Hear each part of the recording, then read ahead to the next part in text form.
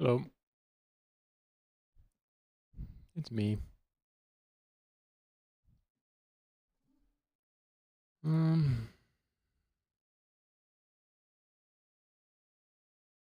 no, don't switch. Thank you.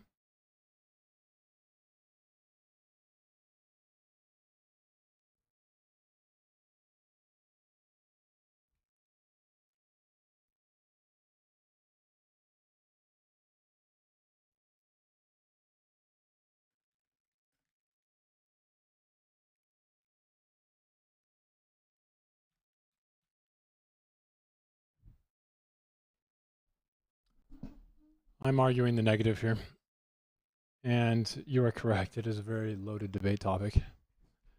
The reason I'm arguing the negative is because I think the argument I'm going to hear tonight is going to be a fucking lazy one. That's just as simple as I can put it. I think people who want to make this topic into like a simple pathologically narrow idea of like black violence in black communities are lazy and offer nothing to the future, offer nothing of justice, and honestly offer nothing in general. But we'll see. See where it goes. Maybe a little bit of a loaded response, but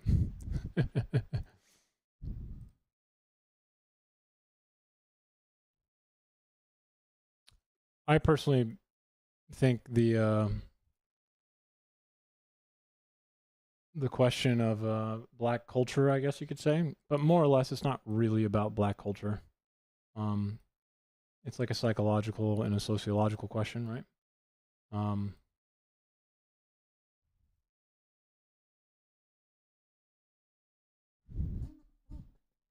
well, you might enjoy the debate then because American black culture is has been destroyed multiple times throughout its history already. Um, and the problem with talking about actually something that you just pointed out right away, the problem with trying to monolithically talk about black culture like it is a single entity is that it is impossible. And it really doesn't mean anything, right? Like what you just mentioned there is very true. There's a lot of positives in black culture. There's you know, there's a lot of faith, liberation centered around religion. I mean, we have institutional power of the church becoming a real worship site in the U.S. Um, you mentioned music. Music is exported around the globe, but yeah. Um, there's entrepreneurship, especially within black communities, that is similar to like third world countries. Um, Simply because of the fact that in order to be an entrepreneur, you must be innovative, extremely resourceful, right? Because your options are narrow. It has a way of hyper. I don't really know how to explain it, but if you've ever been to a country that is not as rich as the United States, and you look around and you wonder how are a lot of these people, especially when they're first generation immigrants, why are they so entrepreneurial or like they're very business minded and they think about a lot of things in this way. Very entrepreneurial about everything. That's out of necessity more than it is about like leisure, which is what the U.S. kind of has, right? So, black communities also had to mobilize entrepreneurial habits that way because it was pretty hard, and if not impossible, for most of the history of the U.S. to get a loan. So, to me, I think this is a very fun topic, which hopefully I don't just sit here and bore people with the idea that like I'm gonna like defend something that And my opinion is not really relevant to the conversation, which I assume is probably going to happen.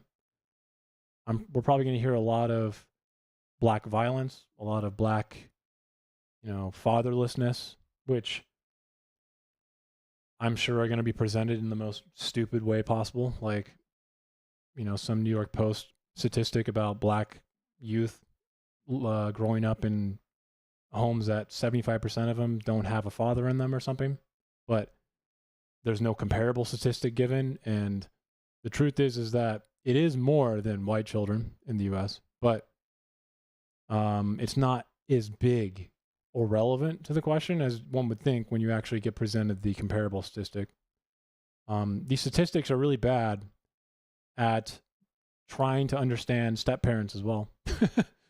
Because if everyone who has a kid, if you divorce, even if you're dating someone and they're living in the home, your taxes say you're single.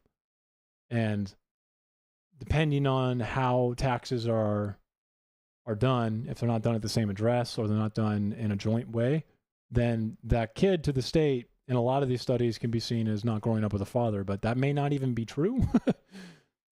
Because taxation doesn't really give you the full story. There's so many layers of this that I feel like would be easy to kind of show that, wow, your statistic here is garbage, but exactly. And when you think about it that way, you start to realize, like, wait a minute. Well, how do you actually know if there is no dad then? Like, what? Because it doesn't say on their fucking taxes? Like, what are we doing here? On the stream in the bottom? I do? Oh, yeah, I do. Sorry. I did that for fun because I was like, I wonder if people want to know what my workout is. But I'll probably just turn it off. I think you can exit out of it too, by the way. Like, I have days of each of my workout or whatever. I'm pretty sure you can exit out of it, sorry. I should get rid of that. Okay. I need to pull up my Discord now. I should be getting the invite pretty soon, right? Oh, here we go. Oh, there it is.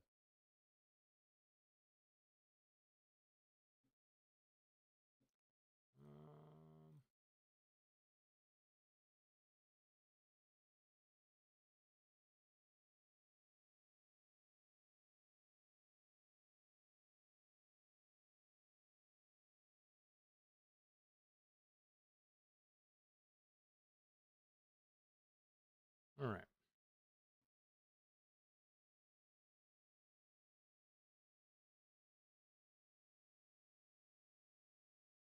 Perfect.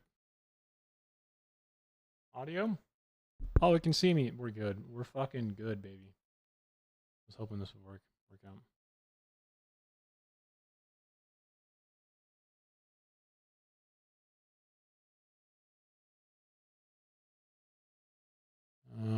Testing. Should be good. Headline. Founder of Creativity Inc. What? Dude. What should I put in my headline? The Black Vindicator? No, I'm kidding. Fucking Christ, that'd be so bad.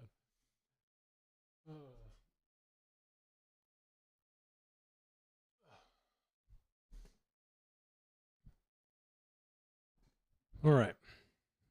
Anyone else backstage?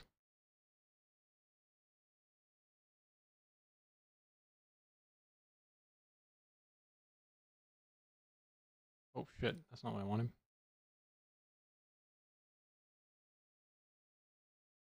Oh, I have to wait, don't I? Rippage.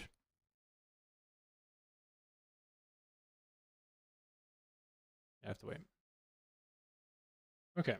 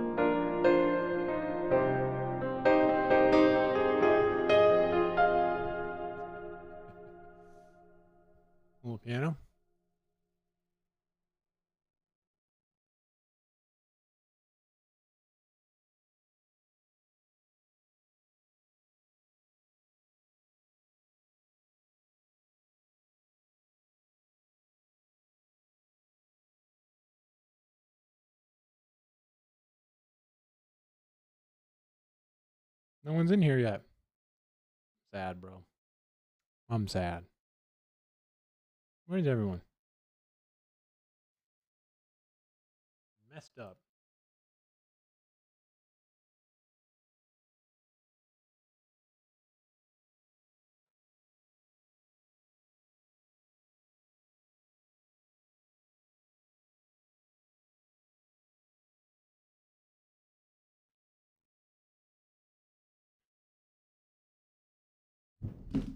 Oops. Well, I guess until someone shows up, we will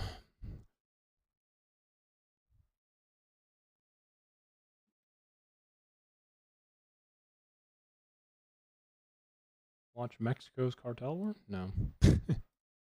Welcome to Democracy Now!, democracynow.org, the War and Peace Report. I'm Amy Goodman. The U.S. naval blockade of Iranian ports has entered its third day. According to U.S. Central Command, the blockade is being enforced by more than 10,000 U.S. troops, over a dozen warships, and dozens of aircraft. Vessels traveling to or from non-Iranian ports are allowed to pass through the Strait of Hormuz. This comes after U.S.-Iran ceasefire talks collapsed over the weekend in Islamabad, Pakistan. President Trump told the New York Post Tuesday that new U.S.-Iran talks, quote, could be happening over the next 2 days. Man. How do we feel about that? If only... It'll work this time? I don't know, man. I don't know. What do you guys think?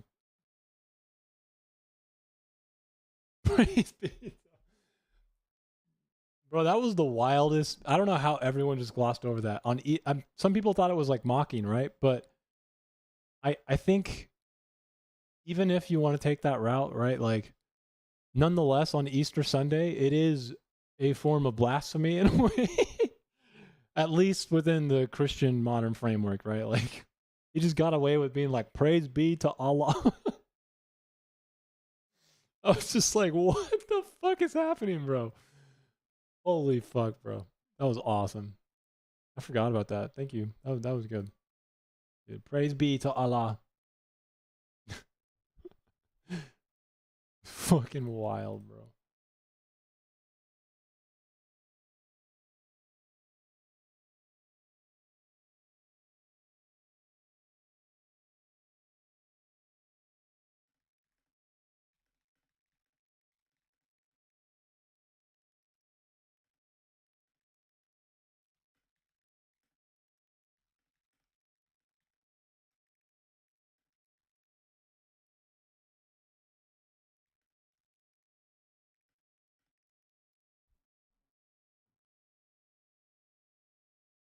No, he was a doctor, dude.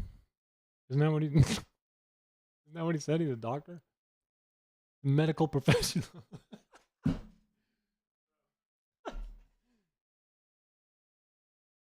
I was being a doctor. You know, doing Jesus stuff. Are you stupid, bro?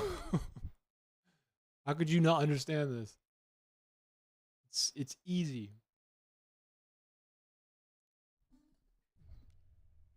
Vigilante, I accept this. I understand it deeply, and I thank you. Okay, I do appreciate this offering you've given me right now. Dude, my minor terrorists or I've had my girlfriend literally rub underneath my rotator cuff for hours, and it's still sore. She's like, please, no more. No more. I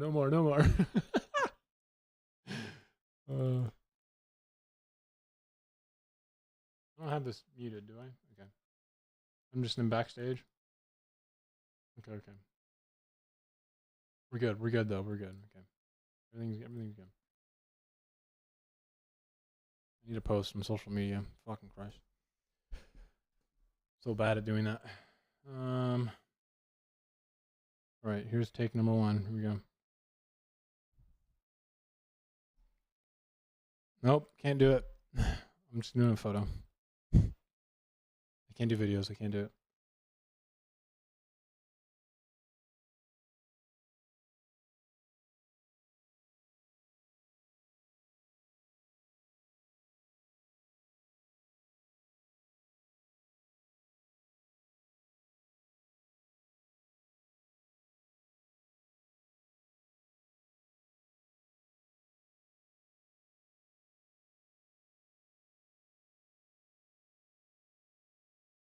Oh my god, I look awful in that photo. Whatever, I don't care. I don't care. Separately, Trump told Fox News the war is, quote, close to over, unquote. Meanwhile, the Washington Post reports the Pentagon sending thousands of additional troops to the Middle East in the coming days. Since the U.S.-Israeli war in Iran erupted, the U.S. military has acknowledged 399 American troops have been wounded. Iran's forensic chief told state media more than 3,000 Iranians have been killed. The president of Iran's Red Crescent Society said emergency teams had rescued more than 7,200 Iranians from rubble after U.S.-Israeli bombings. This is the Iranian President Masoud Pezeshkian. By what right did they attack our country? What had we done? For what reason did they martyr our leader? What had we done? For what reason did they martyr our commanders, our scientists, our students? What was their reason? Why? What had we done? Had we attacked anyone? Had we violated? They're decimated. But also, what the fuck, NATO? Where were you when the bombs fell? Where were you when the Fire Nation attacked, bro? Let's be lower. Let's be deeper.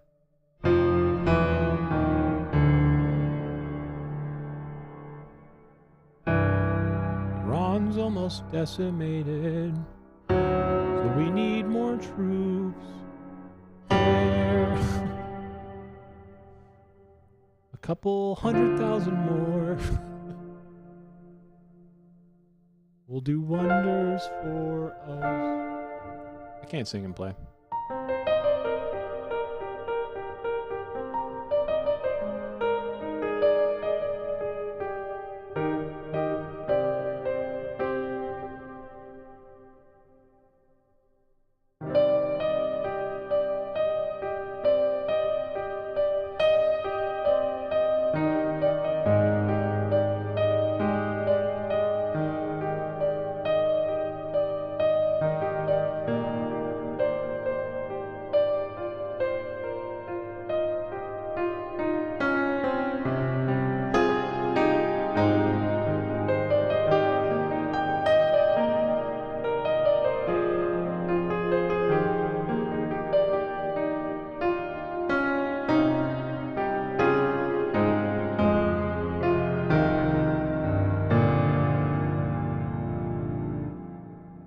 Little switch there. Yeah. We love switches.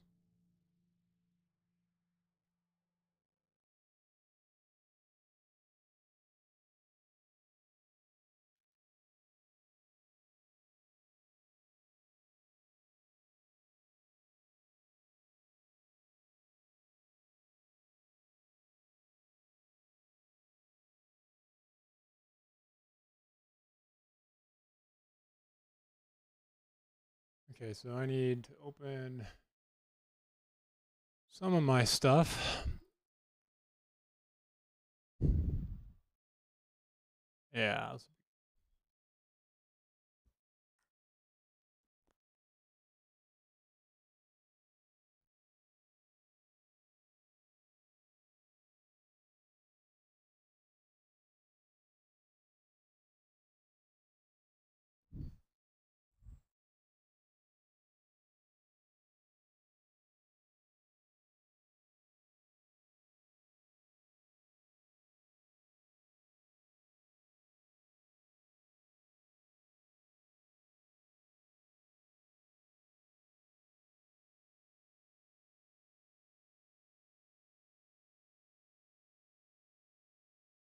What the? Dude, Windows. Hello? Are we alive? Do the things, bro. What the fuck?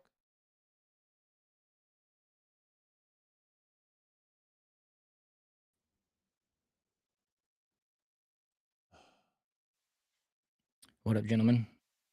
Oh, hey. Hey. Hello. We're live. We're here. Yup, cool. Let me change my audio input here. Oh Or my God. output. There we go. I can hear you through my headphones. Probably a good idea. Right. So, just waiting on Martae. He'll be here. He just confirmed about a half hour ago that it is in a half hour. He also confirmed this afternoon that we're good to go. So, Right on. Right on. but just so you guys know, I figure I'll just do a short intro and I'll kick it over to Tater for the rules and the moderation or whatever, and then just let you guys get going. Right on.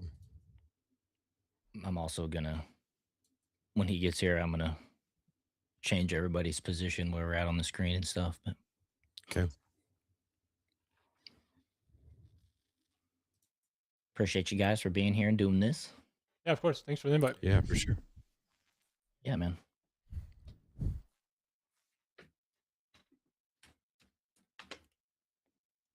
What are your guys' opinions on this, by the way? Just curious. Nothing too strong, but just for this prompt, do you guys identify with the affirmative or the negative more? For me, I don't know. I see probably positives and negatives to It's a pretty loaded To the prompt. Yeah. Because like ultimately, I think white people, black people, a lot of, Italians, Irish, we built this country all kind of together. True. But I get it's a black culture thing where they kind of like to essentially divide along cultural lines. So I kind of see how it's kind of broken away from the original maybe way of thinking or whatever. So I don't know. I'm curious to hear both sides of the debate. A good answer, then I like it. It's a thought on it. It's a well thought answer. Yeah. Didn't really think about it till right now, but Well, that's also been more- impressive, right? That's impressive. Being able to do Yeah, it I off the think cuff so. is good. I feel like my camera is like not zoomed in the way that it normally is. Also, is my audio? It sounds okay, right? My mic. I had to do some audio matrix stuff to make StreamYard not make me sound like I'm underwater. So, does this sound okay? Yeah. or- Okay. Yeah, I think you sound good. Yeah, All that right, sounds good to me. I'm gonna pull you guys down and then re-put you guys back up. Cool. Now we got Martae here.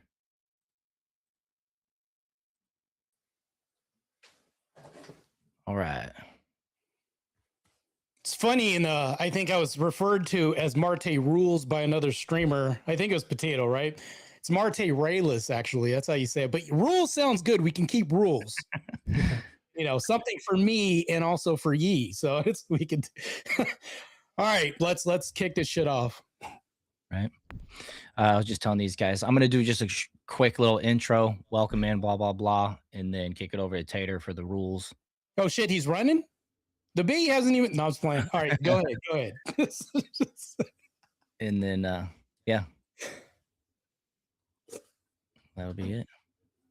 Sounds good, man. Glad to see Tyler and the Potato here for this event in this verbal exchange. It's going to be an interesting debate for sure. So, Yeah, definitely. For sure. All right. So got a 3-minute intro song. It'll meet your guys on the way in or whatever. But then we'll go. I'm gonna go ahead and go live if you guys are ready. I'm ready. Yep. Cool.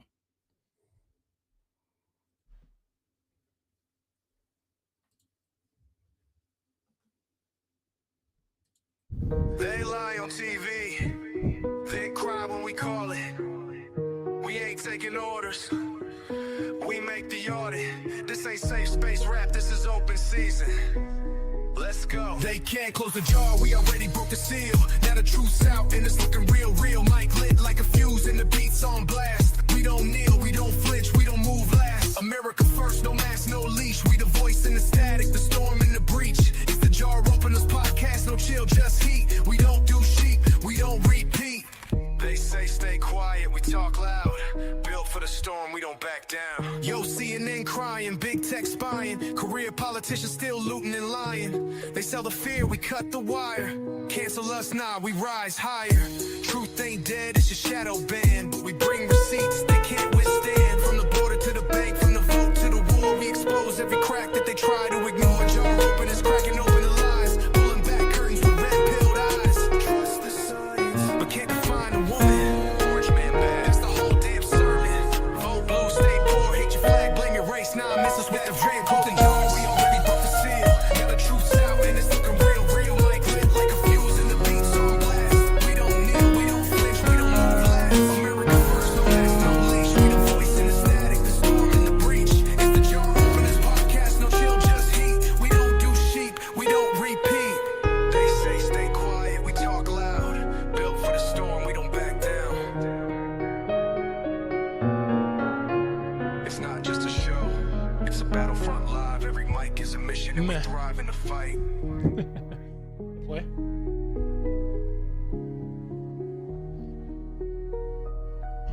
There's something I'm missing here. Is it you?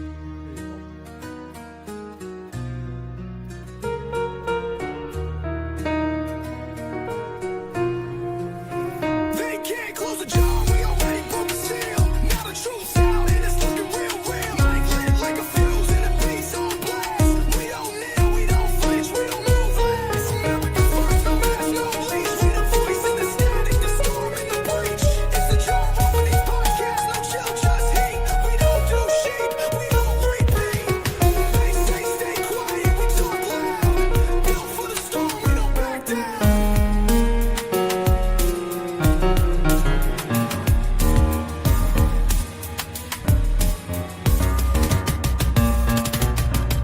It's not just a show, it's a battlefront live. Every mic is a I mission. wonder if he and we makes this. thrive in Do the these guys fight. make this music?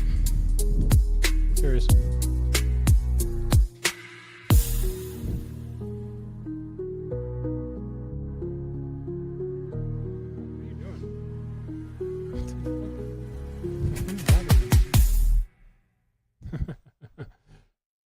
All right. What is up, everybody? Jar Openers Podcast. I got a special one for you tonight.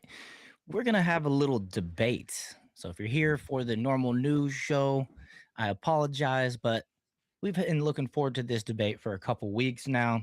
We have a couple excellent debaters in store for you guys, Martae Raylis and Searkar.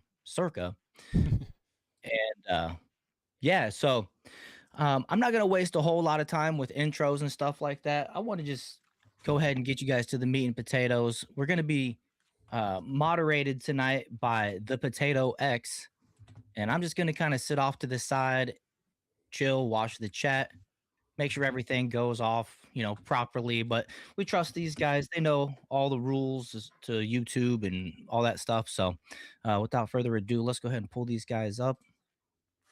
What's up, fellas? Hey. Oh, What's going on, fellas? Appreciate you guys for being here. Been looking forward to this debate. Tonight's prompt is Black culture in the U.S. should be destroyed. Martae is the affirmative. Searkar. Is it Searkar or Searkar? so it's Searkar with no R, but my old Twitch Okay. account from like 13 years ago when I used to stream League of Legends, I can't access it anymore. So I kind of added an R. Gotcha. Searkar. All right, my Just roll bad. it with My it, bad. Yeah. So he'll be taking the opposition, and let's go ahead and kick you over to the Potato X, and let's get her going. Right on. Well, I thank both debaters for agreeing to participate. The goal of this discussion debate is clarity, not chaos, of course. Strong disagreement is welcome as long as it remains disciplined and respectful, and the following rules will apply. Stay on resolution, debate the agreed upon question, no shifting the scope. No personal attacks, critique arguments, not characters or motives. Respect timelines or time limits. No interruptions during timed segments. If applicable, this is up to the debaters if the conversation becomes too hectic. And of course, your intros and your outros are uninterrupted. Answer direct questions Answer questions clearly and concisely. When an answer yes or no, please answer the yes or no, and then give your reason for why. Represent positions fairly. No straw man arguments. Clarify before rebutting if requested. Support factual claims. Distinguish facts from opinions. Verification requests go through the show host while the debate continues. Avoid logical fallacies. Of course, ad homs, whataboutisms, false dilemmas, and topic pivots may be flagged, and the moderator authority is final, and the moderator enforces structure, time, and conduct. And the timelines will go as follows. Opening statements, I believe they are 5 minutes apiece, right? Is that what we agreed upon? 5 minutes. Sounds good to me. 5 minutes uninterrupted. You're making the rules. That's fair. And then you guys have 5 minutes apiece to clarify the positions. So that can go 5 minute intro on the affirmative, and then the clarification, and then 5 minutes on the opposition, and then 5 minutes on the clarification. Or we can get through the intros and then go to the 5 minute clarifications per person. It's up to you guys. And then, of course, after that is the 45-minute total structured exchange, moderated cross discussion. And if we have to, we'll go to the 1 minute back and forth timed. And then 5 minutes each, uninterrupted closing statements. And then we have our question and answer segment of 30 minutes. If anyone in the audience wants to ask any questions, of course, the super chats will come first, take priority, and then anybody else. So please get those super chats in. And with that, I believe we'll start off with Martae, since he's the affirmative. And give me just a second to get the 5 minute timer. And I'll go ahead and start out on your voice. Yes, let's get started. My name is Martae Reyes, and I'd like to thank the host and also the person on the sidelines, Tyler, as the aforementioned meat and potatoes, which is me being the meat, and we have a potato present in the other two constituents here. I'd like to begin this debate by stating that the common strain of contemporary Black American culture, having adopted Marxist frameworks after the cultural rupture of slavery, has proven maladaptive to modernity and requires deliberate replacement with norms emphasizing agency, family stability, and lower degeneracy to optimize outcomes for 2026. Mind you, this debate isn't about erasure of a past of Blacks. My opponent has made statements in the past stating that, oh, just because you're Black doesn't mean you know everything about being Black. While I'll concede that he is correct, that nobody can know everything from an absolutist premise, I am Black.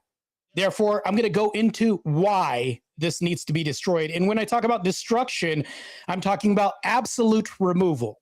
My opponent would have to tell me which cultural norms he would like to retain. If he says barbecues and things like this at the behest of baby deletions and gangbangs, crime shootings, single motherhood, everything else, barring us being 13% of the population and being 37% in leading the way in crime stats, which is utterly ridiculous. I'll present premise one. Cultural stripping was engineered. Not accidental. Enslaved Africans arriving in the British colonies faced systemic erasure. So if my opponent would like to tell me what culture, yes, we didn't have a culture to strip from us, but we're talking about the culture that we've adapted right now culturally. Premise two, what replaced the stripped culture was a conscious ideological import, Marxism, not organic evolution. This is post-1960s. Black Panther Party, manifestos, all these other things, rhetoric. BLM, as which I try to go ahead and do another debate with him, but he agreed with me on that prompt. So we're going to continue this Marxist trend with this. So premise three, the adopted framework is empirically non-optimal in 2026. Despite equality since 1964, trillions in targeted transfers, and the removal of every formal barrier, the metrics remain stubborn. Black homicide, victimization still leads for all groups, as I've said before. Let's fast forward to premise four, the replacement with less degeneracy. Now, herein lies the answer. Is not erasure, it is selective cultural upgrade. No one proposes replacing Black people. We propose replacing the cultural operative system. Disregard the Marxist lens that externalizes all agencies. Retain the creativity that we've had, resilience and everything else. Should jazz and everything else go by the wayside and everything else a part of Black culture? Let's say that does go. Oh, we get to replace with something else. And herein lies the answer, because not only do I have a problem and a complaint, I have a formal solution. Blacks that import from outside the country into our country despise Black culture in the U.S. Now, if we can replace that with their roots in country using propagandization throughout our culture, I think that would be a great substitute. Now, I'm not saying that European culture would be a better optimal replacement, but it is better regardless. Now, my opponent is going to say, well, no, this is only selective for certain places in our culture. It's not a widespread thing. It is. Because if me not being a part of that culture speaks up, I am then a coon. Jaden, the guy from the NBA that got fired for having Christian ideologies, the Black community doesn't need to defend him because they appropriate BLM, Marxist ideologies, and also LGBTQ over all this. They'll go ahead and scream that, oh, these transformer people, you're pissing those off. But when it comes to Christian agendas and defending Black people upon ourselves, trying to maintain a position, had he said something regarding Trump or said something about Charlie Kirk, the Black community, and he got fired because he retaliated towards Trump or something like that, Charlie Kirk, they would have been burning buildings down, cars, trucks, and everything else, storming the streets. But instead, because he spoke out against LGBTQ, it's nothing, because the Black culture has also adopted that as an ideology too. I'll concede my time because I want to get into the arguments. All right. And Searkar, whenever you're ready. Just so we're clear, do I do sorry, I wasn't listening earlier. My rebuttal right now or my opening? This will be your opening. Okay, good. Sorry, thank you. Actually, it's up to you guys. I'll give it to you guys real quick. So would you like the rebuttal right now, or would you like the intros to go back and forth real quick? I think rebuttal right now, just a quick. Is it interactive or is it just my side? Sorry, I should have been listening earlier. The 5 minutes will be to clarify positions. So what you'll do is you'll ask Martae how his position. I'm going to do that first. He'll just clarify real quick. Martae, I'll let you go ahead. Hold on. I have a form of disagreement with this, or some disagreement with this. What I would like to do is actually begin my opening. He does his opening, even though it may not be fresh. This is where you have to have some type of recall, and this shows this skilled debate. Okay. So, but he can cross-examine me after his intro. I don't mind doing that. That way, that works for me. I'll do my opening. Okay, yeah, go ahead and do your opening, and whenever you're ready, buddy. I'm gonna slow it down a bit. There's a lot in there, actually more than I thought there would be, as far as substance goes. The prompt, though, is not whether some bad norms exist in Black communities, in my opinion. The prompt is whether Black culture in the United States should be destroyed, which is very strict sense of the word, very not a liberal one, it's very loaded. Now, that is a much bigger claim, in my opinion. And my opponent will, what it seems like to me, shrink it to the second, which is essentially narrowing it down to some really specific pathology. So a very loose opening of what he wants Black culture to be, and it's going to become a very narrow idea of what Black culture is whenever he's trying to essentially defend against what I'm going to say. Now, there's a problem here. Black culture is not synonymous with crime. It is not synonymous for fatherlessness. It's not synonymous with definitely Marxism, even though I have a feeling we're talking about Derek Bell. Or David Bell, can't remember, and his ties to the Frankfurt School, which are suspect of their own, but we'll get into that. It's not a synonym for every ugly statistic someone can pull off a screen and wave around with confidence. In my opinion, Black culture in America was forged in a long and brutal history of enslavement. And they did not come, as Martae said earlier, as blank slates. They were creolized. As in, they were made anew once they got to the United States. That is true. Slavery shattered languages for them. It shattered kinship and their inherited worlds. And also, you have to remember, Africans in and of themselves were not the same people either. They were not monolithic. It's something to be of note as well. Out of that violence came a new social formation, though. We have family, worship, memory, music, speech, labor, and survival, in my opinion. Then emancipation came, and freedom was answered with Reconstruction's collapse. Black codes, convict leasing, debt peonage, and a legal order that kept turning Black life into a target, a different brand of slavery, if one wants to think of the history. So when you look at that wreckage, the wreckage that is the culture, I think he's making a basic category error here. He's making and taking outcomes that need explanation and pretending they need to explain themselves. He's taking wounds and calling them identity. Now, harmful subcultures can exist, of course, in my opinion. Can bad norms be criticized? Absolutely. The black on black violence we see in the day today is extreme. That's not something that we can just hand wave away. I will do that myself, like I just did, if needed, but that is not the same thing as saying an entire people's culture should be destroyed. That is a bait and switch. And once you see that, the whole case here, in my opinion, starts to feel a little bit wobbly. And my position is a little more simple. If my opponent wants to criticize conduct, then I'm going to let him name it. If he wants to criticize institutions, I'm going to let him name those institutions.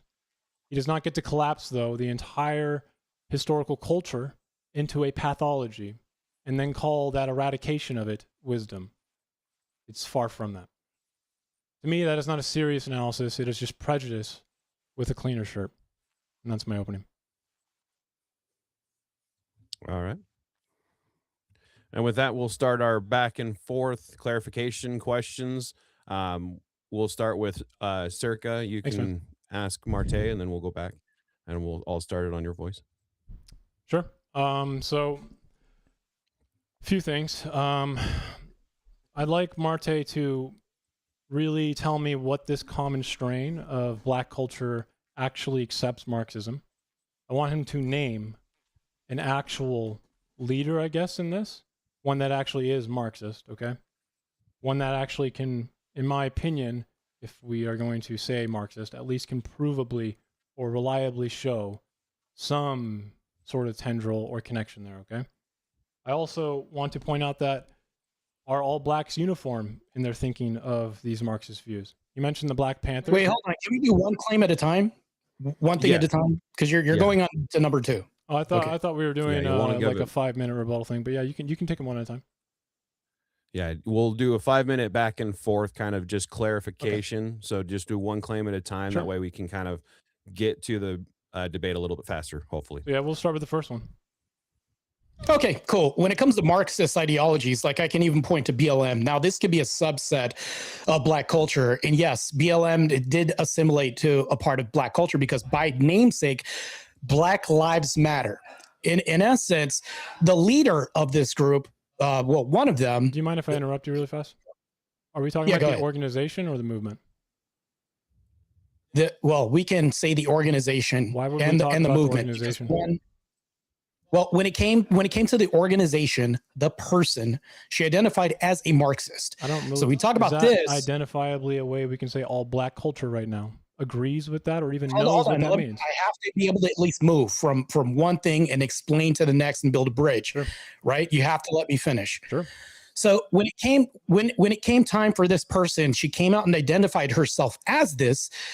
By extension, when I say by extension, I can explain this. There were motives involved in this, in robbery, basically in broad daylight, her taking all this money, alluded to mansions being bought, things like this.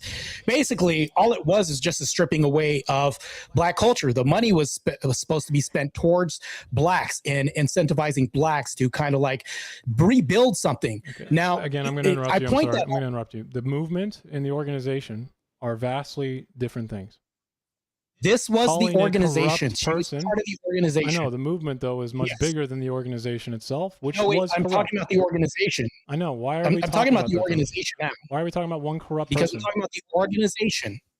That doesn't represent all black people. Is she not a part of the conglomerate of Black Lives Matter? She's black. Was she not identified as part of this movement?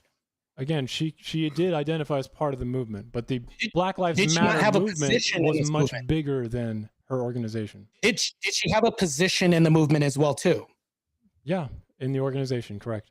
Okay, so let me continue on with this tangent. So does the thing with this can now talk monolithically about all of black people inside of this movement? Does talking over me mean that you're ever going to get your answer if you don't let me give you my answer? I just feel like it's necessary for me to interrupt you here so we don't just gish gallop. I'm not going to gish gallop. I'm heading straight towards what I'm talking about, but I'll never get there if you interrupt. Mean that you can monolithically represent the entire Black community. Searkar, I had 2 words in and he came in. How will you ever know absent me getting to the 5th word? I do interrupt people when I feel like they're wasting my time. Sorry. Right. Oh, you feel after 2 words, Searkar. No, you have to let me finish. Okay. You have to let me finish answering your question to determine whether or not I'm going to gish gallop or not. Okay. You can't decide this whether 2 words in. Nobody can do this unless you're clairvoyant or something like that. I'm not clairvoyant, but continue. Right. Okay. You concede on that. Good. One of many concessions to come. So anyways, back to this. What I'm saying though, Searkar, is going on to this, like I'm going to make this really concise and simple and plain for you. This person was one of many who represented the Black movement as it was to the organization. I'm talking about the organization. You want to talk about the movement. I'm talking about specifically just the organization. Well, what I'm going to do is I'm going to jump from this to that real quick and make it simple so we can move on with this and get past this. She was a Marxist. She robbed the community. And what happens is that's a reflection on the community in itself, because if you look down below that, highest crime rates, everything else, everybody's been following suit. This is a trend. It's not an isolated incident. This is a pattern in the Black community that keeps happening. That's why I pointed that out. Mind if I interrupt you now? Yeah, go ahead. Okay. So how exactly was she Marxist? If the Black community is going to represent and follow suit, like you just said, what Marxist ideals and what is she appealing to? She said she was a Marxist. What does that mean? So if I tell you I identify as this, and I identify with the ideological belief system of this, which who is she appealing to? How can I not? She's not a Marxist. No, who is she appealing to? How are these Black people essentially going, I'm a Marxist too, and following suit? What exactly is the ideology here? Where is she pulling from? She's pulling from Marx. Basically, she cited himself? this in her claims in the past. She cited Marx in the past, and also she said that this was a part of her belief system. Okay. That's all I need to prove. Moving forward with this moves off from the prompt, actually. So that's all I wanted to say. Now we can get back to the real argument of the prompt. Okay. That was actually our 5 minutes for the rebuttal on Searkar's part. So let me pull it back real quick. We didn't get many clarifications there. We just kind of got one through. How many do you have, Searkar? I have 4. I mean, if you're cool with going to maybe like 2 more minutes, I can not. Yeah, I'm willing to go through them. I don't mind. I'm a good sport. Let's do it. I'll give you guys both a couple of more minutes to try to get through it, and I'll go ahead and start it back up on your voice, Searkar. Okay. So my other contention was you did mention incorrectly that Black people, when they came over from the transatlantic slave trade, right? They were creolized. They were essentially remade into something new. The entire cultures were destroyed. But are you aware that this has happened after the transatlantic slave trade brought people over? In fact, it's happened several times. Black culture in the U.S. has been destroyed over and over again many times. Are you aware of that? Yeah, I agree. So if Black culture has been destroyed and it's not the original culture, what have we to lose if we destroy it and replace it with something more optimal? No, we'll get to that. I just wanted to know if you were aware of it. Okay, it is important. Okay, yeah, let's continue. Now, the creolization. Okay, you want to destroy it or replace Black culture, right? You want to essentially do something similar there. Let me clarify this for you real quick. Current Black culture in its current iteration in 2026 in America, that Black culture, yes. Okay. Do you think it developed independently from the history of what it had to essentially, like the trials and tribulations? Do you think it developed independently, or do you think there's like a connection between Black culture and a long history of chattel slavery, Reconstruction era, post chattel slavery, more debt peonage, debt servitude? Do you think that has an effect or some sort of driving factor into Black culture? Or do you think it's just developed independently? I'll actually concede on your point when we talk about chattel slavery, redlining, and all kinds of other things. You're talking about the crack epidemic. Redlining is not even close to chattel slavery, but that's fine. Oh, no. I'm just saying, in a nutshell, a lot has been a contributing factor towards the culture as you don't think it developed independently, like in a vacuum, right? I think that a lot of moving parts were integral into this. I think that Okay. there were some independent That's parts good. as well too. I'm It's- glad it's you a- agree there. Now the last one, you It's a big mentioned piece, about yes. you mentioned blacks who immigrate to the U.S., but don't they just contribute to black culture as well? Is this something that needs to be destroyed as well? No, what you're talking about, you're actually, there's a little bit of overlap, but you're conflating the two. We're talking about U.S. American black culture, and I actually stated in my opening statement that the blacks coming here from Nigeria and other countries look at us Or like as lazy. Jamaica? Yeah. They look Yeah. at us as uncouth. Yeah, and I can go on. Okay, Yeah, but doesn't that contribute to overall black culture in the U.S.? actually, they don't want to You adapt to think our culture. someone who immigrates hence from complaining. Nigeria doesn't contribute to U.S. black culture if they're black? There's always going to be white. Look, every culture contributes to black. White people contribute to black culture. Every culture contributes to each other. There's going to be overlap. I agree with you. Yeah, I'll concede that too. I'm just curious. And that brings us Yeah. to the end of that. That actually went over a little bit, so I'll give Martae, we're about 7.5 minutes is what you got for rebuttal time there. So I'll go ahead and get that set. Give me just a second. And I'll start whenever you're ready, buddy. Yeah. So, Searkar, I've got a couple of questions. You've said in your statement to me, in your question to me, in your analysis of my, the way that I worded this and opened it up, stating that black culture has been destroyed several times. I agree with you wholeheartedly. We're on the same front when it comes to this. Let's say black culture does get destroyed again, but we find something more optimal, i.e. something like a culture from Nigeria, which actually melds us with our roots, something from Botswana, Africa, something like that. And we actually have a propagandization and we do away with the current culture as it is. What would be the negative if this should happen through propagandization? Well, for one, there's no guarantee that the culture would be what you want exactly, because it's something that happens over time, right? Culture by definition is something that is an evolution, right? I don't think it's that simple. I feel like what you're advocating for here is lazy and doesn't really try to engage with the ideas of black culture, which honestly, there's a lot in black culture that is positive. I think in your opening, you did mention to me that you want me to try and give some. I mean, I can. There's quite a few. Black culture. Yeah, name some positive things in black culture. Sure. I mean, as it relates to, again, black history, we're going to have a big focus on. That's history. They're two are not mutually exclusive, but go ahead. I was just prefacing it wasn't that important. Okay. It's fine. But things like worship, churches in particular, in black culture are not just like a church that you would go to on a Sunday. They are literal worship sites in U.S. black culture. They became safe havens. They became schools. They became meeting places. I think that is a strong, if you are a Christian or you care about the church, that is a strong positive thing in black culture. You disagree?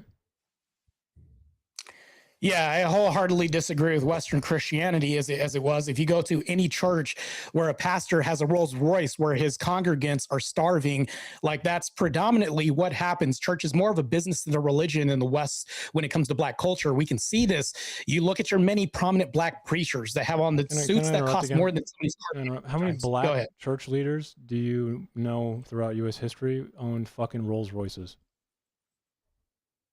We're talking about 2026 culture. We're not talking about history mainly. Let's go back to the prompt and talk about history, the cultural narratives. Okay.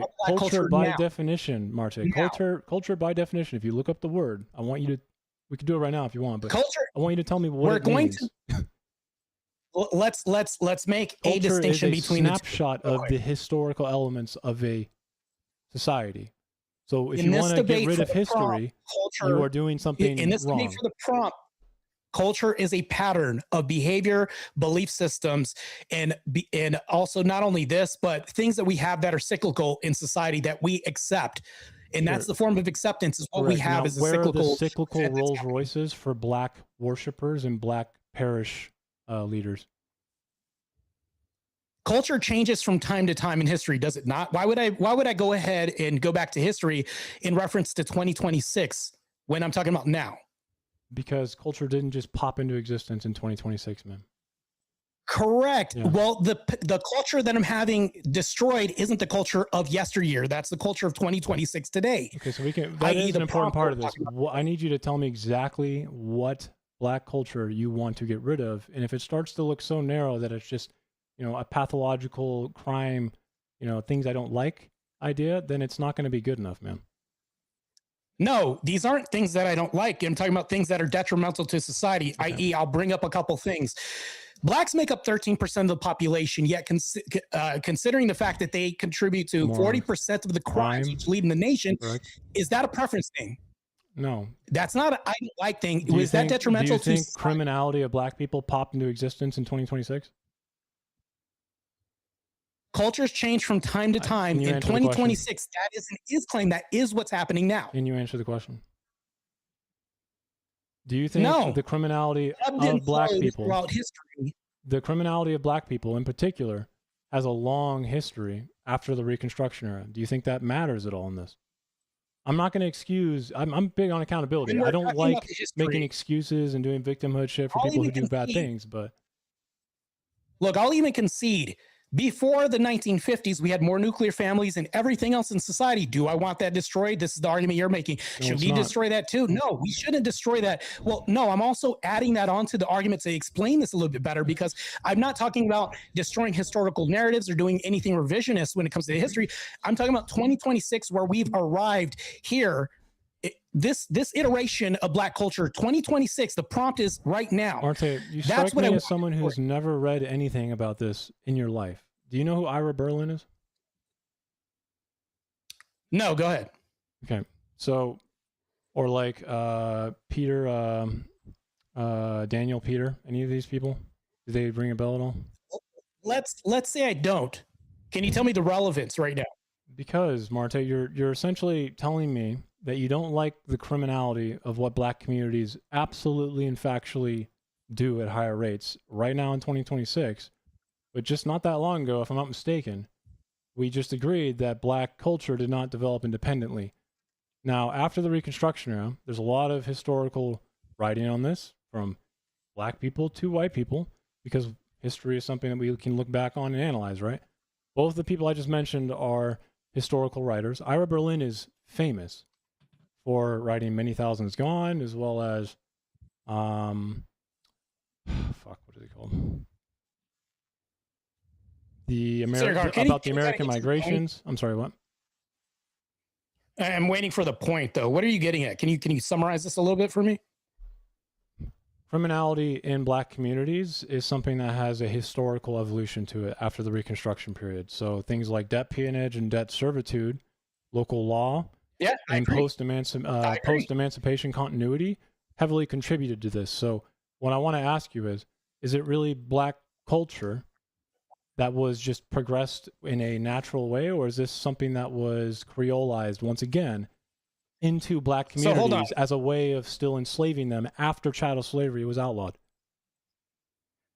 So I'll answer your question with a scenario. Let's say you have somebody that's a killer and they go ahead and kill somebody, and we're talking about motives now and how this came about. Let's say this person found out that his wife was sleeping with somebody, and that's why this person's dead in his bedroom. Now, let's revise this history and say that that person had a heart attack after seeing a scary husband come in, and he just happened to have a stroke. He didn't kill him, but the ending is still the same. The fact that I don't like the ending and the fact that we can prevent this death happening, I think that's ultimately the thing that we're talking about now. Are you You're trying to talking talk about culture right now, or are you trying to talk about some individual single crime? What are we doing? This isn't a singular thing that's happening. This is such a pattern that it's become a widespread epidemic. As a matter of fact, There's a hold on, let me say widespread this real quick. epidemic I'm of interrupted. black men killing Let people me because they say slept with their something real quick wives? for 15 minutes. 15 seconds real quick, Searkar. We had more deaths in the last month than we've had in Iran. This tells you it's a problem when Iran is safer than Chicago and Atlanta. That's a massive problem. I'm not saying you're wrong about the black violence existing. Right. That's not the issue here. Okay, then tell me what the issue is. The issue here is that you think it just came up out of nowhere because black people just naturally became more violent. Never what is said it happening came here? out of nowhere. Well, where did it come That from? never came out of How my are you mouth. supposed to fix No, a systemic what? cultural thing if you don't have a systemic understanding of it? how do we arrive at this saying that we've had a history of this being destroyed? And of course, there was subversion, everything. And now you're telling me I'm saying that this came up out of nowhere. Is anybody else paying attention to this debate? You where are. I've You're ever acting uttered as this? if black people just became violent and we need to fix it and destroy it. Hold on, Searkar. If I don't say this, I'm acting like I just said something I never said. How does that make sense to you? So again, debt I never said it, servitude. but I'm acting. What does that mean? I'm sorry. Searkar? What were you gonna say? Potato? That actually ends our back and forth clarification. Martae, was there anything else that you needed to clarify real quick? Or are we ready to just jump into the No, I see there's going to be some confusion, but I appreciate your moderation throughout this debate. Thank you. Yeah, absolutely, buddy. So with that, I'm actually going to kick it up with Tyler's okay. I think we're going to bring it up to like an hour back and forth. What do you think on that, Tyler? That's fine with me. If it's okay with you guys, I feel like, That's fine with me. I'm not. Do you guys want an hour to go Yeah. back and forth on that? I'm cool with that. Yeah, we're gonna use an hour. That'll be good. Yeah, Okay. I'm free. All right. So with that, we'll start our hour back and forth, and then we'll do our 30 minutes of question and answer for the audience. So again, if any super chats come in, they'll take precedence. Let's see. We'll just go back to Searkar, and you can start, and we'll just start with your voice, man. Sure. Thanks. I want to, I think, probably pose a question, a little bit of tangential thing. Sorry, Marta, I know we were talking about something, but I want to make sure that because it's kind of relative, but I'm feeling a little bit of definitional drift here, okay? Which is that category area I mentioned earlier. So when you say black culture, okay, do you mean historical African-American culture, modern subculture? I think modern might be the one, but liberal ideology, welfare, dependence, do you mean criminal behavior? I'll answer this by getting the host to read the prompt again. I know it sounds ridiculous, but Tyler, Potato, can you read the prompt again? You can go ahead and read that, Tyler. Yeah, the prompt is black culture in the U.S. should be destroyed. So when we talk about the U.S., I'm talking about the U.S., and then I'll add in 2026, its current iteration right now. So you can throw out history. That's why we have to make this distinction. I'm not talking about destroying history. I'm going to repeat the question. I'm going to repeat it really fast, okay? When you say black culture, I know what you're trying to say right now. You're saying it's just U.S. black history. But I asked you a bunch of different things. Do you think, no, I never said U.S. black history. Welfare is a part of that? Do you think dependence on welfare is part of that? Do you think criminal behavior is what you want to focus on? Are you saying that, like music, modern subculture music, or what exactly are you trying to say? Are you saying it's all connected, or that we want a few things? Let's clear this up, because you have a way of putting words in people's mouth, but I'm going to catch them before you even let me run on with this. You said you mean history. No, I'm not talking about the history. I'm talking about the present day, its current iteration. I'll repeat that again. The current iteration of black culture in 2026. And I'll go ahead and define what I mean by current black culture. I'm talking about the patterns of behavior. Overwhelmingly, and I'm making a generalization, this applies to even the less marginalized black communities, because if anybody like me speaks up against this, we get called, you're acting white, you're a coon. ICE agents are being confronted and being called Uncle Toms. This is happening to where people who aren't disenfranchised in the black community can't say shit, because this black community is crabs in a bucket, overwhelmingly There's a few things. There is a self-reinforcing thing or activity that happens that you're describing. You're 100% correct. If you are a part of a group that is subjugated, this is actually why immigrant black communities have trouble mixing with the historical. By the way, culture is not possible without history. Once again, I don't know why I need to tell you the definition of that, but you cannot have 2026 modern subculture without history.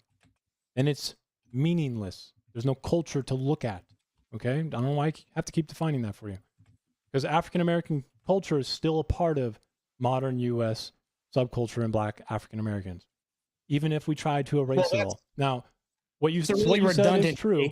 There is a self-reinforcing eating that happens when there is a subjugated group, okay, or at least in this regard, one that feels they are, okay, a group that does feel like they are being oppressed. And in history, that was very much true. If you go against that, there may be a self-reinforcing elimination that could be wrong with what you're describing. That is something that happens. Now, the point of my question, okay, was to try and get you to at least tell me what exactly in specific Black culture is in this conversation. Because again, it encompasses a lot of things. I know you've tried to tell me a few times, and then I've said I put words in your mouth, but all I did was ask you a question again. And the main point I want to get across is, do you think they're connected, or do you think it's like specific things? Are they all part of one ecosystem? Are they all connected? Like, how does Marxist show up in what you just said? Where is the subculture? So let me clarify this. You did put words in my mouth because you said you meant history. No, never once said I say that. That's putting words in my mouth. And no, you didn't try. You did. But going back to this is what I'm referring to when it comes to Black culture. I did mention everything from the baby deletion. I don't know if I could say it on YouTube yet. The crime rates and everything else. We're all involved in this. And there's so much overlap. It affects other communities as well too. Yeah. The educational system and more. It's so bad that we should delete it. I don't care if you want to say barbecues or all the good things you think. You didn't even name one good thing when I asked you. You said I'll name good things. Didn't proceed to never name a good thing about Black culture. Notice how we didn't name that, by the way. I named the worship one, but I mean, I guess it's not good enough for you. Oh, that's one thing. That's your one thing. Is there anything else besides the worship? I have a lot, Martae. Yeah, I do. Okay, can you give me more than just that? Because the negatives far outweigh the positives that I see here. I know, because you're looking at it that way, man. If you stare at the ground long enough, you'll find dirt, Martae. Congratulations. Yeah. If you look around society, you'll see why Black people sleep. Black people leave their own the education system, Martae. Do Black culture, do they have really any control over the education system in the U.S. historically and now? Yes, they do. We can't have control. Yes, we do. We have a lot of control. How we can do vote, local schools in the United States, historically and now, how do those schools get funded on the K through 12 level? If you're talking about voting and you're talking about boots on the ground, how funding goes to local schools, elementary schools, high schools, how does that happen in the U.S.? Can we stick to? Can we actually go? Can we reel this back a little bit? Because I know we're going to get lost in the weeds because you mentioned the education system.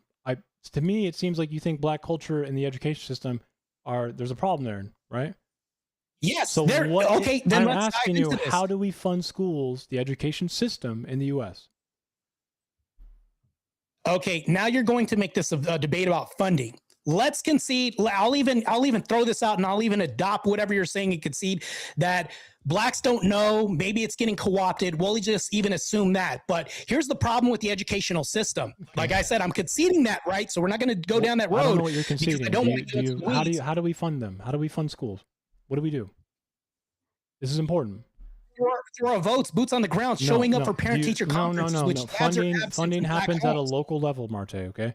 Funding happens by property taxes in the U.S. I'll concede this. Searkar, I'll even concede all that to you. You can have all this, right? If you're conceding it, then let me just educate you a little, okay? So the one thing about I'm not trying to be patronizing. I'm not trying to be patronizing. It's just, it is important. So Black culture. I'm not going to assume that you're patronizing, but go ahead. Again, I'm not trying to be. I was just trying to, beat that preface, the narrative here. So property. How is that important? Because property taxes fund schools. So if you want to have a good school if you want to have an education system that is good, you need to have high property value. Black communities do not have ownership or wealth or high property value. Black schools and Black communities do not get funded that well. They get grants now, but that grant money doesn't actually fix this systemic problem. I realize I'll even concede throwing money at the Black problem doesn't. We have an agreement here. Throwing money at Black people has never happened. The welfare system has run us into the ground. You're correct. The problem with I studied econometrics, so I'm very aware of how giving people money will not just fix problems. I'll even agree with you, Searkar. Yeah. I'll even concede on that point that if Black people do not put money and stake into property, guess what's going to happen? There's going to be a drought in funding that happens. I can actually recognize that and can see that point. Moving on from that, I wanted to get past that because we can get into the weeds very easily. If Black communities are all very poor, Martae, and the schools do not get funded, which means the access to be able to get jobs later is not there without specialized stupid systems to pick out exceptional Black kids, then how are they going to systemically overcome this? I'll tell you why that is, because propagandization through Black culture actually promotes Black women to be strong in baby mama culture, thus evacuating dads from the home. If the dad's not in the home, they lose a source of income, which actually could create the incentivization. Does that have to do with the funding of schools? What does that have to do with the funding of schools? Shit. You were roboting You're- there for a second. I didn't hear Sorry, it. my Yeah, internet you're- went a little crazy. It's good now, I think. Yeah, you're. I don't know if you're using EBT Wi-Fi like me, but Sorry. yeah, go ahead. Can you restate what you were saying? He said 1 sec. I think he's trying to make sure everything's all good. Good Lord. All right, man. It's a little better. I want to reel this back in on the prompt. It's a little better I was now. gonna right? say, let me ask a back in on the moderation question. Let me ask Yeah, go ahead. how the funding of schools is pertinent to the Black culture.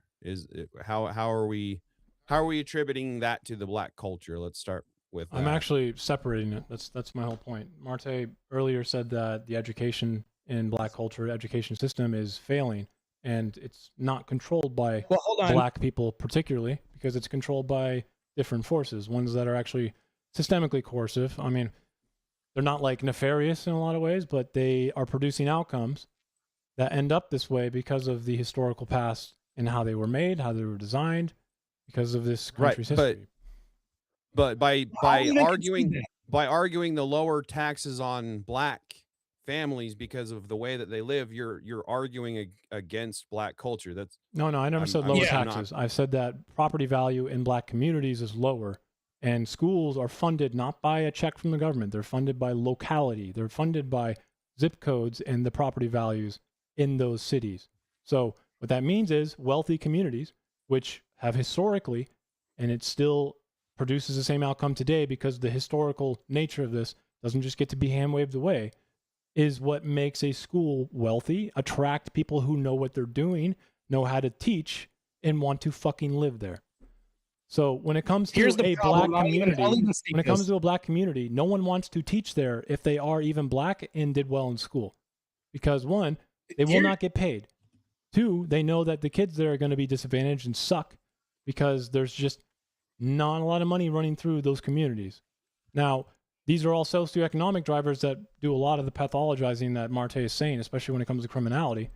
But I'm trying to show here that his Not idea of necessarily. education and Black culture is just Not necessarily. fundamentally lazy. It's just lacking. Okay, now can I talk? Because you were going on a tangent for a minute, and I was listening, by the way. Here's the angle that I'm going to go ahead and address right now. I can concede to you that there's a classist system at work right now, and there's disparity happening. My problem with the Black community, and I'm going to address this. Can you actually address this and engage with the debate when it comes to this? Black fathers are absent from home, so that way, when you have parent-teacher conferences, only strong Black women show up to this. Black women are least likely to fight and be aggressive. Well, actually, they're pretty masculine, but least likely than their masculine counterparts, which are male, to fight for different rules, different educational standards in the classroom, showing up to parent-teacher conferences, things like this. Now, we have a deficiency at homes right now with no Black fathers coming in. This is a cultural acceptance that Black women have accepted as far as Black culture. Where did the term baby mama and baby daddy come from? It came from Black culture. We need to eradicate this systemic all across the board with Black people regardless. And that affects education. If there's no father in the home, there's no enforcement of education and homework at home or any of this stuff. You don't have any of this, barring the classist systemic issues that you brought up. Okay. Are these something that could be driven more from, there's a few ways I want to approach this, but the main one I think would be these types of pathologizing you're doing. Again, I keep saying that word because it's what you're doing. You're hyper specific about criminalization, the nuclear family, and very honestly, they're important things in a young man's life or a young woman's life, right? I'm not going to hand wave that away because it's a reality. Now, the problem here is that you're attributing things incorrectly, because a lot of these have. Oh, I'd love to hear how I'm attributing things incorrectly. Go ahead and inform me. Okay, I was going to. So a lot of these are primarily driven, at least if you've ever looked at the data outside of just arrest records, are primarily driven by socioeconomic conditions, right? If you look at poor, similarly, likewise, white communities, for instance, you might find this interesting, but in a similarly likewise community, a rural, or sorry, not a rural, but like a urban, suburban white kid who's in a poor community, in a likewise situation, a black kid who's in a poor black community, black kids on average do better in the educational system, even though the disadvantages are very similar. Why is that? Can you show me the stats on this and the data? Can you back that up actually? Yeah, it's hyper specific though. Keep that in mind. So my claim here is not black kids. Trust me, bro, is not a source. Can you show me a source? I'll even allow you to Google this and look this up. I can show you it after. Is that fine? Oh shit. Okay, so you don't have it. Okay, I'm just I gonna do. assume I you just don't feel have like it. you're just gonna derail me right now. And the point is actually I'm not making a big claim. So real quick, that's why actually we send it to Tyler. So we can Google right now. It won't derail the conversation. Yeah, I'll do it. I'll do it there as you a go. Whatever you would like to Google, just tell Tyler, just mention it. We don't necessarily need to send anything. Just mention it right online, and Tyler will Google it. Once he finds it, then he'll interrupt us and give us that information. So we don't have I'll to type it worry in about Google that. as I'm giving it to Right. and then send it to him. So, you can get you're it. actually willing to look this up instead of wait. That's lazy to go ahead and say after the debate. But going on to this, I'd like to explain this. Look, man, I'm not. don't now, derail me. Don't derail me. This, I'm fine pulling up the source. It's not a big deal with me, bro. Stop, Searkar. I wasn't done. How long are you gonna go? Go ahead. I wasn't done. This study is not going to prove that black kids are smarter, by the way. It's a very hyper specific claim about showing. Then why bring it up? Because it shows something about socioeconomic driving versus like your idea that black culture inherently is causing things like fatherlessness, or like, do you think black people just want to be abandoned fathers? How's that causal to the claim that I made, and how are they correlated and making related? An error here. You're attributing things that are driven primarily from something else than just evolution of black culture. There are socioeconomic drivers here. I never said that. Searkar, you're pulling shit out of thin air. I never said I'm attributing this from that. I can actually explain this. And not only that, but you also made a misquote. Okay, when you said, make the claim, you are implying that you are attributing it to that, actually. Okay, you can talk and I don't interrupt, but you can do this all day. I wasn't even I'm not finished done yet, with the fucking study. Are you ever going to get done? Go ahead.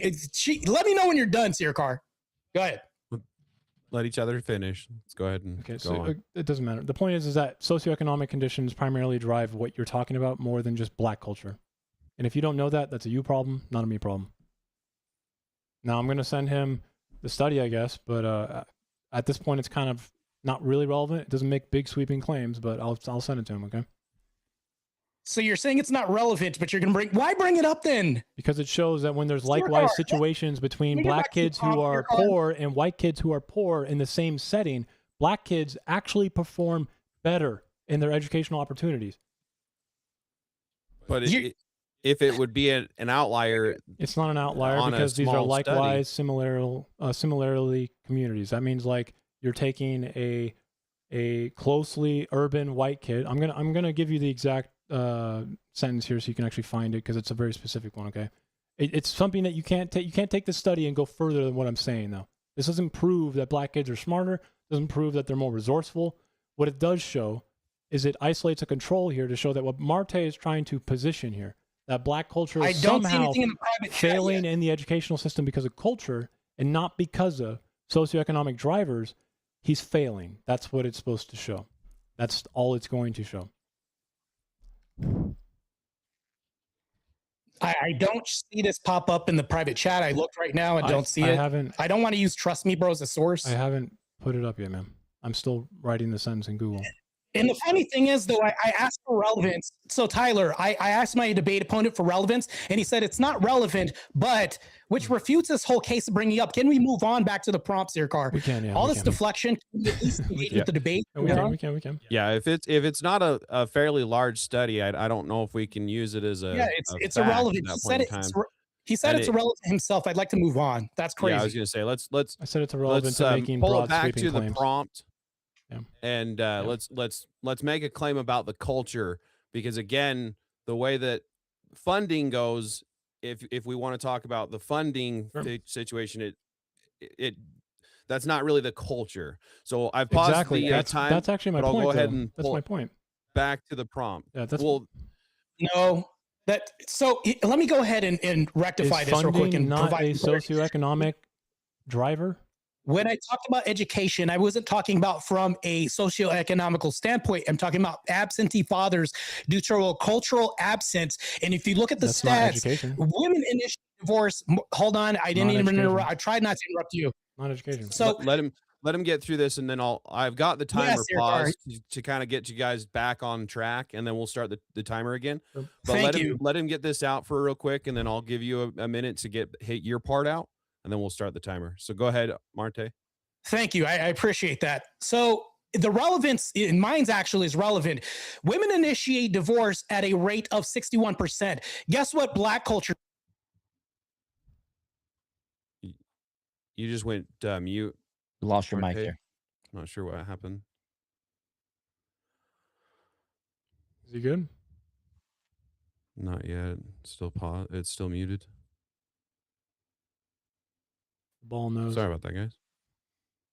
Did that Looks like Did you're that good. work? I clicked All on right, and- let me see if I can bring this up. Give me one. You guys hear me now? Yeah. A little bit better now. I don't know how Can it you got guys hear me. me now? Or? Yes. Yeah, I can hear you. Yeah. Okay, a little bit better. This is what I was getting at. So this is the relevant point that I'm getting at. Black women initiate divorces at 79%. And when they do this, we have this acceptable normative culture of baby mamas, of strong Black women. This is seen in media, which is also integrated with culture. This is seen in news. This is seen in all kinds of culture. When you talk about this being co-opted, yes, I'll even agree with you. BET was co-opted and ran by a white person. Now, we could talk about the Jays all day and all this. It makes more of my argument that it should be destroyed and replaced with something more optimal. I actually have a solution here for you if you're ready for it, Searkar. I don't really think Okay. you're explaining anything here. I think you're just kind of renaming selective pathology and saying it's a whole culture. Yeah. Absentee fathers is normative in the culture, is it not? You think Black culture actually puts forth you should be an absentee father? Is that really your fucking claim right now? No, I didn't say that. I said, is it normative and acceptable? If I told you right now, even stereotypes are driven from some derivative of truth, right? So if we talk about the memes that are on Black culture right now, you know, my Tyrone's dad went out to get. Why is it somewhat normative or that accepted? normative in No, Black why culture? is it somewhat normative or accepted? Because they like it or because of something else? Here's the thing, though. Let's say Answer that the they don't question. like it. Answer the question. I am answering the question. Let's say that they don't like this. I don't know inherently, like if I don't know overwhelmingly if they like it or not. Who knows? But women like it enough to initiate at a rate of 79%. And when they're doing this, this isn't being forced upon them. They're not being forced to do this overwhelmingly. Most of these Sorry, divorces there that are a happen lot when of people types father of out, coercion and forces that isn't aren't literally putting a gun to your head, Martae. This isn't because of abuse. This is because I'm not happy with my current relationship. That's mainly this. This is just happiness, a happiness thing, Okay. right? This isn't because of abuse. This isn't So again- because of grape or anything else like this. This is happiness. Criminality and things like fatherlessness and a selected pathology of like certain Nobody brought up things criminality. in what you'd see in Black culture, which are problems, Martae. It's normative I know. Let me finish. in Black culture, is it not? This doesn't. Is it normative in Black? Let me finish, Martae. All these things do not prove cultural badness for one. Okay, they really don't. You're not proving That anything. does. You are literally just I'm not using blaming minority. and you are renaming a selected pathology as a literal whole culture because it's advantageous to you, but it's not going to No. work. You're turning like different things like wounds, or even you didn't even try to engage with the idea of why I No. said maybe there's a different reason here than they actually like having abortions, Martae, or like having absentee fathers. You didn't even engage with that idea. No one actually They're wants that. celebrating abortions. What are you talking about? They're literally there's a hip hop video. There's hip hop videos out right now of them twerking in front of Planned Parenthood clinics. How are you in That the end same up breath popping their able head. to say They something like- like, I most don't of know them like what this they're shit. thinking, Martae. I don't know what they're thinking or if they feel like it's bad, Right, but they so why are would you ask celebrating why abortion. So Right. Look- Why would you ask what's going on in their head if I don't know? I'm not clairvoyant. And how do you know Go- they're go ahead, celebrating Tyler. abortions?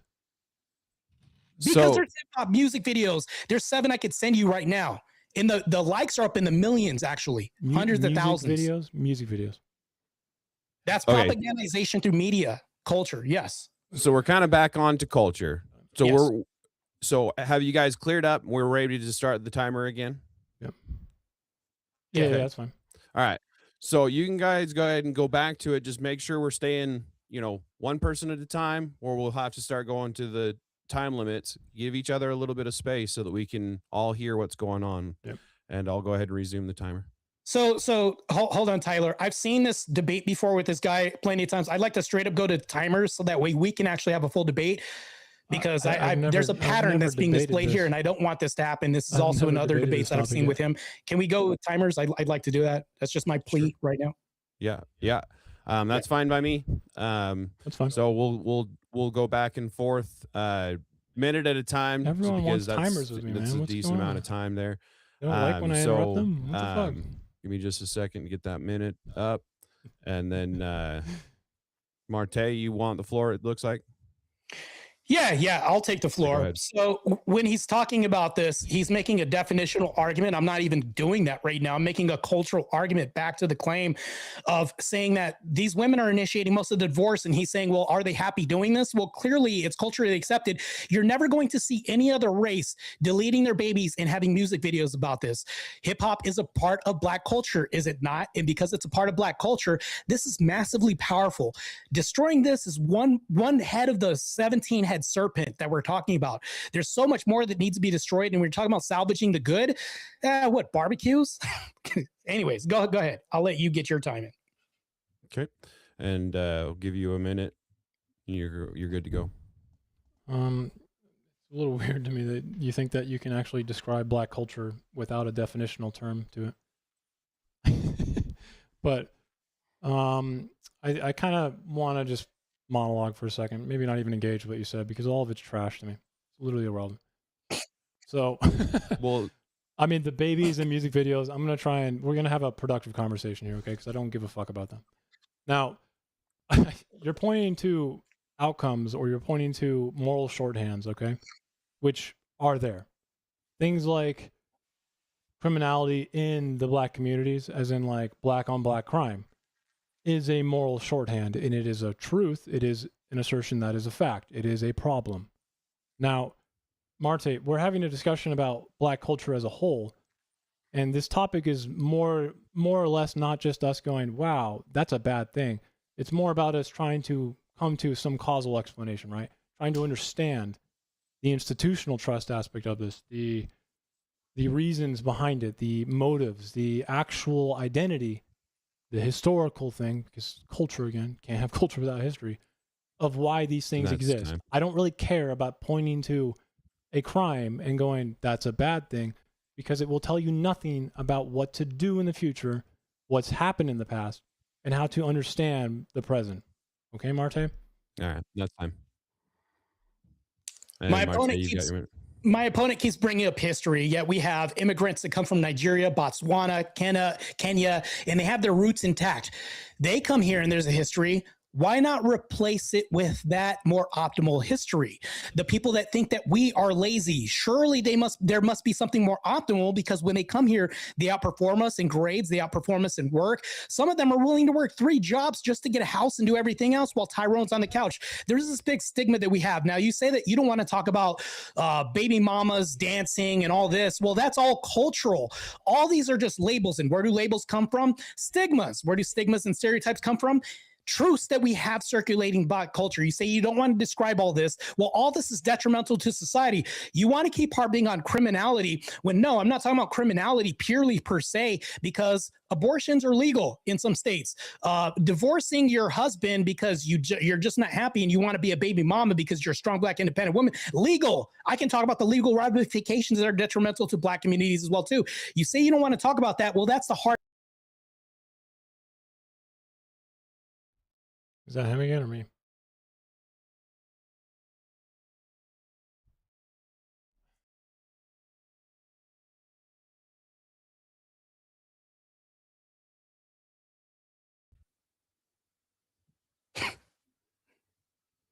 Did we lose his mic? You good, Seer? Oh, he might be having an internet issue. You with us? Well, we're even had audio issues at one point. So Right. We can see you. We just can't hear you, brother. just know Searkar is still invited to the cookout regardless. I mean, because we're all, some of us coons are nice to everybody. Just letting you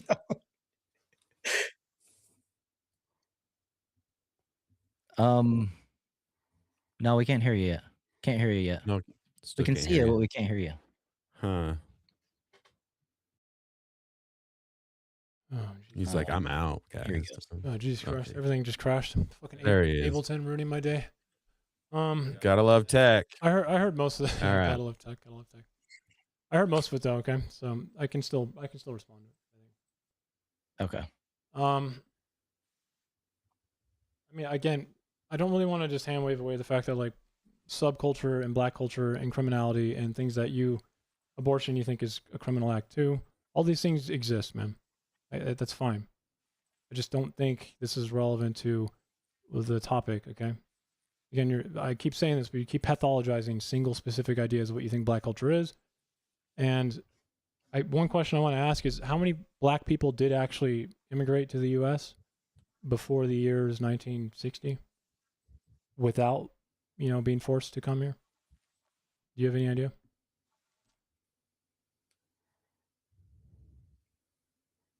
You have to say you concede your time or something like that before I can get in. Okay, it's fine. I can see my time. Okay. That's fair.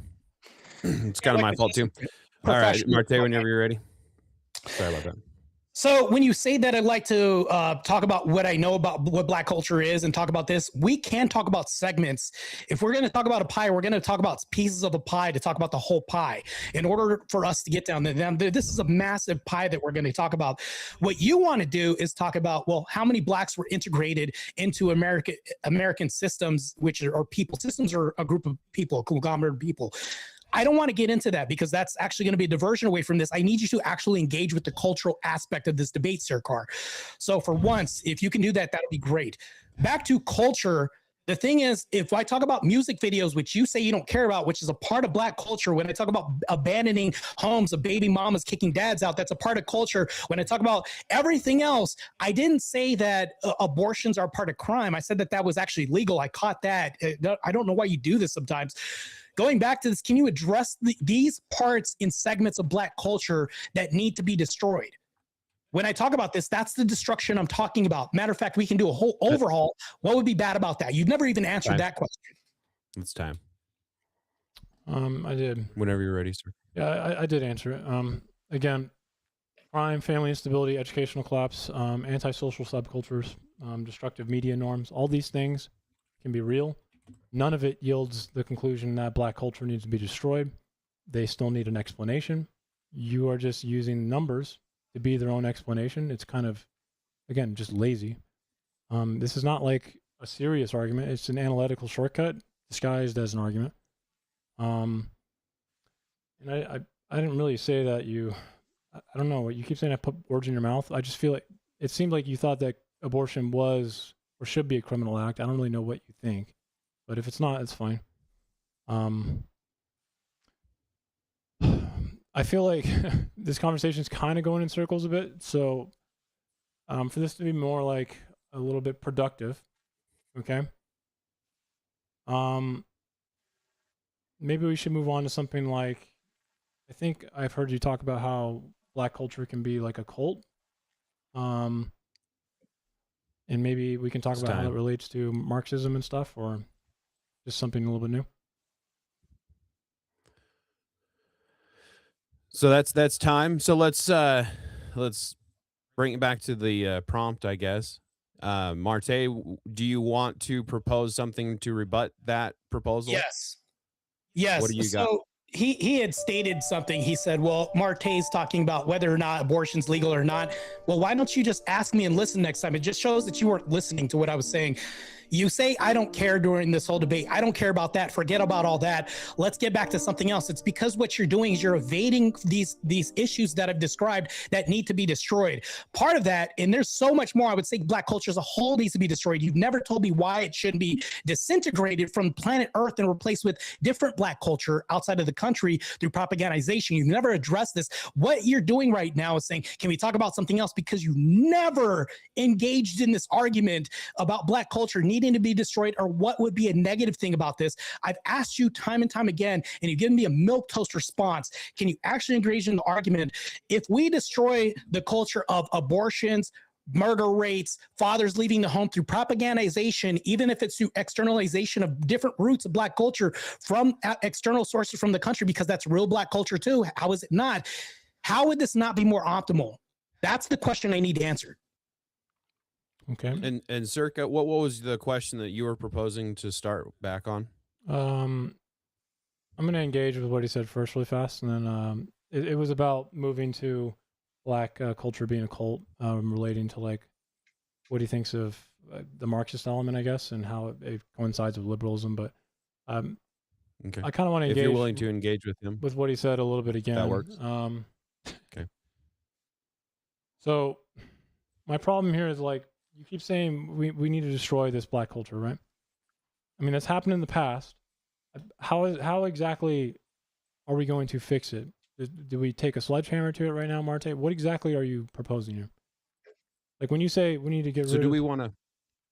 Go ahead. Sorry, I didn't mean to interrupt. I mean, I'd like to get rid of the timer. It's up to Martae, though, obviously. But, I mean, when he says things like... Yeah, I'll definitely answer this.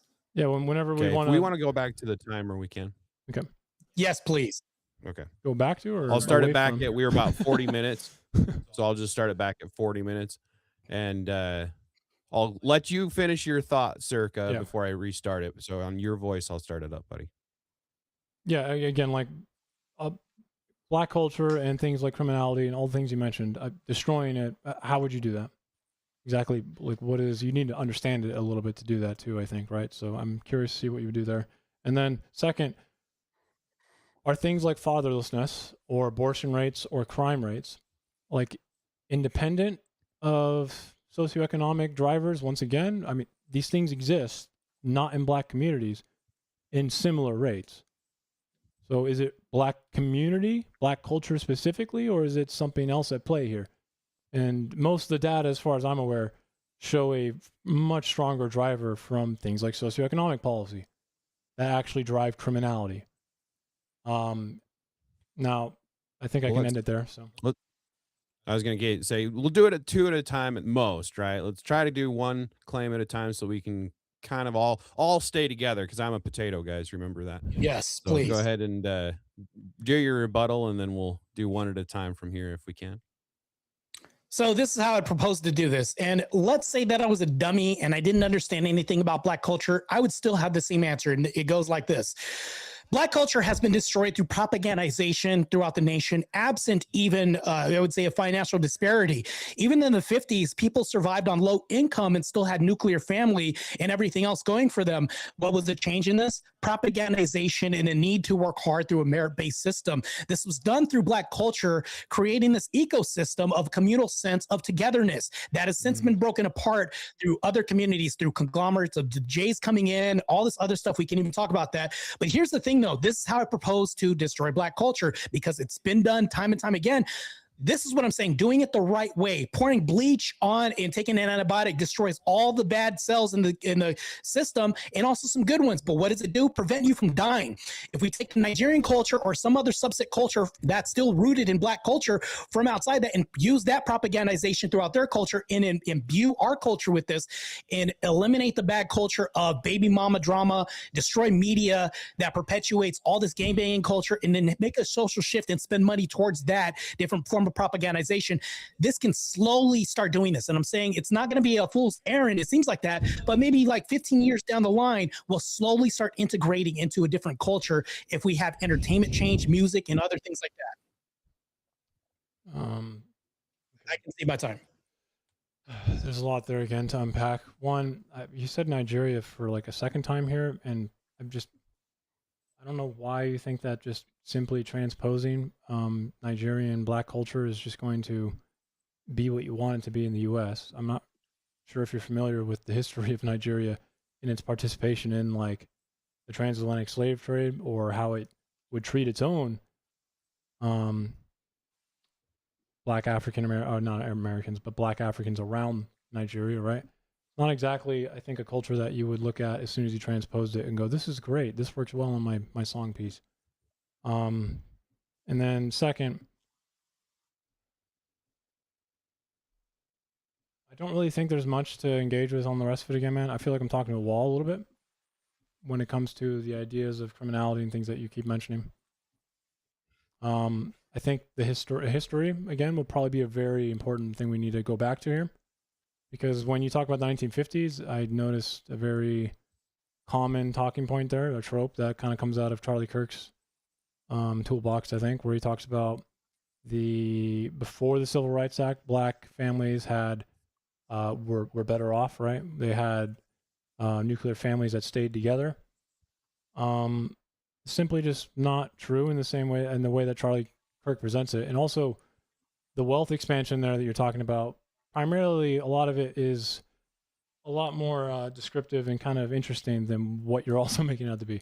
A lot of blacks, contributed in World War II, came back and had GI Bills, even though they weren't technically given desegregation rights yet from the Civil Rights Act and all these things. But we still gave a little bit back to them after World War II because they fought for this country. It's testament to the American values that I guess this country still has, I think. But it's not that simple. You also couldn't really divorce back then, Martae. So people who stayed together, there were also a lot more women who killed their husbands.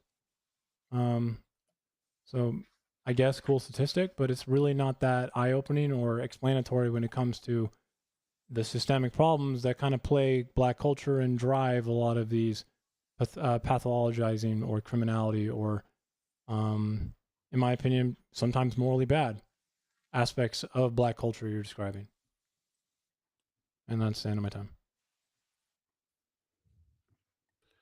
Martae, you good? Now I want to catch something that Searkar said, and I want to point this out to the chat, the audience. He said, "Oh, Nigerian culture. You brought this up, and I don't think that this would primarily work because of the history of them and its transatlantic slave trade." Now, notice I wasn't talking about their habits, behaviors, and patterns in their culture back then. We're talking about now. A lot of Nigerians come in 2026 as immigrants, and people from African countries come here and want to integrate. There's a group called the Lost Boys that comes here from war-torn Sudan, comes here, and actually they become business owners. A lot of them are extremely traditional from Christian countries as well, too. They're getting slaughtered, by the way, also, too, because of their Christian beliefs, and bring their Christian beliefs here, which we would thoroughly accept and integrate into the culture. The problem with that is there's two forms of Christianity. I don't want to get into that right now, but their normative culture, when they bring it here, they become an adaptive part of society and a contributing factor to society. That's what I'm talking about. When you bring up things like, oh, they were a part of this in the past, that's got nothing to do with how they would behave right now as an immigrant coming in and processing into our system. Now, back to this other point that I want to address right now. When we talk about Charlie Kirk's point of 1950s, yes, we could talk about the scarce minority in a part and parcel with what happened and wives killing husbands. Yes, we could talk about a small segment. By and large, overwhelmingly, nuclear families stayed together before this happened. That's something that you would have to concede, and I would actually admit too that that's a truth. There's a reason why Charlie Kirk had said the things that he said, because they could be fact checked all the time, which you could fact check this as well too. Just because that did happen, mind you, I don't even think that there was more. I think I would actually, even though there's no stats showing this, that the deaths from black women are probably closely related to the numbers from back then. If you would say this, there's just more people now than there were then too. But anyways, I could see my time. That's just crazy. He didn't answer anything. Searkar, go ahead. Black people who immigrate from Nigeria right now, they are people who come from third world countries or countries that are not as wealthy are extremely entrepreneurial, very resourceful. This is not just something that happens in Nigeria specifically. Part of this is due to having to work within a country that doesn't have a lot of job creation, availability for you to just get a job like we have in the US, which is kind of, in my opinion, something that we take for granted. If you've ever gone to a less wealthy country, like even Mexico, and you go down like Tulum or something, there's a lot of people who have come up with very innovative ways to make money, have monkeys on their shoulders to take photos with when you're walking down a nice beachfront. So that is true, but this also actually exists within the historical black community in the US, Martae, because black people were not given the ability to go in and get jobs.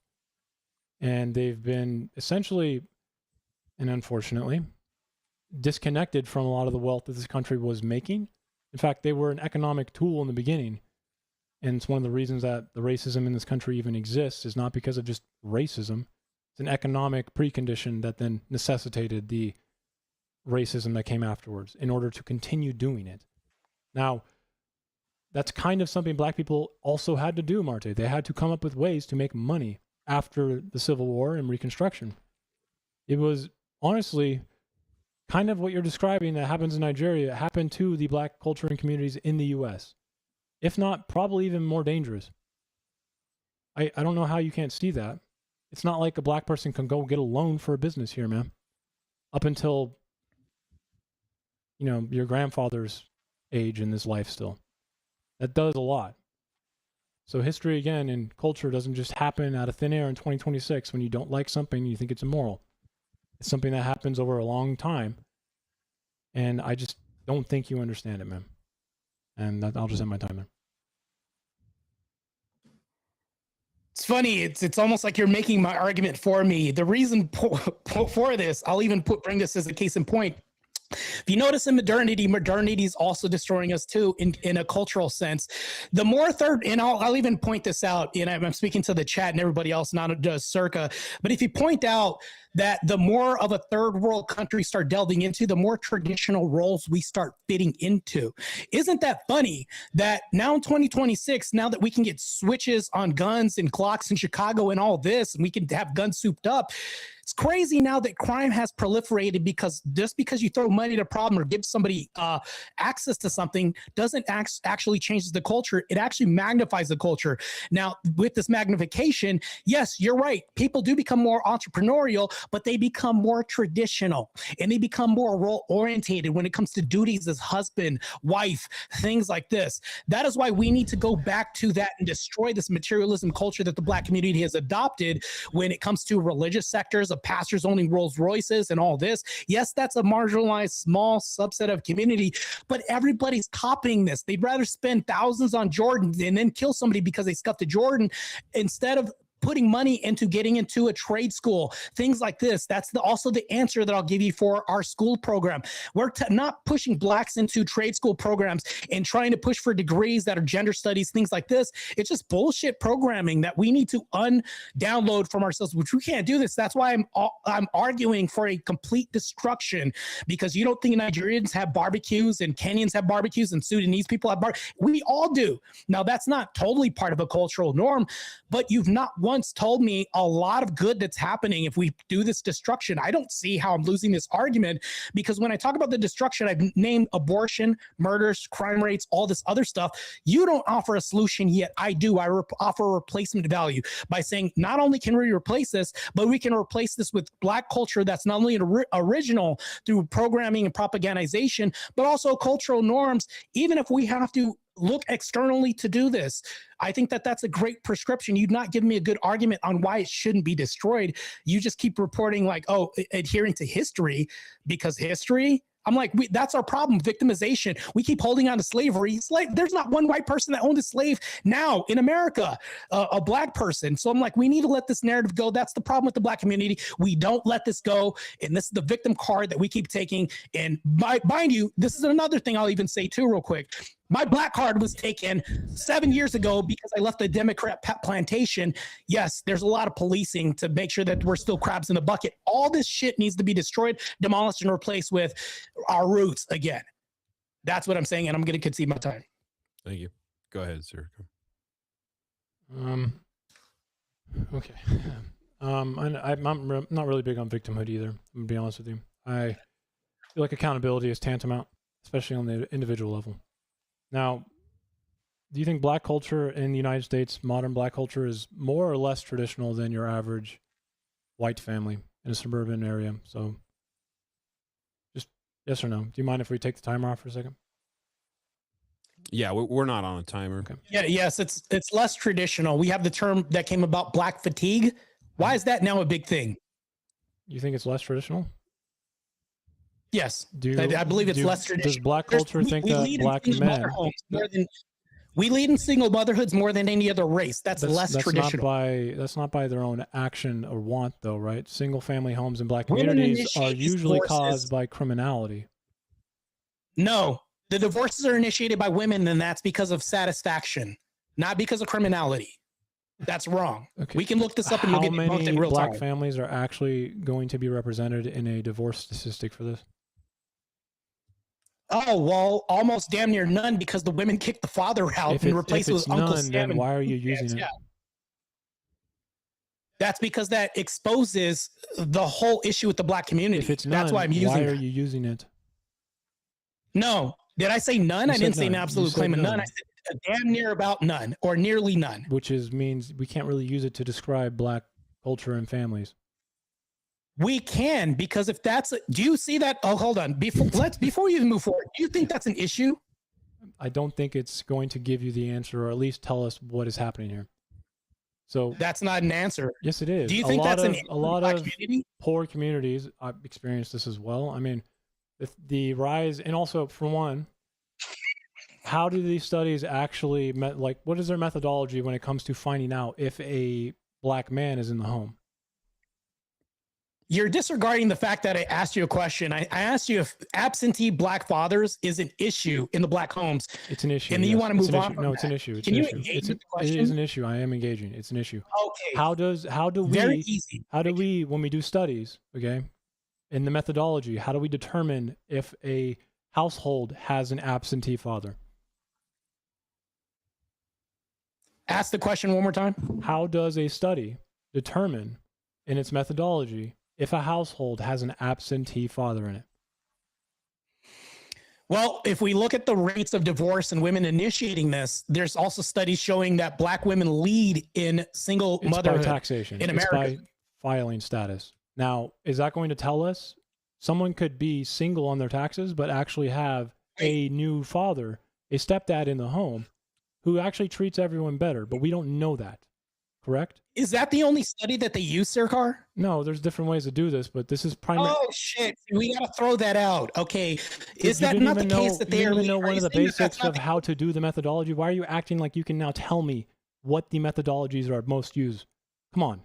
Because that goes both ways. If you say I can't tell you, you can't even prove it on your end too. I So know back what to it is, this. and I've done them, and I've studied them. So what I'm trying to tell you right now is it's hard to actually give a good rate at what absentee fatherism even looks like in the studies you present, because we can't tell if there's a stepdad. We can't tell if there's like a black guy in the home because we do it by fucking filing status. Let's do common sense. Let's do common sense. Do you think that single? Let's just make this simple. Let me just say that. Let's make this very simplistic for you.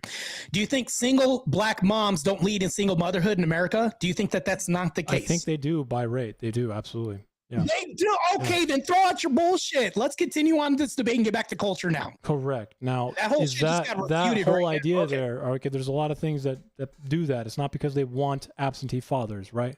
We're not just going to... That is the case, though, right? It is currently an statement. That is the case. That people get into a relationship, have children because they want to be fucking absent. You think that's the default?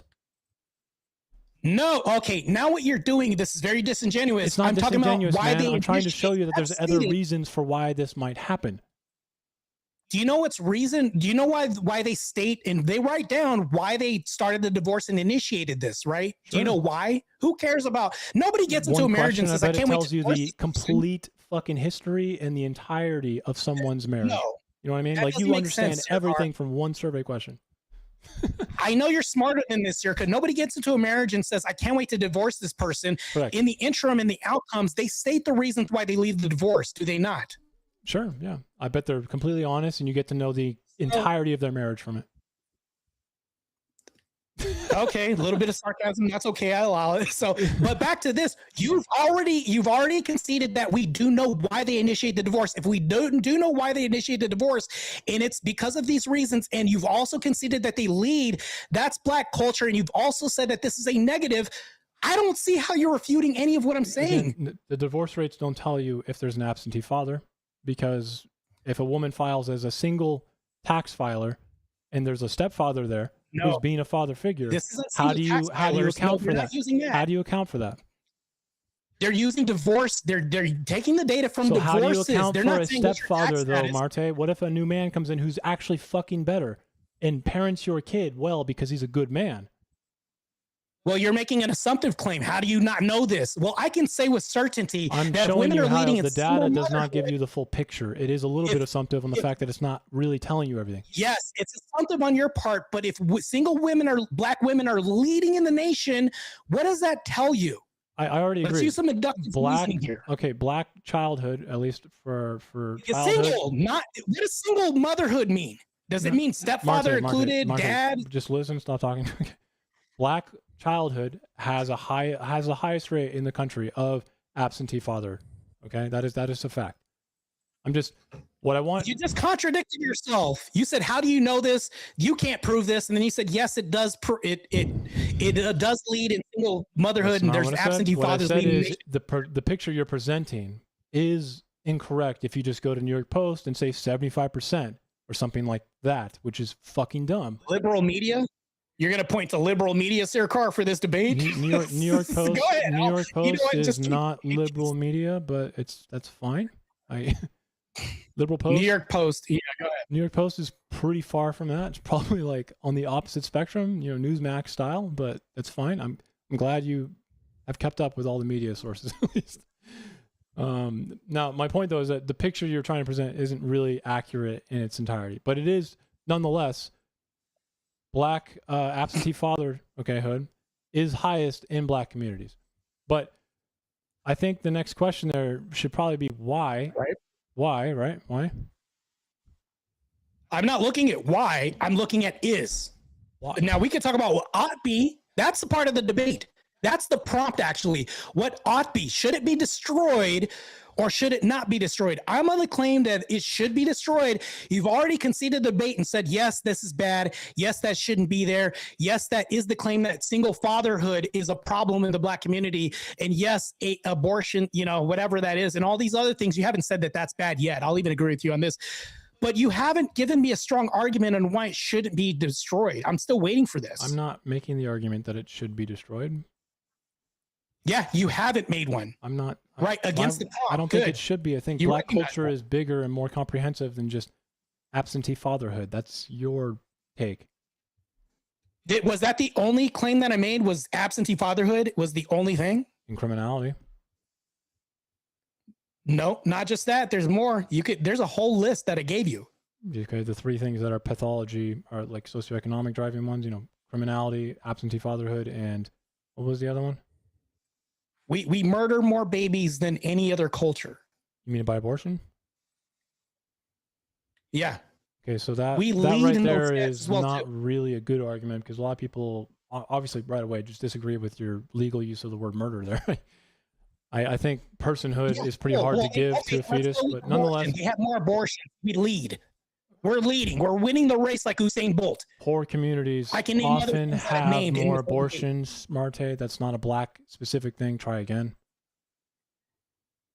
It is okay. They do talk about race when we talk about this. There are stats showing I this. thought we didn't like that we are victimhood. leading in abortion. The reason Black communities lead in abortion rates is because they're just disadvantaged and disproportionately fucking poor. Also, you can see that this is bad, and we do lead. Why did you even counter that, anyways? If It's you're going to because of concede it, poverty, anyways, though. It's not because of Black culture. That's what you're not understanding.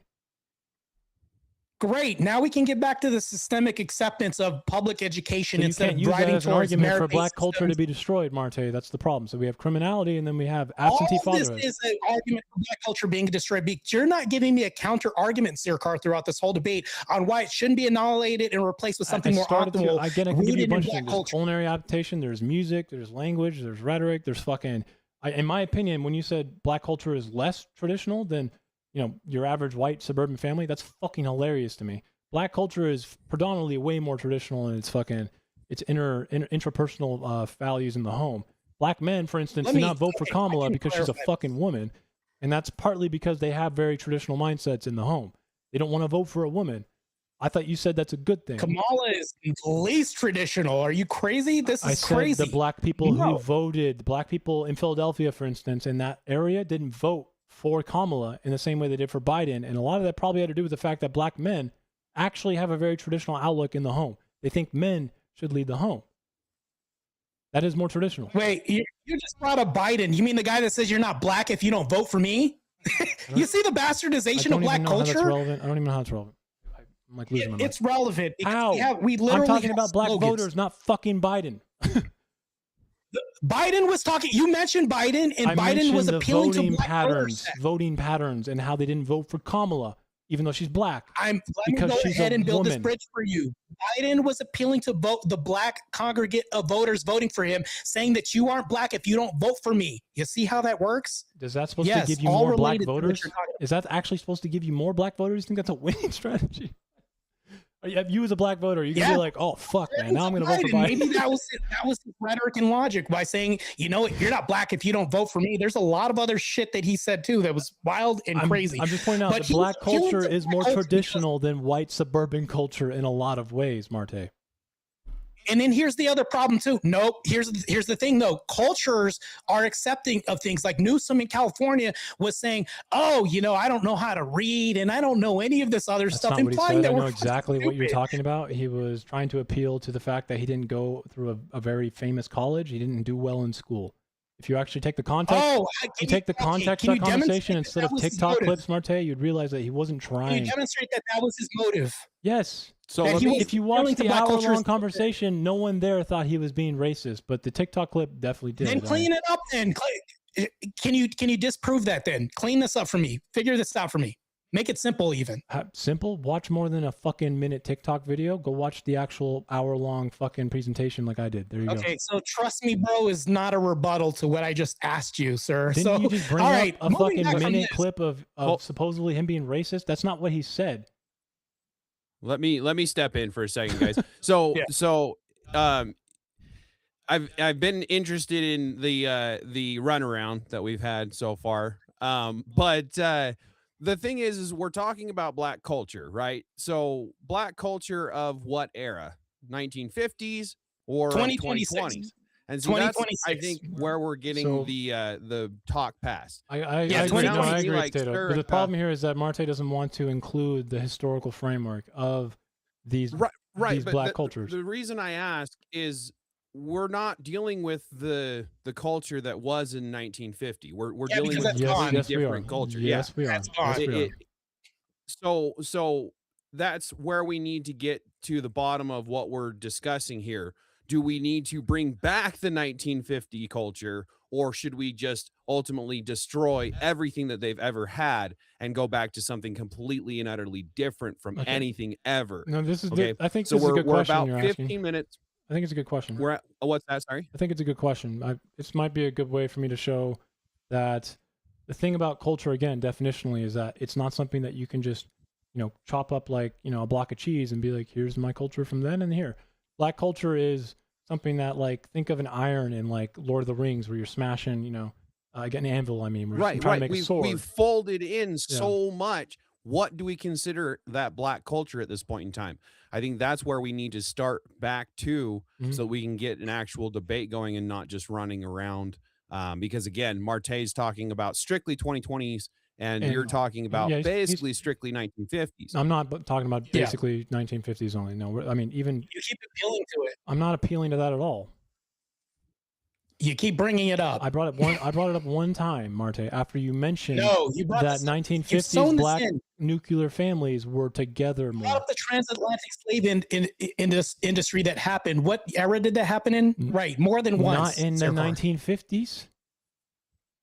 Well, good. You brought up other eras. We're talking about 2026. So you've also proven that you brought up other times in different cultures that were destroyed during that period. Here's the question I'll even ask you right now. You said that you can't chop it up into bits. Yes, we can, and I can demonstrate It's this. culture. If we have, Culture, by definition, is a No. continuum.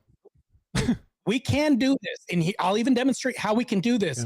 Do you think, by one simple question, I'll fucking eradicate your whole premise? Sure. If we had KKK running around down south, do you think there'd be less blacks or more blacks running around? There'd probably be less. Right. Do you In get- Iran, but now if we here's had a the law here's the saying trick, you Martae. get Do you that- get to erase that entire part of history from black identity because it doesn't happen as much anymore? Do you just get to say, "Oh, sorry, we can just fucking forget that"? Yes or no? Give him a second. It looks like he's having an issue. You back, Martae? Okay, can you hear me now? Yeah. Can you guys hear me? I can now? hear you. Little bit? So Yeah. the old, does it get erased, Martae? Do we just get to go, "Oh, well, it doesn't happen as much anymore. We can just fucking forget about it"? So the culture can be segmented into different aspects. The question we was, can agree does on it this get by you erased? saying that Does yes, it there'd get be less erased? blacks. No, I'm not talking about the erasure. So here's what you're doing is very tricky here. We're not it's going to not do this right tricky. now. It's just Let me factually make what this more culture concise is. for you. Let me make this more concise for you. I'm specifically talking about pieces because you said you can't piece this apart. That's what I'm talking about. You're talking about a whole, the totality. I'm not talking about that because you just made a claim that you can't piece this apart. I know you're not Let's doing that, address Martae, this. because if you can't. tried to, you'd realize that your position You sucks. can do this. If you had Iran, if you had a law that nobody can be PDFs and sleep with girls and to remove the race of or the age limit of people that you can lay down with at 8 years old, I think it's like 9 or something like that, and you're saying they could have capital punishment for those people, there would be a reduction of PDFs there in that state. And then not to mention this gets eliminated from their culture. An entire culture right now? Is that what's happening with that? No, I'm addressing your claim of saying you can't eradicate parts of a culture. That was relevant. I don't know. No, this is something that you said. You can't segment that's into parts. You can yes, segment it to analyze it in a way, Martae, if that's what you're trying to say. But you don't just get to separate entire pieces of someone's or entire identity's culture and then act like you can talk about the fixes or the causal relationships or the explanations or the intricacies or the idiosyncrasies, because that's lazy. We do this through laws. We do this through enforcement. We do this through force doctrine. We do this all the time throughout daily life. Do you think that stop signs were on every quarter or whatever? We have people walking freely in the Wild West. Now that we have this, we have controlled movement throughout the United States. Do you think that this was also culture? Guess what? Well, I feel like the stop sign thing is weird, Martae. I do want to point out that the stop signs history is there because of the fact that people died. Hold on. Searkar, we now have a culture of limited movement because of that. So guess what was eradicated? That segment from our culture. Did you say limited movement? That was eradicated. Did you say limited movement? You can do this, Searkar. It happens all the time. Say limited movement. Is that what you just said? Limited movement? Yeah, in comparison to what we used to have. You think black people had more freedom in their movement for labor or doing whatever they wanted in the history of the U.S.? Was that what you're bad at hypotheticals. No, I'm not. It's not hypothetical. I'm not even assuming. I did maybe assume in my question there, but I want you to tell me what you said. Yeah, you did assume. That's a bad assumption. That's really bad faith. What are you trying to say then? That they're more mobile or less mobile? What I'm saying, my whole point is you can eradicate segments from culture off of the map completely. No, I want you to go back to the mobilization thing, the movement, the freedom of movement. This has been done through different cultures in the past. We've done this. This is demonstrated daily. And I gave you a real world example of how this happens in culture. What did you mean by we have more limited movement now? What does that mean? So back in the Old West, could you drive everywhere? Could you walk everywhere? Yes. But now that we have stop signs, walk lanes, you can't even like jaywalk anymore in some certain aspects. That didn't exist. Now it's more often. Now we have like more limited movement. We have more doors than we used to have. I think modernity has introduced a lot. Stop signs for fucking horse carriages, right? Because it's kind of easy to see it coming. But sure. Well, we had less people too as well too. But here's the thing though, there's more of a less mobility, well, as far as movement, right? Less allowance of movement now because we have more stop signs, more laws. You have speed signs and all this other stuff everywhere. Now you can't even go a certain speed. What does that have to do with black culture? I thought you were making a black culture point. No, I'm making an analysis of what you just said because I'm addressing the comment of saying that you can't eliminate a segment of a culture.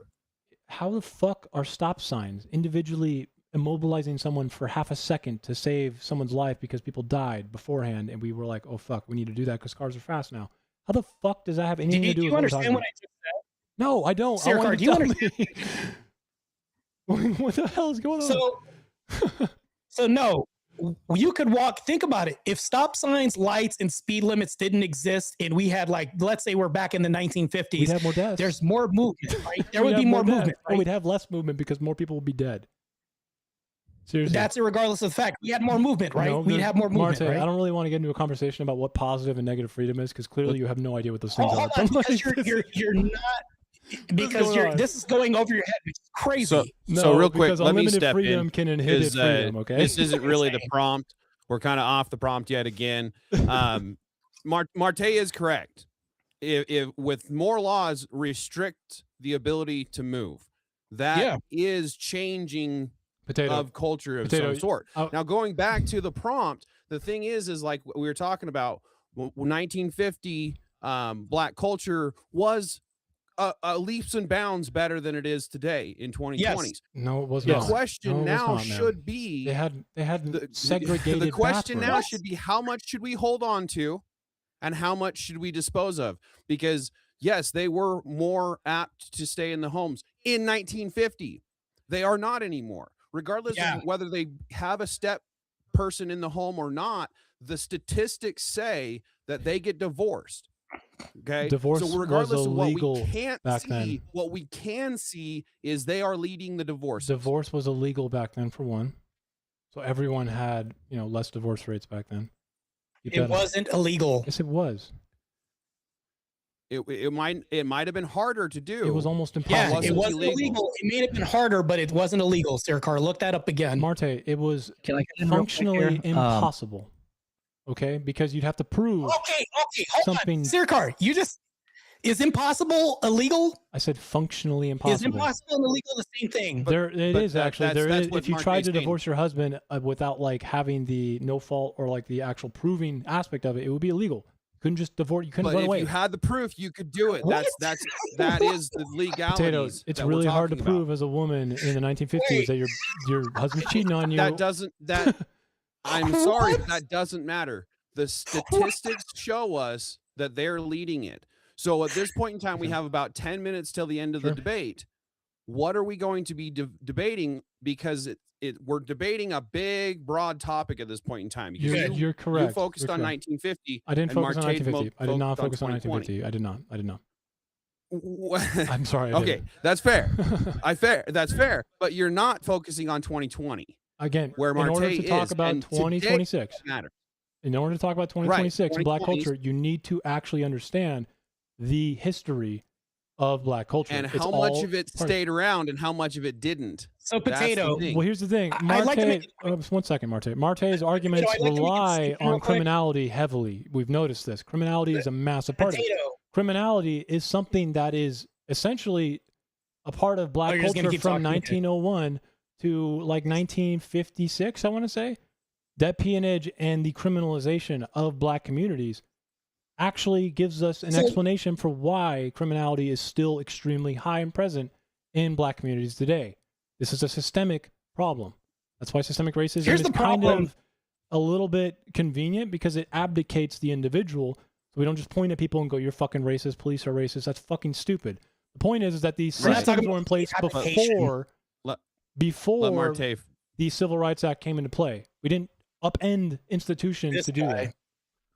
Right, but let Martae speak his piece real quick. So potato, I'm going to not just, I'm not appealing to the moderator, but I'm just saying this for an example. Let's say that we eradicated Black culture in 2026, the Black culture of the 1950s. Sounds really stupid, right? And we eradicated the Black culture. We had a debate about eradicating Black culture of the transatlantic slave movement and did all this.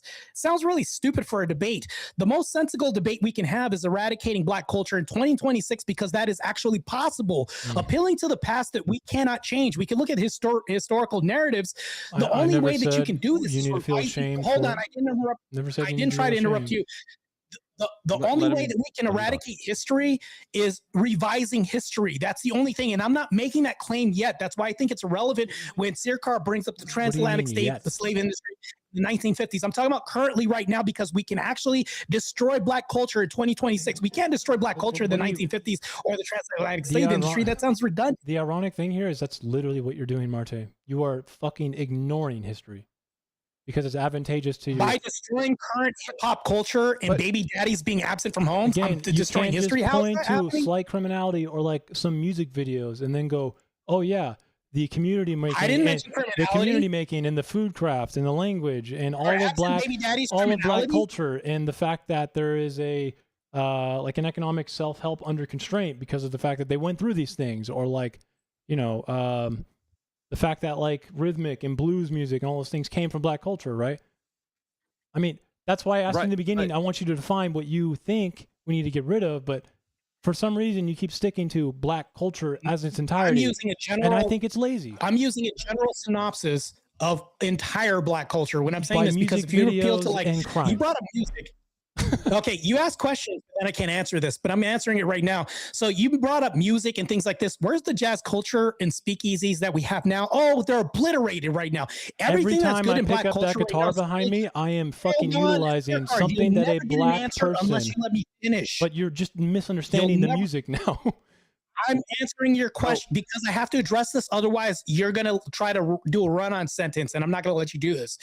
I'm gonna I hope you don't run hold out your of feet to the commas. fire. We're gonna I hope you don't address run out of commas. when we're talking about the good things in black culture from 1950s that we want to keep intact, current black culture that's being eroded and eradicated right now. So if we wipe it off the map and destroy this whole thing and replace it with black culture, even from external black culture from Kenya, Sudanese, or something like that, because that's still rooted in African history and black culture, how would this be bad? You've yet to answer this question the whole debate. I didn't say that. I just said it wouldn't transpose. When you brought up the Nigerian, by the way, I said it wouldn't transpose as neatly as you are just presenting here, because I'll agree. It's not going to be as neatly. that's I all said though. 15 years. That's all I Maybe said. it'll be, That's all I said. be prominent. It'll take time. It'll take time. Yes, I'll Now, agree with you. But we what need to about get the the ball things rolling on like this. family formation in black culture? Because historically, men were actually stripped away.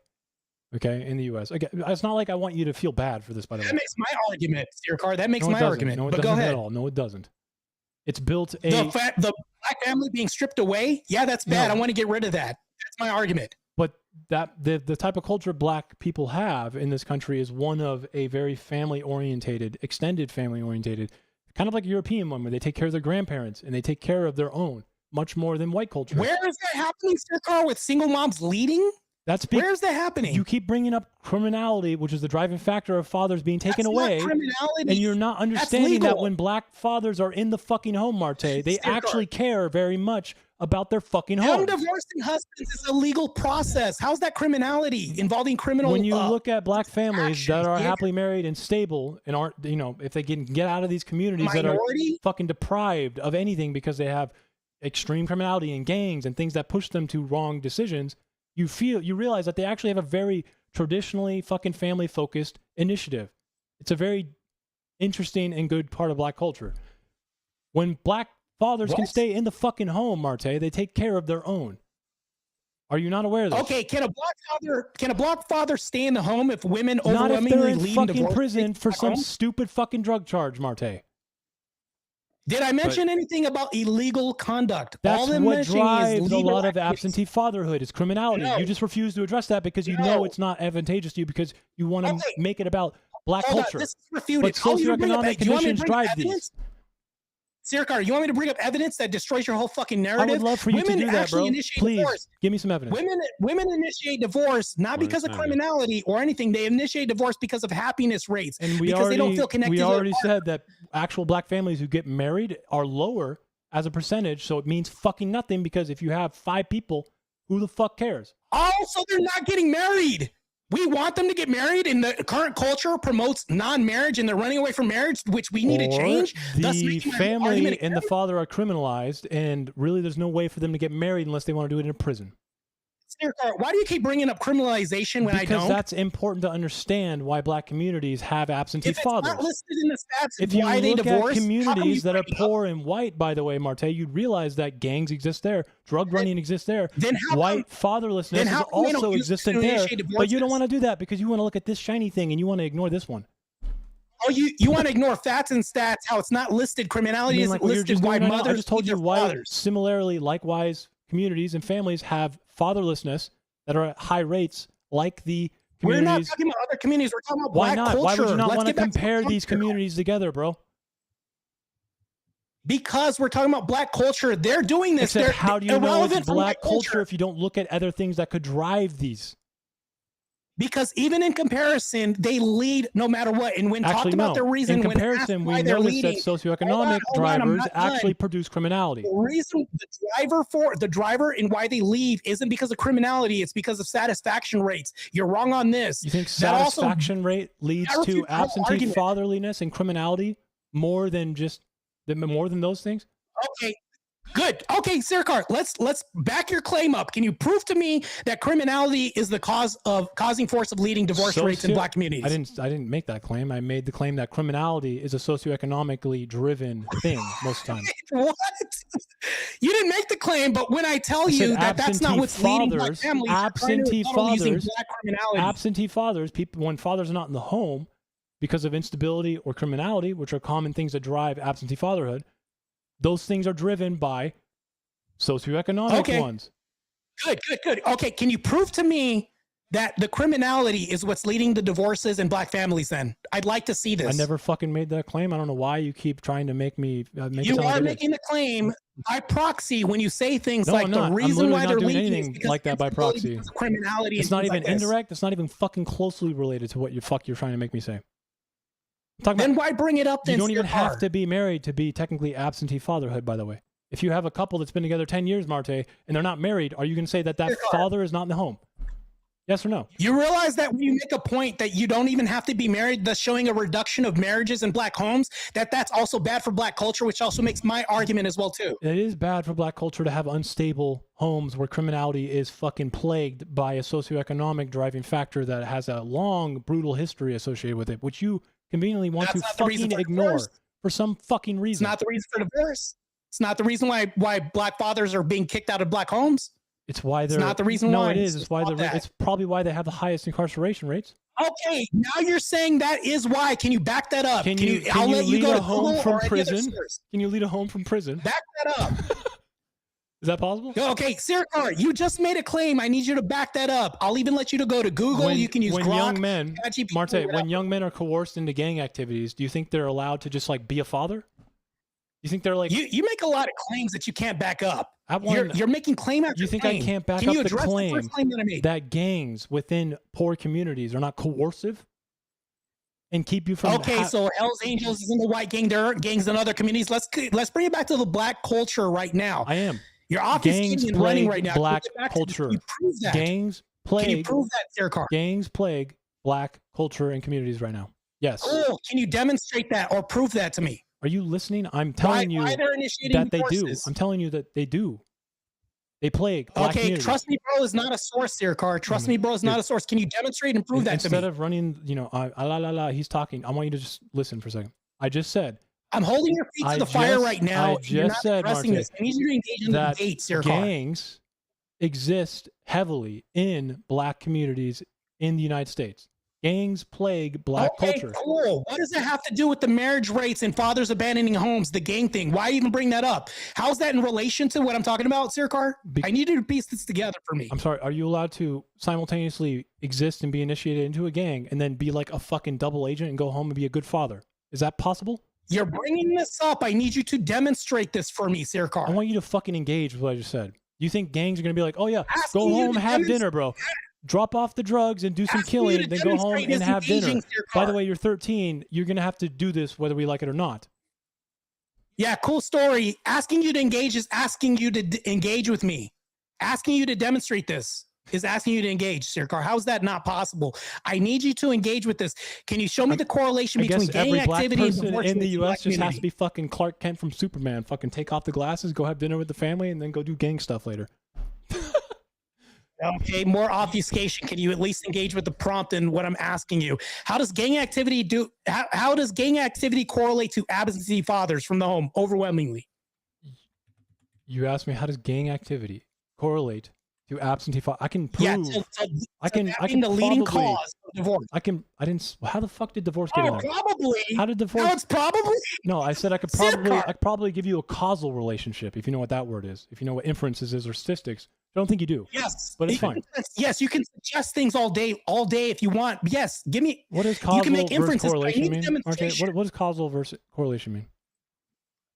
We've got about 2 minutes left. Correlation is related. Causation could be like the catalyst, right? So back to this. Not even Here's the fucking thing, close. though. Causal means you can find a connective inferent link. Correlation means you have data plots that might give you an insight. Searkar, But more don't obfuscation. Can you at least engage with the prompt? I mean, if you Can want to you at talk least engage with statistics, the bro, you prompt have to actually at least understand probably statistics I 101. need you to engage with what I'm asking you, Searkar. I did. Can you at least engage? What does the correlation with gang activity have to do with leading divorce rates of black absentee fathers from the home? That one I can't engage with. Can you piece this the together divorce somehow for rate? me? The divorce rate one I can't engage with. But what you first said was Oh, you absentee can't fatherhood. engage with this. What you first said was God, absentee this is fatherhood. insane. I can't do divorce rates with that. That doesn't make any sense. But when you said absentee fatherhood, I could probably You can't engage with that. I could make a probably claim make a that causal this- inference that gangs inhibit, fatherhood in the home. That's probably pretty easy then to do. Can you demonstrate this? Can you demonstrate this for me, or at least show proof? Or where's your facts at? Where's your source at on this? I mean, if you probably give me 4 minutes, I'd probably give you a pretty good case, man. Yeah. I bet again, I feel like that's just. Damn, that's insane, Searkar. I don't think 30 so. I seconds feel on the like time. gangs would verifiably, crazy, easily, Searkar. connectively show that fathers cannot stay in a home when they're in a gang.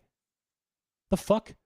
Yeah, can you show me that this is the leading cause? Your inference is that this is the cause. Leading and it's cause is now causal. an Can you injected new demonstrate word. If you this? want to keep adding new words like it's fucking Scrabble, then be my guest. Cool. Can you demonstrate this for me, Searkar? I can demonstrate the first one probably, not the inclusion of the new word you just gave. Oh, good lord! So you can't do it, Searkar. Throughout this whole debate, I've asked you to guess engage with can't prompt. do means I Tell me can. you're but wrong it's fine. about destroying black culture.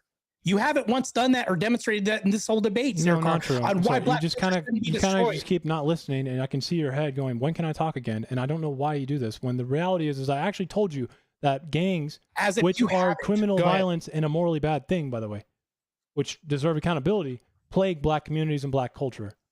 How do we fix these things? We don't destroy black culture to do that, though, Martae. What we want to do is give a systemic answer to this because there's a systemic reason for it. Gangs, Okay, gangs let me do not get address born out this. of a vacuum. Hold on, let me Fathers address do this not one leave point. Can we homes go because point they fucking want to. That We is go the point by truth. point, All right. Searkar. Let me address that point. And Let me that address is time. So, Martae, I'll give you the time to address it, and then that's time. We'll go to the closers. Okay, he said, how do we destroy this? He's already demonstrated in the past and admitted that we've destroyed this in the past. The way that we can do this is eradicating this through, I would say, propagandization through media, changing our narratives and funneling money through different sources of media, pushing funding campaigns towards pushing black community towards trade schools, things like this. You And mean then like also having better funding? You mean propagandization like through funding media, through communities? black communities together, systemic like the answer, Huxtables were Martae? together, things like this. Maybe We've give money to eliminated the this through schools media. and trade All schools that that black takes people funding. go If we to? could do Whoa. this is a slow churning of events that changes culture and destroys A that. systemic That's how we one, can do wow. this. When you say this impossible, we've done this. You've actually never said it demonstrated was this by impossible. telling me black culture has been destroyed I numerous just don't times think in the we should past. destroy all black Why culture. not do it for good this time and have an agenda? There's never a specific agenda to uplift the black community. That's what I'm offering as a solution, yet you've never done that in this debate. I can see the time. Well, I am not proposing we and should then, destroy it. that's for Searkar, sure. I'll give you a second since I gave him a second there. Just go ahead and rebut that real quick, and then we'll go to closers. Sure. You gave a systemic answer. We should fund trade schools, fund black communities in ways that could probably be beneficial. Kind of weird considering that's a systemic answer to a systemic problem. I mean, why would you want to fund media campaigns when you can just maybe like help fund schools a little better, attract good teachers? I don't know, kind of weird. Maybe different music videos might help. So, Ones with less yeah, ads. that kind of ends the debate. Not real sure exactly where we would go with it on that one, even if we were to give more time, to be completely honest, because again, it sounds like we're still debating two separate time frames essentially. Yeah. And so I would kind of like to get you're a okay with different it. He's debate okay. set up at some point in time, maybe to maybe direct this toward what we should hold on to from older culture and utilize it for the newer culture or something like that, because I think that would what be a we have concession, though, right? today That would be a concession of the prompt. is an interesting culture, if you want to call it that, of No. today, where of 1950 there was a definite better way of culture back in the day, but we don't have that today, so it's been essentially destroyed.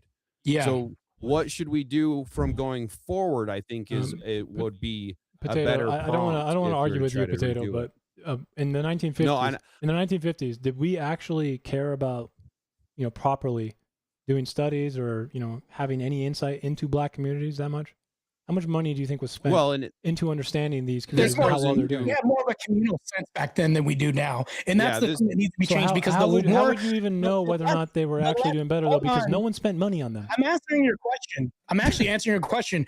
If you notice my whole example of the less tech we have, the less prominence in access do we have, the freedoms that we have through phones, iPhones, and access to media and all this, and pornography and all this, the more traditional you become. If you pay attention to what I said earlier, the more traditional families that come over live less with technology and with less. I think we need to go back to that. And that's the answer to the whole question to the debate's debate Blacks is that are in more order to destroy traditional the than culture, whites. we need to integrate. Blacks are more We need to traditional than integrate whites. something new.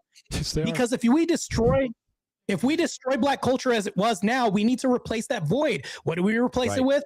External Black culture that's rooted from Africa or something else like that. Even European culture would be more. And that actually, Martae, that actually kind of, again, back to the prompt, Black culture, that could include all of those other cultures that you're referring to. So I hate this answer. You want to know why? I hate this prompt answer, man. I'm sorry. I'm gonna answer what he just said. I fucking hate this answer because there's a long history of Black people suffering in the U.S. And again, I don't want anyone to feel bad for it. It's not like you can go and change the past. Yeah, but why the fuck would you destroy that? The fuck are we doing? So I'm destroying the current history in 2026. Why would you not destroy the current culture? Culture, again, is definitionally something that means history, Martae. No, just because you don't know what the fucking word means doesn't mean that you can change it. But simply saying we should just forget about what Black people actually had to go through is fucking just weird to me. Right. Why the fuck are we just being that disrespectful? The debate prompt was too. We need to let that go. That's crazy. I didn't say feel bad. I said too wide. It was too broad. Just forget it. Like what you're advocating for. We need to restrict this down a little bit because, again, Black culture could include all of those other cultures. No, it does. In 2026, that's what I'm talking about. I understand what you're saying, Martae, but it could very well include the cultures that you're referring to bring in as a replacement for the Black culture. So when Searkar is doing his research, it's really hard to say all of Black culture or just the African Black culture or the Nigerian Black culture or whatever we're talking about at the time.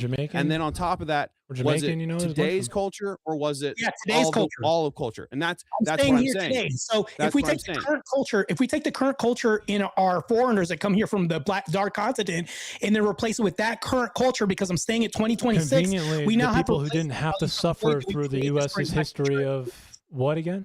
Oh, are you gonna just talk over me? That's crazy, bro. Because you're like, let's substitute a very real. You have to let me finish. No, because you're like, it's just fucking disrespectful, bro. Like, what the fuck are we doing? Why you're like? No, this is you being disrespectful. You're interrupting me. An entire 250-year history of Black culture with an African one. Well, that's the thing is I'm not saying forget what about we have today is not what we had 20 years ago. It wasn't. That's not true. Again, Black culture is not something you can just forget about. What we know of as Black culture has been destroyed. You have admitted it yourself, Searkar. It's been remade, destroyed, and remade again. Yeah.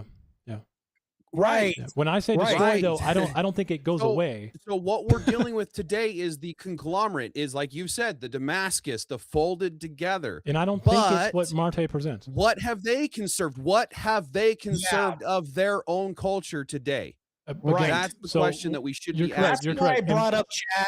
That's why I brought up cultural norms. Black culture in families, jazz culture, that's all been destroyed. All the goodness that we've had that we want to retain, we've never retained it. Current Black culture is being destroyed. So what's the harm in destroying all of it and replacing it with something that's more optimal? What would the Black community lose in doing so, Searkar? So that's my question. When Blacks came over in the early U.S. history, you're not going to answer the I'm question. Not because it's fucking stupid, Martae. But when Blacks came over in early U.S. history, we destroyed everything about what their origins were. At least tried to. We Creolized them, right? So if you think about it, Black culture in the U.S.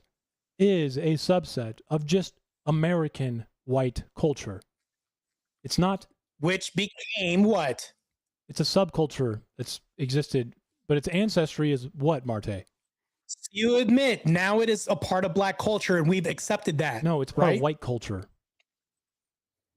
So if you look at when hold on, whites what are took all these blacks from Africa, Martae, they deleted their entire existence, and then they put into them what?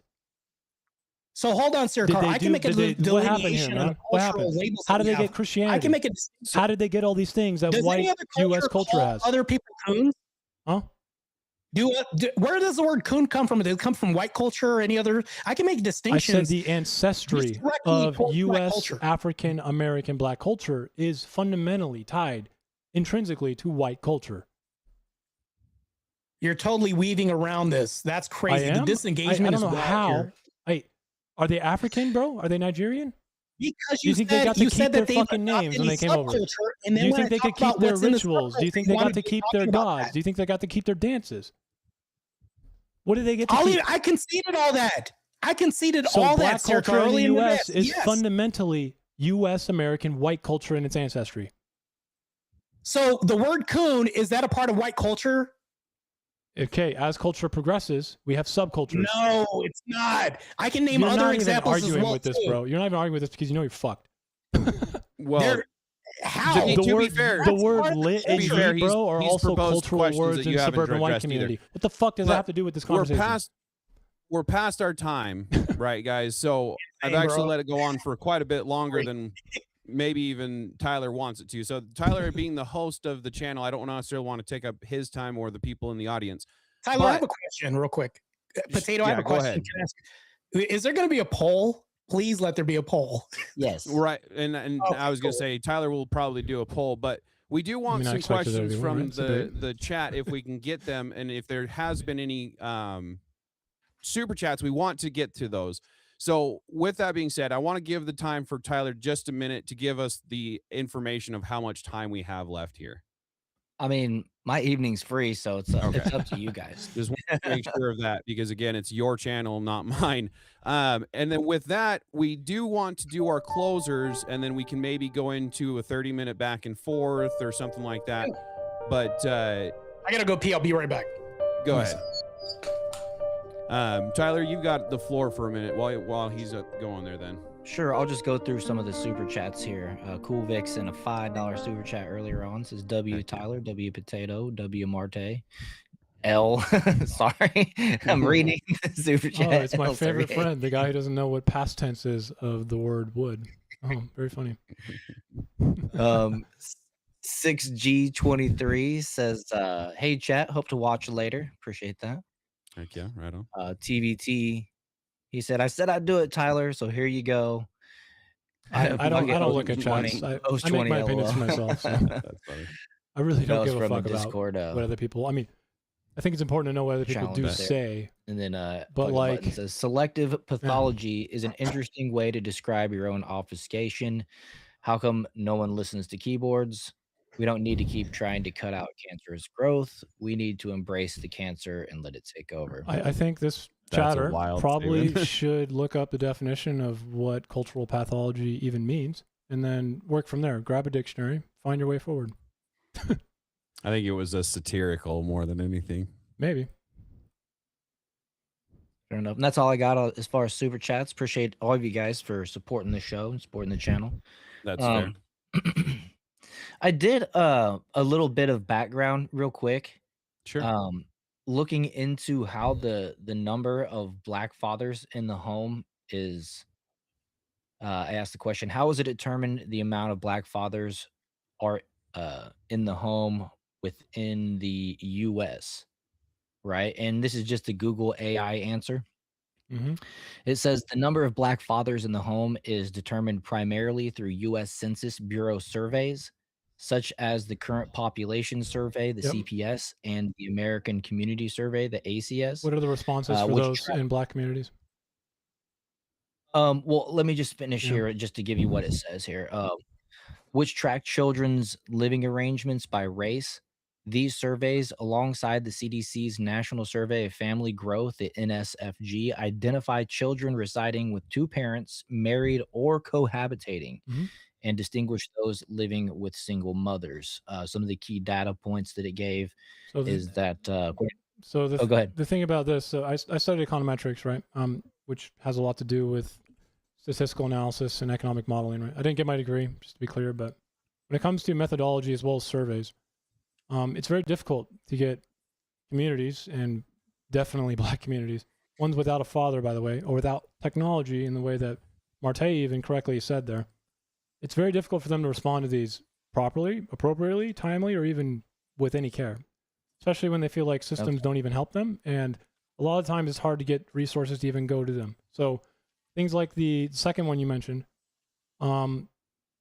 they're good because they give us an idea. And like I pointed out to Martae, black fatherlessness is its highest as a rate when it pertains to black children. But my point earlier was to point out that the numbers often get inflated online, especially if you take 2 seconds to like just Google it, where you'll see numbers like 75 but a lot of these are socioeconomically driven, and they're far more complex, and they require some esoteric understanding of how statistics work.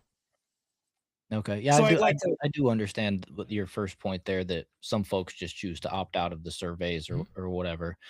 But I thought that the reason I asked that question was because I thought that was a relevant point that you made. I had never heard it before, that I never considered it before, taking into consideration the amount of stepfathers that are in the home, because everybody initially talks about the father not being there, but at the same time.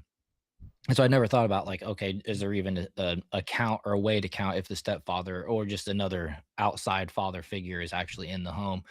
So Plus, that made if me it's think. unstable, right? Because a lot of these communities, if you've been in a poor community, not black, but just in general, instability really fucks up the ability for us to figure out correct numbers, because people move a lot. So I'd like or to things like that. butt in here for a second. The reason why I'd like to butt in for a second real quick and interject is because when I look this up on Google right now, it says black women have the highest rate of single motherhood in the U.S., approximately 47% to 69%, often driven by lower marriage rates and higher marital instability, the instability that Searkar's talking about. Women have initiated these divorces due to lack of fulfillment is the number one reason and requisite reason why they initiate divorce. Yeah. That's going to cause the instability that we talk about. No, instability. Right. Instability causes and divorce, Martae. Well, and I think lack of there's another fulfillment is the number one reason. Lack of fulfillment. Instability will cause divorce. It's not divorce that causes instability. No, financial independence is number 3. So take the finances out of it. Leading is a lack part of of instability, which then factors in. Why would they list finances twice? Do you think Searkar, why would they list do you think finances twice? divorce comes before instability? For Searkar, let me ask you a question, because you don't want to answer this question. Do you think that they would list financial instability as the 2 reasons why for top 3 reasons? Do you think when they say financial instability is rated number 3, and then the number 1 reason is unfulfilled, lack of fulfillment, do you think they're the same thing when they're talking about this? Answers. So poor black communities Hold on, you're saying they're the same thing. have high instability, like I just mentioned to Tyler. So which they're is the going same to thing. They're drive- listing it twice. It's going to drive a lot of what you just said. So, Searkar, you're saying that they mean the same thing. They're doing double speak when they say this. I know I said no such thing, but fine. No, I'm asking you. No, is that what they mean? You're not asking me anything. You just asserted something, and I said no such thing. No, I'm asking you. I'm saying if they say a lack of fulfillment and listed number 3 is a financial disparity, does that mean the same thing? Financial disparity is part of instability and part of a socioeconomic driving factor, isn't it? So if they list number 1, a lack of fulfillment, that doesn't mean financial instability. Do you think income is a socioeconomic thing? Then why would they list it twice then, Searkar? What do you mean twice? So if financial stability is what causes the lack of fulfillment, and then they're going to mention it again as the number 3 reasons, that doesn't make any sense, Searkar, for them to do that. I'm a little confused here. Maybe I need to read what you're Because if financial instability is the number 1 reason, which you say, they're going to mention it as number 3 after financial stability is leading number 1 for lack of fulfillment. I don't think that that's what they mean by lack of fulfillment, because they wouldn't mention financial stability as the number 3 reason why they initiated divorces. I don't think so either, but I don't think you can really infer anything, because it's a fucking single question on a divorce paperwork, Martae. The logic is not making sense. You're here, right. Searkar. So stop trying to assume any conclusion from this stupid fucking survey. You can't even counter the survey. That's insane. Okay. Let me ask real quick. Are we debating on what Tyler brought up? Is that what we're debating on right now? Kind of, I guess. Yeah, we're talking about this. Yeah. What I thought. Thank you for looking up, by the way, Tyler. So no problem. So with that being said, what do we have to refute on that? What is it about that we're trying to refute? I wasn't refuting the fact that, again, absentee fatherhood is at its highest rate in black homes. I was merely pointing out that the presentation, which is kind of important to Martae's whole idea here, that it's crazy 75% is a fabrication. It's really bad, but there is a difference between So they're lying. statistics are numbers. These are all fabricated. You can stats. use statistics to lie a lot, Martae. I have 7 I could bring up. That's Would you like great. to go through all 7 of these? I'm not different really sources? sure if you understand how statistics work, They say the same Martae. thing Once here. again, They say the same thing. data sets are not claims, they're not conclusions, they're not inferences. In fact, most of the time, Okay, so if we're not using data and facts, what are we appealing to then, Searkar? no, you in need this debate. you But need to use them properly, Martae, not just use your vibes and fifis. If we're looking at them like they're What? lying, wouldn't if we're looking at them like I they're didn't lying, say that. wouldn't I didn't say that. then I didn't say that. also no, I didn't say that. Damn, that's so, crazy. so if they're not lying, then how do the Numbers statistics not prove? themselves are not what I said are liars. You can use numbers. So you're saying I'm lying mislead when I'm telling people. you a straight number. And you can do this in a lying way. You can do this in an incidental way, actually. Believe it or not. A lot of people think, I'm literally reading what they're saying. How am I lying if I'm reading verbatim what the stats say? oh yeah, what does the stats say? You want me to send it to you? I'll send this in the back chat. I don't need you to. Something I you want you haven't to tell been me able to do where when I you're asked reading you to this do from, the website, or maybe if it's in an economic journal that actually knows how to use statistics and make an inference, or maybe one. International Center for Multi-Generational Studies. Okay, this is like a meta-analysis. What And is then this? there's more. This is a I can send you meta-analysis. all this. Remember when I asked you to send some stats or send in something to back up what you were saying and you were unable to do so? I can do don't that and I'll think do it right unable now, to do actually. so is the correct thing there, but it's fine. I mean, you haven't demonstrated this. Purely you were unable to do this or you willingly weren't doing It this. was 2 hours Didn't want to ago. do If this you in really general. want me to waste time right now and go do that, Martae, I will do it just for you, man. Crazy. I can't use Trust Me Bro as a source and then just say, oh, I'll believe you. How, Just because how Searkar ironic, says- because you're literally trust me broing right now because you have no idea how statistics work, and yet you're making a lot of inferences. Cool. This will be in the back chat since I'm Trust Me Broing you so much. I feel like you don't even know Here we what I go. just said. There you go, Searkar. Okay. How's that for Trust Me Bro? Why am I getting a 404? What's going on here? Hello? Are we live? Yeah, we can hear you. No, I meant like his link is broken. I think you're missing a part of it.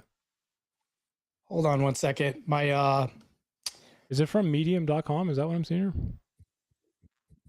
hold on real quick. Pulling this up. Are you giving me AI right now? What So you realize they took a conglomerate of all this. I'm going straight to one of the sites, the sources that they pulled this from. Conglomerate? You mean one try to second. perform a meta-analysis? Hold on. Is that what you're I'm trying to getting say? it for you right now. Okay. My mouse is acting funny. Give me 2 seconds. I don't think it would be smart, by the way, to try and perform a conglomerate, I guess, something study on just raw data sets Hold on, I'm pulling it up. without really understanding what they're supposed to mean and how they're supposed to interact with each other, right? So you're saying even if I showed you the data, you're gonna find a way to say I'm just gonna disprove this anyways because of this and that, and you're gonna try to poke holes in all this all the time. If It's your crazy. inference is backed done by this all the time. statistical methodology and good research, I will concede. So what I'm You pulling up can for you right bet now, your Searkar. ass that I will fucking concede. But right now, it seems to me that you don't even know what the basics of statistics are. But you are definitely confidently acting like you fucking do, and it's really weird. You It's really say I annoying don't and really weird. Oh, he's gone for just a sec. Give him a minute. Drop. You hit the wrong X button. You're right.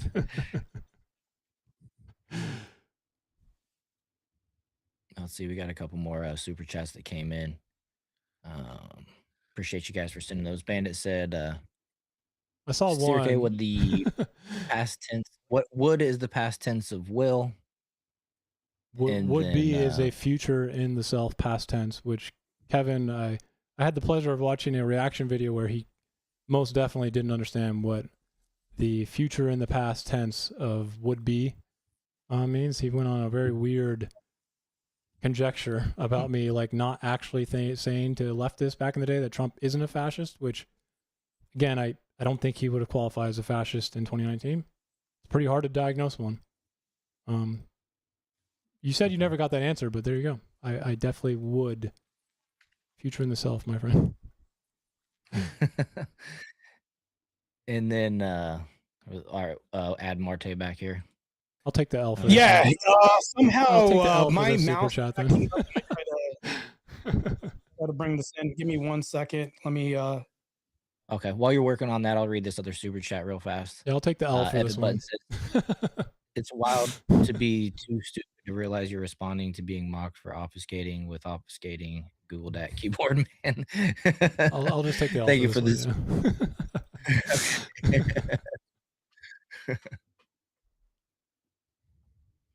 All right. So, we haven't even done our closers yet. Do we want to close out and then do the Yeah, the let's 30 do minutes it. Yeah, that sounds good. questions?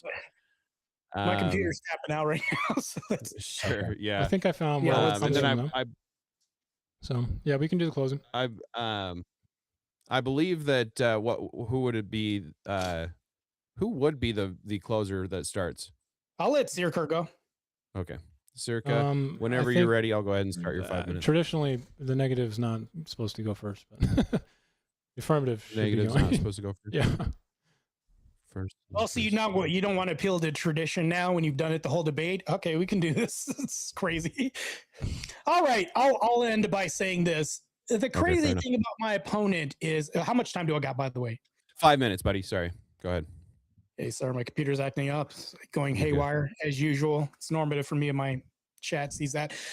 So the crazy thing about this debate is the whole premise relied on this culture that needs to be, and when I say destroyed, I meant removed. Destruction is removal, absent, right, completely in the end. So this is the whole thing that I'm talking about. If we eradicate the culture, meaning everything, even the good that you could say is good, it's Searkar's point saying them praising, worshiping and stuff like, you don't think we could replace this with something else like this, another praise worship, something like this? Like, that's replaceable. That's easily replaceable with, there's different forms of Christianity. I would actually say orthodoxy would be even better, right? That's what I am. I'm an Orthodox Christian. Going back to this, I think that not only is that the only thing that he said was good, which is laughable in this whole debate, when I could name off a plethora of things that are bad. The fact that I could be called a coon for defending this position and being told I'm not a part of the Black community, that's what's so cultish about this. Hold on real quick. And to answer your question, Searkar, yes, the Black culture is a cult. You say anything disparaging about the negatives about Black culture, now all of a sudden you're not in it. The whole mantra about I'm pulling your card, you're not one of us. Yeah, that's very cultish. Meaning our family won't talk to you anymore because you voted for Trump, all this, all a part of a cult. And all this is a definitive example of characteristics, cult-like behavior. But going back to this, my whole argument is that if we destroy Black culture, meaning the patterns, the belief systems, and this constant cyclical behavior that's detrimental to American culture going on right now with something more optimal, hell, I'd even say a European sense for the people that call me cult coons out here, I would say that that's even more optimal. We can replace this because if you destroy Black culture, like the music videos and all this that Searkar says are nonsensical and he didn't want to address, the drug culture, the gangbang culture, all this other stuff, all that has been propagandized to our culture. If we destroy all this and all the excuses that we have are going the way of the dodo bird, we're not going to hold on to we was slaves, we was kangs and all this. That needs to go away somewhere. I think we should destroy that and replace it with something more optimal. European culture is more optimal than what we have. I would say the culture of Blacks in Africa in 2026 is more optimal than what we have. There's so much more that we can replace this with.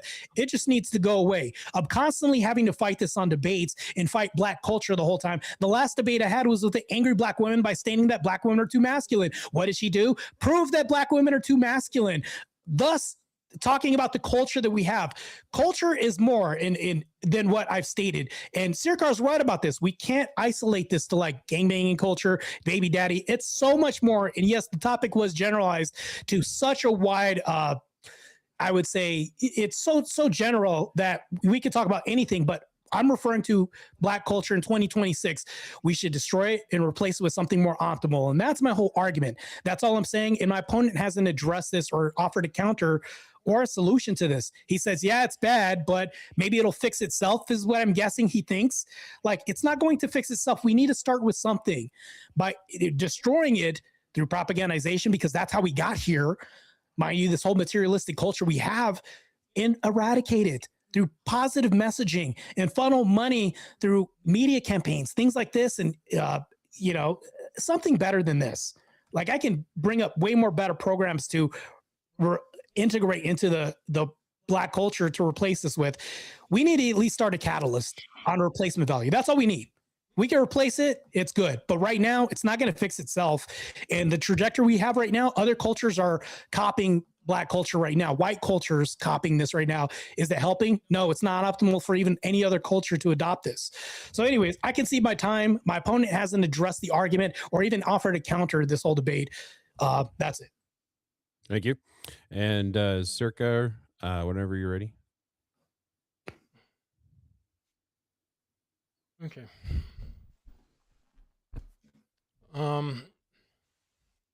Normally in this conversation, I feel like I find a little bit of catharsis. And instead, I feel like I just discovered a mere frustrating and temporal headache, which seemed to be just unforgiving and kind of unrelenting. And what I mean by that is, I feel like this issue should be a little more clear. For one, my opponent, Martae, was supposed to be advancing the destruction of Black culture in the United States. Again, very loaded. I guess the concession here is that in the future we might be able to have a debate in which the loaded prompt is less disadvantageous to him. But in my opinion, what we most certainly are going to defend, instead, even in that one, is just frustration with certain behaviors, certain neighborhoods, certain trends, certain videos, images. And I obviously understand that they sound kind of forceful in the moment, but it is still an evasion. It is lazy. It is not a resolution. It is unrelenting, frustrating, and unforgiving. And to me, that distinction kind of matters a lot. I don't really care about making people feel bad and shameful about Black history or what it was like to be Black or be a slave. It's not really something I fucking care about. But I just don't think Martae really wants to either. He doesn't want to understand at least the history of the United States at the very least, and something I feel like we probably should care more about. We shouldn't be replacing Black culture here. It is a part of the U.S., and it can be better. You know, if you separate culture, though, from the pathology, like I've been trying to show him is what he needs to realize, because a lot of these things are not isolated to Black culture. All of this loses its shape. It's nothing more than just a forceful rhetorical trick. And I feel like condemning a history of survival, faith, kinship, music, language, art, memory, all these things, and adaptation, especially under extraordinary pressure, are things that I feel like Black history and Black culture in the U.S. have. Those are all positive things. And I don't think we should just erase that. I feel like that's disrespectful. We can select harmful norms, and I feel like he's already conceded that, and I've made it clear that that's something that needs to be addressed. But again, harmful norms are not the same thing as Black culture. It's just narrower, more contingent, sounds really good, especially when you're talking on your end. It's definitely open to criticism, and then all you're doing is just closing it up whenever you need to address criticism of it. And it's not something necessary at all. Cultural destruction is not necessary to fix these things. And I don't really think that I have to prove every expression of modern Black life is healthy, by the way. That's just a lie anyway. White culture is not perfect. It needs to be better in a lot of ways too. I don't think I need to sit here and give an affirmative of why Martae doesn't need to tell me why Black culture doesn't need to be destroyed. I don't think this works that way. I don't have to deny crime. I don't have to deny chaos or social breakdown. I only have to prove that Martae's position is kind of fucking shallow, and I feel like it is unstable definitionally, and the remedy he kind of gives is reckless. If you want to take this historically and disadvantaged idea and rename it to culture or the pathology of what we're talking about, which definitely existed, then we are just relabeling all of that culture that isn't pathology into a moral permission for eradication. I think it's just intellectually weak again, dishonest. I think it dodges the whole slavery's aftermath, which was not just about chattel slavery. I think it misses Reconstruction's betrayal. I think it misses criminalization. I think it doesn't try to understand the mindset of Black people, which is real. It has been throughout history, something that, Black people should be proud of. And I don't think the shadow of the segregation and the, chattel slavery past is the front running idea here in that case. Now, I feel like I don't really know if I'll get votes for the negative here. It's okay though. I can take it. But I don't think every problem was solved here. I do feel like every norm deserves praise in some way. Or sorry, not every norm deserves some praise. But I think because destroying a people's culture is not a serious answer to this social failure and also social success, and I don't think it ever was. So I'll just end it there. Okay. And that ends the debate there then at that point in time. So now we go into the 30-minute question from the audience. Did we ask questions, Tyler? Or did we already ask questions?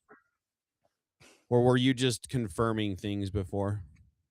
What I was just clarifying. I was looking into those. That's what I stats. thought. I was The curious. reason I ask is I don't know if you noticed Recluse in the chat. He's obviously a Searkar fan, and he wanted to ask a question, and it looks like he might have dipped before we got to the panel. He says, "Oh God," in my chat. questions. What did you do, Recluse?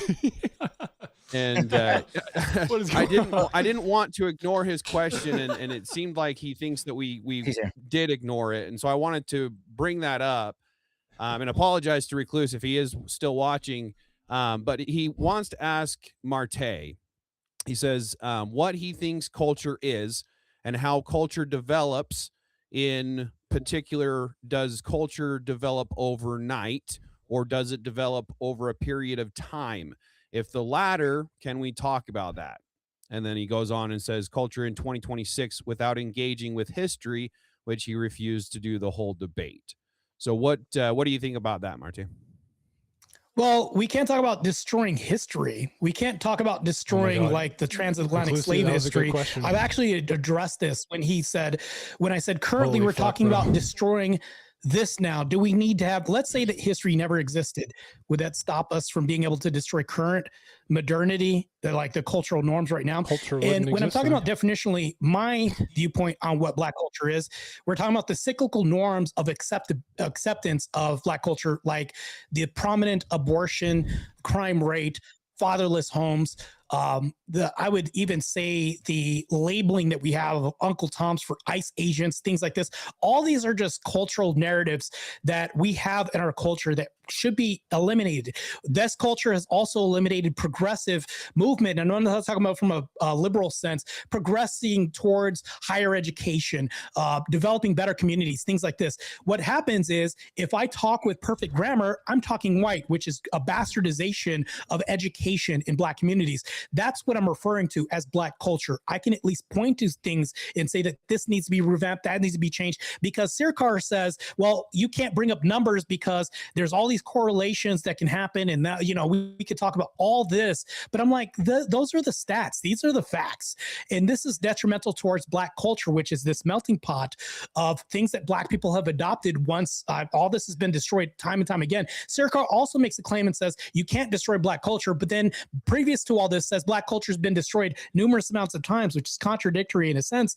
So that's what I'm saying. Hopefully it answers your question. We should eliminate this and adopt a better culture. And culture takes, remember when I said 15 years, maybe, or time? Let's say that this does happen overnight. Well, good.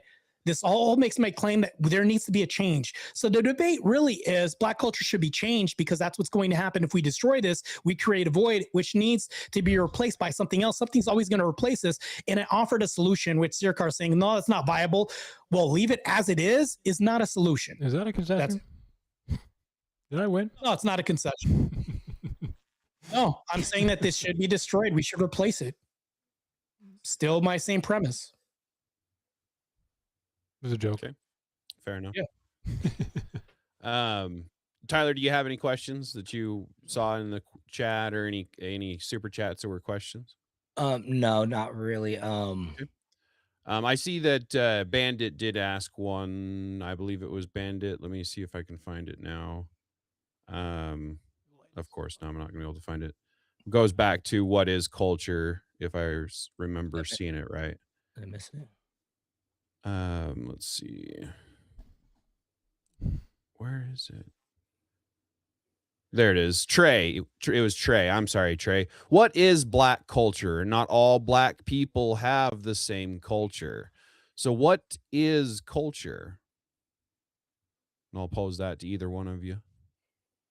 Yeah, not all black people have the same culture, but if I'm talking about as I would say unification of America, if we were to unify blacks, what would be the predominant culture overwhelmingly?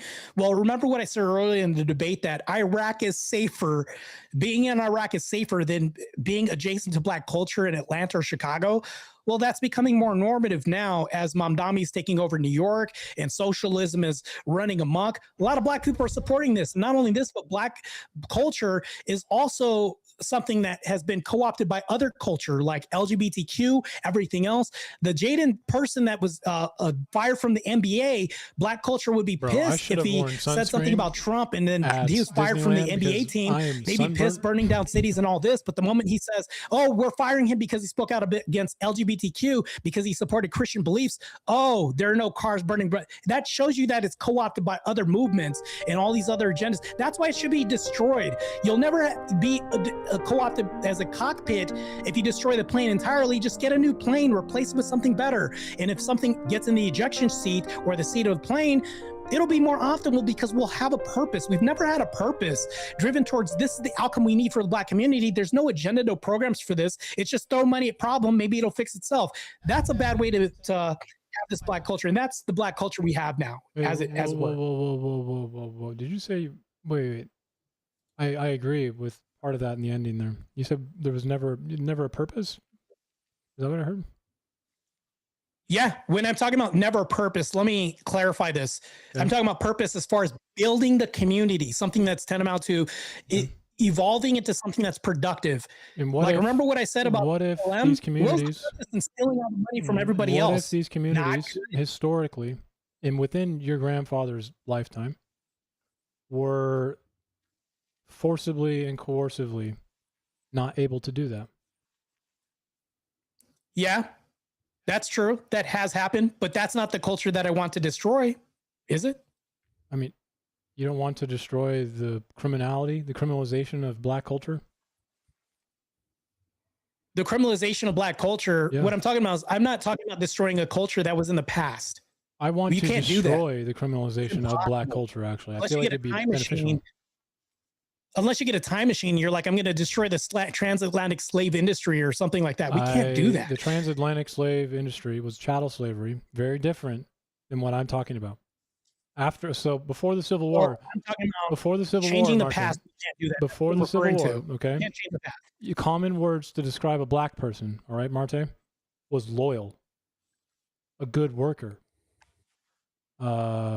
healthy, will do what he's told. Docile. Those were words were used to describe black people after the Civil War, most importantly after Reconstruction, because the North for about 10 years had soldiers down in the South.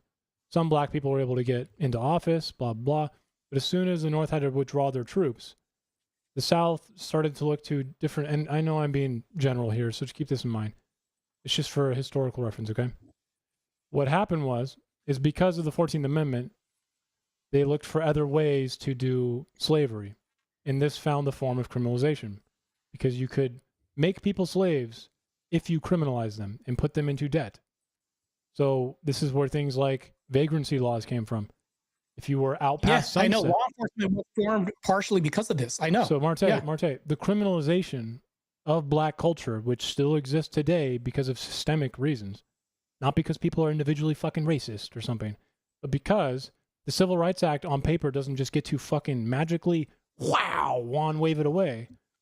Is a reason criminalization is as present as it is today. Can I address that one point though?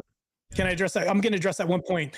Remember in the debate when I said that black women are initiating the majority of divorces, thus causing single parent homes from happening? And then even Tyler looked up the information and I went ahead and supplemented my information as well too. If we look at this, I asked you, I said, well, okay, criminalization causes single parent homes, even though women are leading in divorces. I'm like, well, can you correlate these two? Couldn't do it. It's crazy how that happened. But it's like when we dive into this discussion and I bring up facts and you bring up the historical narrative, I keep bringing it to the present because that's the current iteration of black culture that I want to be destroyed and eliminated. And when I talk about destroyed, I'm talking about removal and a replacement.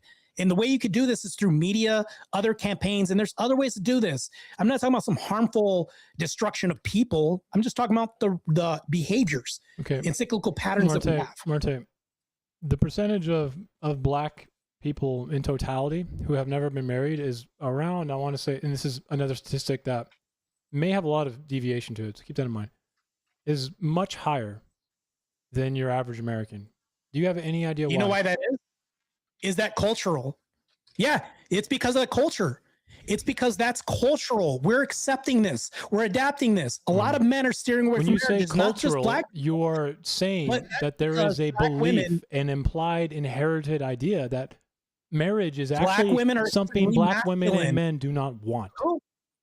Black women are more often than not more masculine than any other women in culture. Holy I've fuck. demonstrated this more Martae, often. if you So say black culture if is you're that they don't talking want about to be marital married, rates, there's so many reasons Martae, why men Martae, are avoiding stop, marriage. just listen. If you in the black are community. saying black culture actually advances the idea that black people do not want to be married, that is insane. That's cultural, yes. You think they just wake up and go, we don't really want to be married. We don't actually like each other. No, this didn't happen overnight. But as far as the depiction as the black people and all this, and we have to be strong no matter what, I'm a survivor and independent women. All this is media. All this is propagandization. I don't give a fuck all this other about any of that, Martae. I don't give a fuck. I don't care. That's cultural. I don't care about what you just said. You don't care about culture. No, that's what we're talking about. That's crazy. No, because you're just like acting as if divorce rates, which conveniently marriage is not common in black families, at much higher rates is going to tell us anything about cultural? black fatherlessness. That's cultural. That's cultural. That has become normative. But black people don't get married, Martae. How are you going to figure anything out about their culture from divorce rates if they don't fucking get married? If they don't get right, you're conceding the whole debate. If they don't get married and that is the current culture, that should be changed and destroyed, right? To where they're married, they're getting married again, right? Aren't you using divorce rates, Martae, to try and like as a substance? Oh, you see how you're just evading right now? That's crazy. You're using divorce rates of black people as substance in your argument, but black people don't get married. No, you just so divorce rates will not be that much representative of black people. You just conceded. You literally just conceded. You said black people aren't currently getting married. Right. To which I said, well, shouldn't they get married? Because that's the cultural norm of acceptance right now, which you don't want to engage in, which proves my whole point. That needs to be changed. We should destroy this whole narrative of blacks not getting married and reintroduce marriage, which they're having higher rates in African countries. Reintroduce something else that's more optimal than what we have. What fucking language do I have to talk to you in so you understand and actually listen to the words I'm saying? Perhaps common sense, maybe listen, maybe respond. Okay, use a little bit of logic. So let me logic here is black families don't get married. So how do you know anything about black culture when there's no marriage happening? And then you look at divorce rates. It doesn't represent black people. So you look at divorce rates, which is going to be a very small subsection of black families, and then you're like black culture, divorce rates. Except no one fucking gets married. That should be changing, right? We should change that to marriage rates higher, right? We should change that, right? More black people getting married might actually help your argument if it fucking happened. Yes. Right. You're making my argument for me. That needs to be changed. The current iteration right now isn't going well. How's that going for you right now? I don't know. If we it change seems that to be enough for you to make substance arguments out of thin air. That's because you're not making an argument. You're not countering anything I've said in this whole debate. That's crazy, Searkar. I just have to disagree with that statement. I think it's just factually fucking untrue. I believe it. I believe in you, Searkar. Somewhere there's a rebuttal somewhere to this whole debate. You've not once offered one. That's crazy. It might be in Pig Latin. I'm not sure, man. What makes culture? What creates culture? Inheritance, history, beliefs, tradition, rituals, patterns, artifacts. Things like that. Yeah, patterns from people, tradition. Right? Did you inherit it or do you learn it? There's a question. There's a question in the chat that for both of you, both Seeker and Martae, you're both adult males, human beings with superior intellect, of course. Would Martae's grandfather consider present-day black fathers, men, to be considered better or worse off, and why? Interesting question. I actually think not possible to answer. When people look at I can generation, answer that. I know you think you can. That's great. But unfortunately, we don't really have access. Even if you had all the information in the world, Martae, you cannot compare generations like happiness No, and hold on. feeling You said good. he Imagine comparing read the question, happiness to Searkar. 1970 and then comparing happiness to Hold on. now and then being like, we're happier back then. But then it doesn't matter because you can't compare fucking different times. Even if you had all the information in the world, there's Did you too read the much chatter's question? stochastic fucking problems here, okay?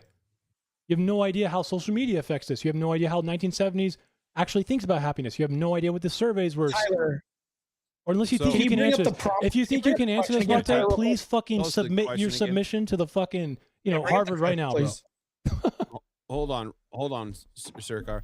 Real quick, I do want to shout out World Radio because I didn't actually say who posed that question. Thank you very much for the super chat and the question. But it says, would Martae's grandfather? That's the thing. Is Yes. asking specifically No, about doesn't change anything. Martae's grandfather. Doesn't change And Oh, anything. would I he can ask consider my present-day grandfather. So I can ask my grandfather, since you say I wouldn't know, who is alive today on my dad's side. I can ask him and say, "Hey, Grandpa, do you think that this is the case?" Would that not answer the question? I'm sorry, are all That's literally is what one the black question says. person is one black person able to speak for all of black culture? The fuck? What does the question say? Martae's Does it say grandfather, Martae's bro. Are you grandfather? Is kidding that me? one person? It says Martae's grandfather. Searkar. Does the question say Martae's grandfather It sure or as fuck father? doesn't say One Martae's person. fucking block on the street. It says grandfather. One dude. Yes. Right. What if he You has a just good job? contradicted What if he yourself. has a good job? Thank you. And then most We're past our 90% of the debate. black We're past community the doesn't debate. have a good job. Crazy. We're past the debate of the prompt, and now we're into the questions Yeah. from the audience. So this is a particular question that is an outlier, is an anecdotal, yes. Yeah. But It might give us some considering insight. that we do have that, It might give us some insight. it is a question from the customer. It might give us. Just the It might give question. us some That's all it's insight. I don't think discrediting it is the right move, but I don't think it's really going to give us enough to make any decision or at least impact the debate. Right? It is. I can a agree with question you, that we but I can shouldn't also discredit, answer though. the question too. I can agree with that. I agree with you, Searkar, but I'm answering the chatter's question and have to be in all accuracy. He asked my grandfather, which I can do. You literally said, no, Martae can't do that, which was Are you- crazy, which are means you you your didn't read the grandfather? question. Maybe. Are you your grandfather? Also, again, the reason you can't do it, Martae, is not because you don't know your grandfather enough, which is what I think you're assuming now. The reason is because It says Comparing- would comparing do that. entire generations through time is something that has too That's many. not what the question says, though. Are you It's sure? not what the question says. Through What time. does the present day black father mean? Yeah, present day grandfather Compared to talking what? about black fathers. So he's asking for an anecdote. He's, This he's is an asking anecdote, for a right? comparison across generations, Martae, right? Is this an anecdote though? It's an anecdotal my grandfather. comparison across what? Time and Right. generations. Right, but I So have you to ask can't my really do grandfather. I that can do because that. there's too many I can do stochastic that. implications here. I'm sorry. Does that answer the question though? Does that directly answer the chatter's question? Yes, it does. It's not really something you can answer. Thank you. All right, let's move on. That's just crazy. In the same way, I So, won't say with that that being- during chattel slavery, black people were better off than when debt peonage happened. It's really difficult to make these fucking claims. That's my So point. I am curious, since that question was posed, what would your father think, Circa? What would your grandfather think? Good about that question. Yeah. I mean, anecdotally, I have no idea. No idea. Yeah, anecdotally. I mean, I understand you not knowing, but No, going I mean back like to the not anecdotal. knowing in like the literal sense, like Martae's version, not like my statistical one. I actually just don't really know his opinions or him that well. But you can ask him, right? Actually, That's possible. I do. I have a grandpa in North Carolina who I think would probably think black people need to be slaves again. But I don't really think his opinion matters. I mean, it answers the question. It's yeah. kind of shitty. You can ask, right? There you go. Yeah. So yeah, That's all he was saying. He That's also all he was says he saying. golfed with Arnold Palmer. I'm not sure if that's true either. So let's keep it at that. fair. Yeah. I mean, yeah. Is there any other questions that you have, Tyler? I got this super chat from Fuck It Button says, give keyboards a break. He's unable to comprehend that World Radio's question is an ought. Thank you for that $5 super chat. Just got to read them all, right? You know what I mean? It's not really a question. Is there's like an ontological aspect to future and the past? Interesting. Very interesting.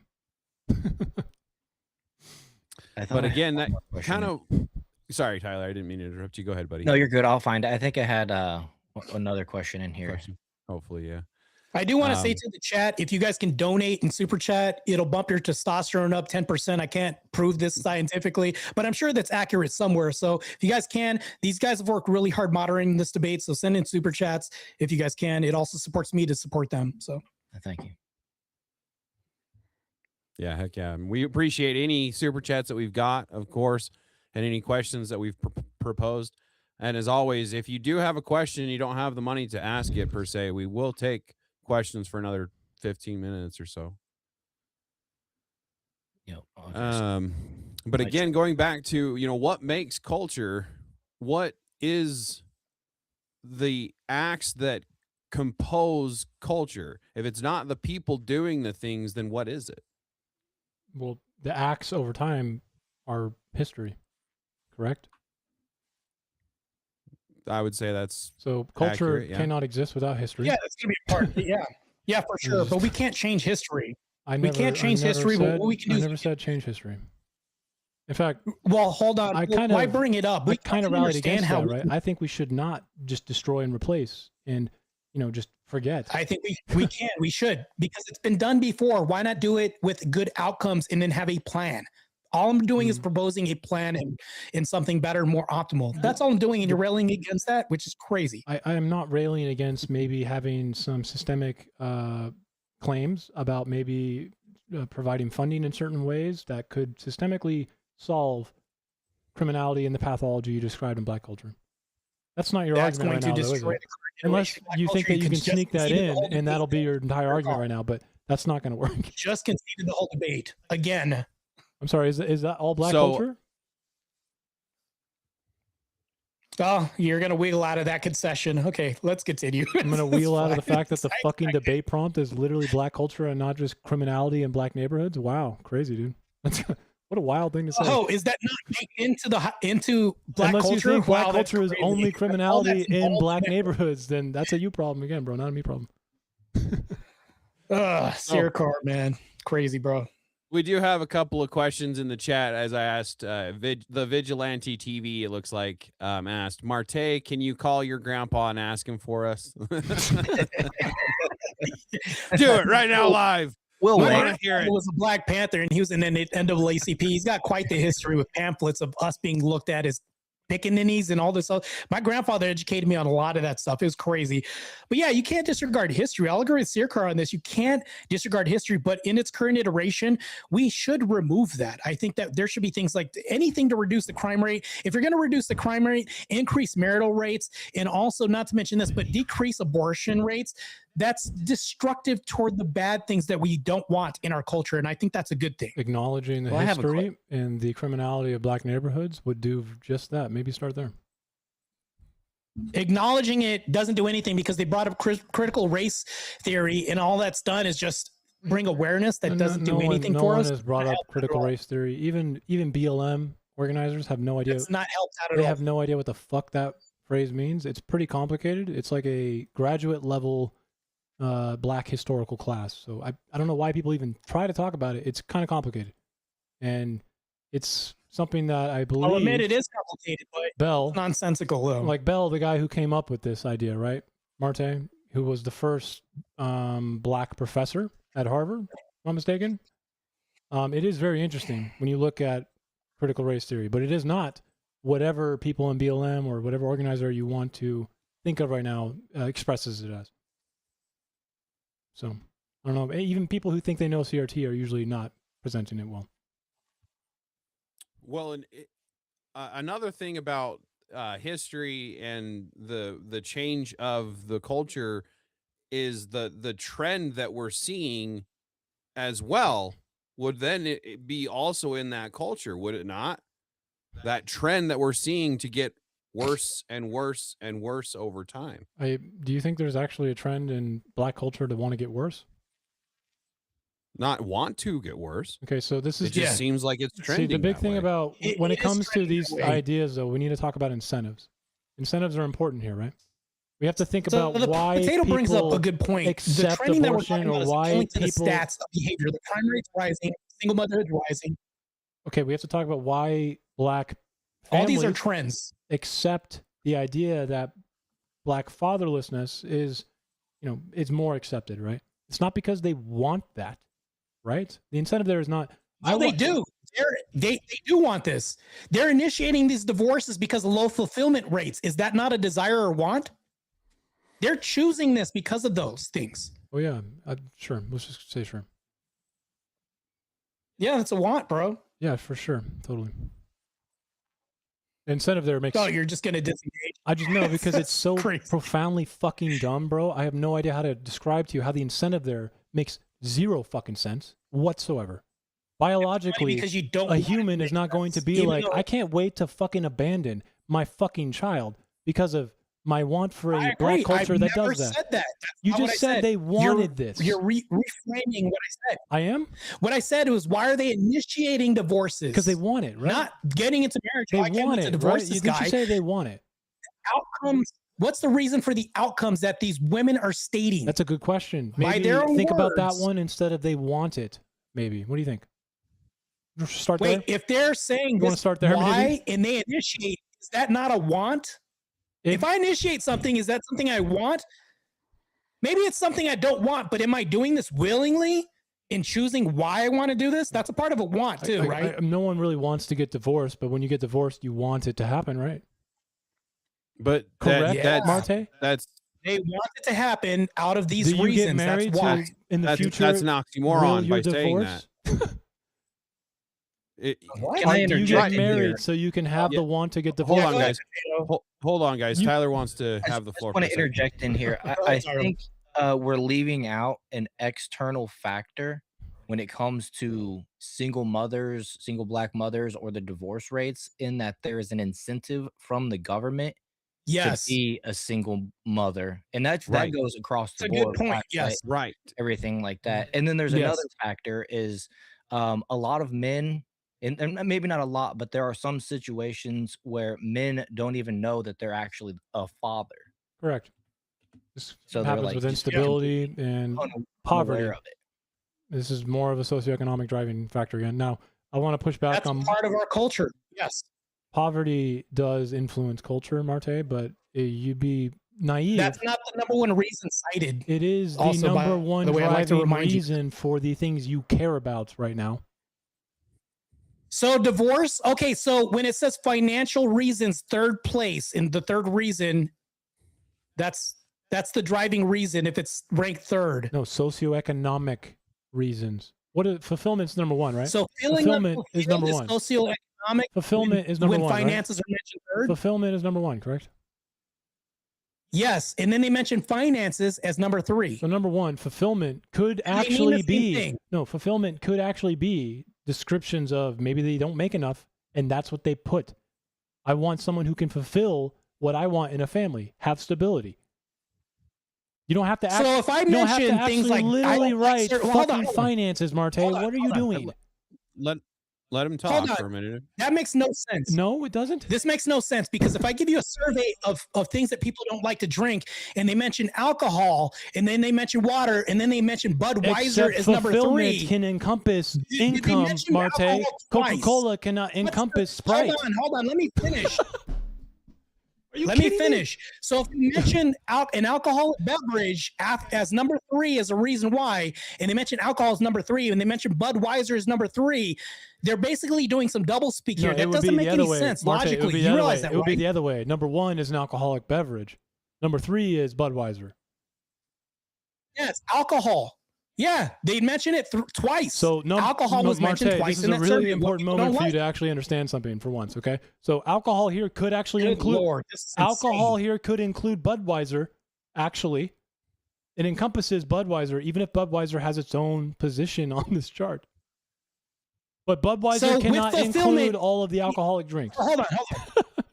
So if you take fulfillment, do you think financial reasons is the number one reason why when I didn't say finances that. is I said said as third fulfillment could reason why? include a financial reason. Actually, even if Okay, let's say it includes financial reasons, and they mention it's the third reason why. why would What they do you think mention is it the as the third majority reason? They mentioned fulfillment. Hold on. They mentioned fulfillment. And let me ask my question. You- What do you think they is the get a multiple majority of choice? reason why they say fulfillment? Why do you think is the majority reason why they say unfulfilled when finances are mentioned third? Do you think it's the majority reason why? So they're mentioning finances twice? No, they just mentioned unfulfillment, and Okay, it thank could you. actually mean Shit. finances. God, this is crazy. It's like pulling teeth, bro. This is crazy. It is, because you don't understand how these things work. It's redundant. Did they get It's a multiple redundant to choice think that question? they're Did they going get to mention this answer D, twice. all of the above, bro, or what? But to be- Nobody's going to see finances twice. Like, that's redundant. They could fill in the gap with something else like abuse is number It's three. a They don't divorce have to mention it paperwork, twice. Martae. Do you Crazy. think they're going to give you their life story on this fucking simple survey question? Oh, so you want to not concede to stats? There were 7 that I could pull up saying the same thing. You're saying, Hey, well, Martae, just gonna Martae, are ignore you that happy? too. Are you happy? Well, if I cite why You I'm have happy, yes or no, or Martae? that it's Are you happier, happy? yeah, destroying you in a debate, I'm obviously happy. Yeah, for Okay, sure. so you're a yes. Okay, so did I accurately and Christ is fruitfully, God, by the way, did I too. actually describe your Christ is happiness just now? Did I describe anything about it? You said yes, but No, you didn't describe anything regarding the happiness. congratulations, bro. Right. We've passed the first section of statistics. Let's go. Surveys are stupid sometimes. Let's go. So the problem with this is when they mention feeling unfulfilled, it says feeling unfulfilled. That's a feeling, Oh, right? Those are You can separate notoriously this really from easy to pin down. Feelings, bro. I materialism love and that. money and disparity Fucking when it comes to numerical financial as hell. capital. Right? I'm a 9 on the feelings. You can create a distinction between the two and separate them, right, Searkar? I can't. This Yeah. is slow boy logic No, here, I can't, bro. I can't. Right. Okay. Do you think fulfillment crazy. might actually come from someone not making enough money? That would be unfulfilling. When they say feeling unfulfilled, Yeah. and they say I'm financial disparity is unfulfilled number because I don't 3. have a fucking Porsche in my driveway. That's fucked up. I'm unfulfilled. Divorce. Yeah, maybe you don't have it, but it doesn't tell you why. You're It's just saying a correct. feeling. It doesn't. You're correct. You're correct. Oh my god. Right. So it might doesn't be tell financial. you why. But number 3 says why. Okay. Why would they go ahead and mention it twice? They don't. These Can are you tell me separate why? answers on different divorce paperworks. I don't know why you No, they're think not they the answered same this answers. all together. Number 1 is Like not it's the a fucking So Scantron. financial unfulfillment doesn't mean financial disparity, right? Is there a multiple choice here? Are they able to go, wait, I'm unfulfilled, not financial? They're not the same thing if they list them as reasons why. They're not the same How thing, do they right? know what Searkar? to Let's nip list, this what the in the bud. answers are, though? Is it fill in the blank? So you don't want to answer the question. All right, well, I'll continue because Searkar is just going to keep obfuscating and never answer the question. Hey, This man, is insane. remember, I'm clairvoyant. I know what answer is going to be on the divorce paperwork. Don't worry. Finances means everything finances. Is that not accurate? Does that not only talk about money wise? That's pretty distinct, right? Financial correct. disparity. You're correct. But unfulfilled. Fulfillment, when they talk about feeling fulfilled, that's just feeling. Unfulfilled is not very clear.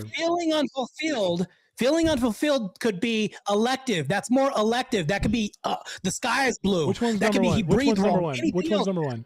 Unfulfilled, right? Not specific. Feeling unfulfilled is number 1. Okay, so it's Number not, 3 you is just, financial You just said the disparity. number one, which is not very specific and not distinct. Number 1 isn't specific. It's a feeling. People Exactly. leave more than random feelings. More than financial disparity is being listed as number 3. But what Thank if you didn't list the financial disparity, but it is still the unfulfillment? You just hate getting bodied in a debate, and this is crazy. I thought you would be more of a challenge, but hey, we're here now, bro. I'm just I curious appreciate where you you showing live up. because somehow your divorce Don't paperwork even- has a Scantron multiple choice question on it. I just feel like that's a little weird. Searkar, So you're Searkar, the best you could do, donate a super chat to these two gentlemen for having to put up with your obfuscation the whole time. I think they put in the work having to They are moderate doing this a whole good job. debate. They are doing a good job. Maybe handhold this whole debate. This is crazy.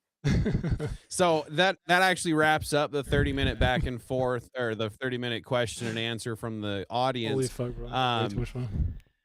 I am curious on that last bit there, and not quite sure how to ask it. So maybe we'll have to set up another debate sometime or something like that. But Yep, I will down. leave it up to Tyler as the host and you guys if we want to continue. But that does wrap up the 30-minute question and answer from the audience. So you guys let me know what you think. Right. Well, I'll just say, if you've given us 33 hours of your time hours, this yeah. evening.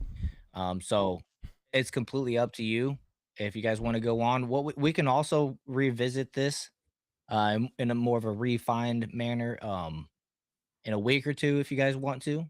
It's completely up to you guys. You guys can reach out to me on Discord. You don't have to make a decision right now. Right. Yeah. Nothing pressure wise, but yeah, I'm curious. I am curious personally on more of a refined prompt on this because yeah, I was kind of interested in seeing how this went, and we didn't really have anything to nail down on to debate today. So I think that means I win. Yeah, right? go ahead. kidding. I wouldn't necessarily say that. I did my job. but, I sowed the seeds of doubt. again, well, that's fair, but we do have to go off of statistics that are written down. You know, the winner makes the rules, but it is still the rules, and so Hey man, you we see a do guitar have on to my go wall. off of the statistics. I really that are like written rock down. and roll and metal. I like that part of black culture. Okay. Well, and that's the thing is that black culture, Rooted, or yes. is that just It is rooted in black culture? culture. It is rooted in black culture, 100%. But is that just the elements of culture at that bluegrass point in and time? rock and roll? Absolutely, 100%. I agree.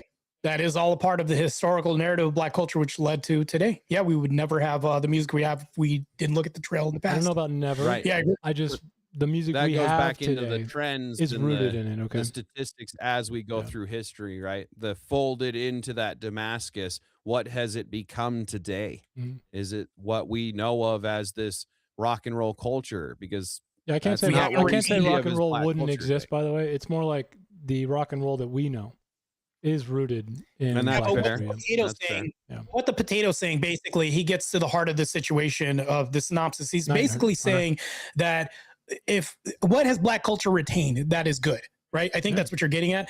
I think that we've destroyed a lot of the good in the culture right now, and it's imploding on itself right now. And I think instead of waiting to see what would happen, we shouldn't throw money at it and just leave it to be. I think we should be proactive and engage and have debates like this and say that this is bad. We should remove this off of the planet and replace it with something else. I don't think what I'm saying is bad or crazy or self-destructive. Actually, it's conducive. It's out of the love for black community that I want to eliminate this off the map and replace it with something more optimal. Okay, well now it's less disrespectful, but I do want you to understand that describing something is much different than prescription for it.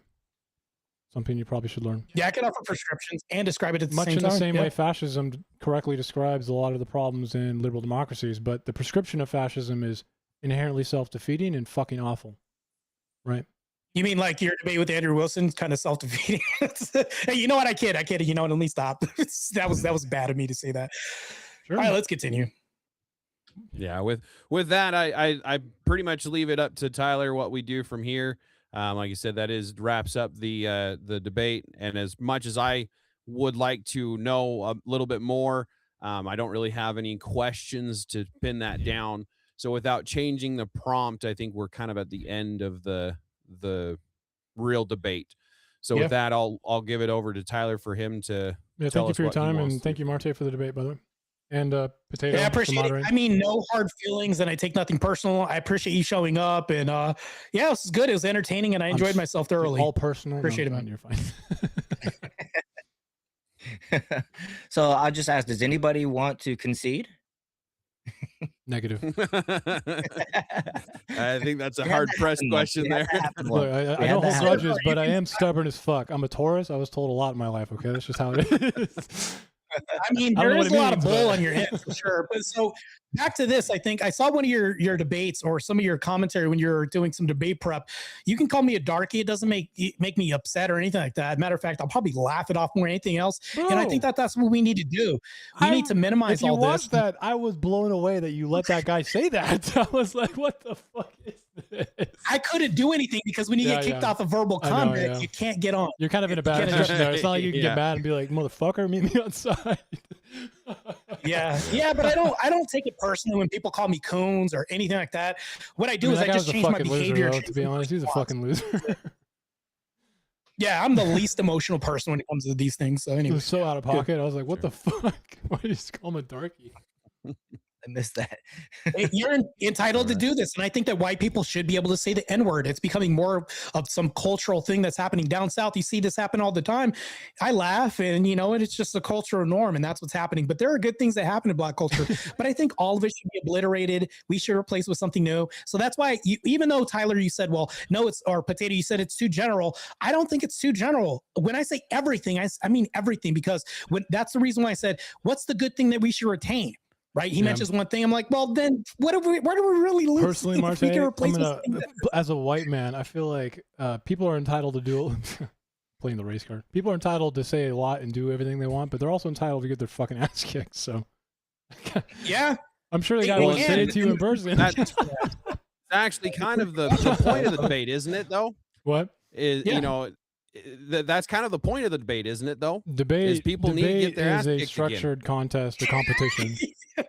So not really. A debate is not about admitting you've lost. A debate is a contest. It's like if you're running the 400 and you're going to get beat by Michael Johnson in '93. You don't just stop running. You still run your race. A dialogue or a dialectic is a conversation where Martae and I probably after the debate could actually come to a more conversational truth. Like the truth is Martae doesn't actually know a lot of my positions right now because we haven't had a dialogue. A debate is a contest. You're trying to win. I do these for fun, right? Because I have positions and obviously I bring a lot to them, but they're meant to be a contest and practice skill, and they can be fun and engaging. Well, this can also be fun too and entertaining, but it's also to bring the subjects to the forefront so that we can have a little bit more clarity. Because here's the thing, though. He says that I don't know his position, but I know it better than before the debate. And if we talk about this, that's an inch moving forward than we would have gotten had we never had this debate. Now, I don't debate positions. I don't debate positions I don't believe in off of Horseradish's stream, but I debate all the time positions I actually have no faith in and don't believe in at all. And most people can't really tell, but I will say that when I debate off of actual contests, Horseradish has a really good style going on where it's more like what I experienced in person. I definitely can debate things that I don't believe in at all. It's kind of part of the debate skill. So it's good. Yeah, it's good to have. Yeah. Yeah, knowing what the opposition would say is just it's a good part of mediation. Good part of understanding internal critiques for sure. It's good to be able to defend both sides of the debate because I think it strengthens your position as well too. So it can strengthen. Yeah, it can. The challenging of ideas is what we're trying to do with our platforms. Tyler and I, we're trying to move the conversations forward. Right, more of the dialectical, and I do appreciate the respect that we did have between the two debaters tonight. It could have gotten a lot worse than it did, and I could have called him a darkie. Appreciate the respect between each other. No, I said you can call me that, and I wouldn't be upset because that's just it. It's just words. I'm not a fucking loser. So I'm not gonna do that. Yeah, they're just words. Sticks and stones, Exactly. They're just words, man. It's crazy. We're too sensitive as a culture. I agree. Going back to culture, yeah. I agree.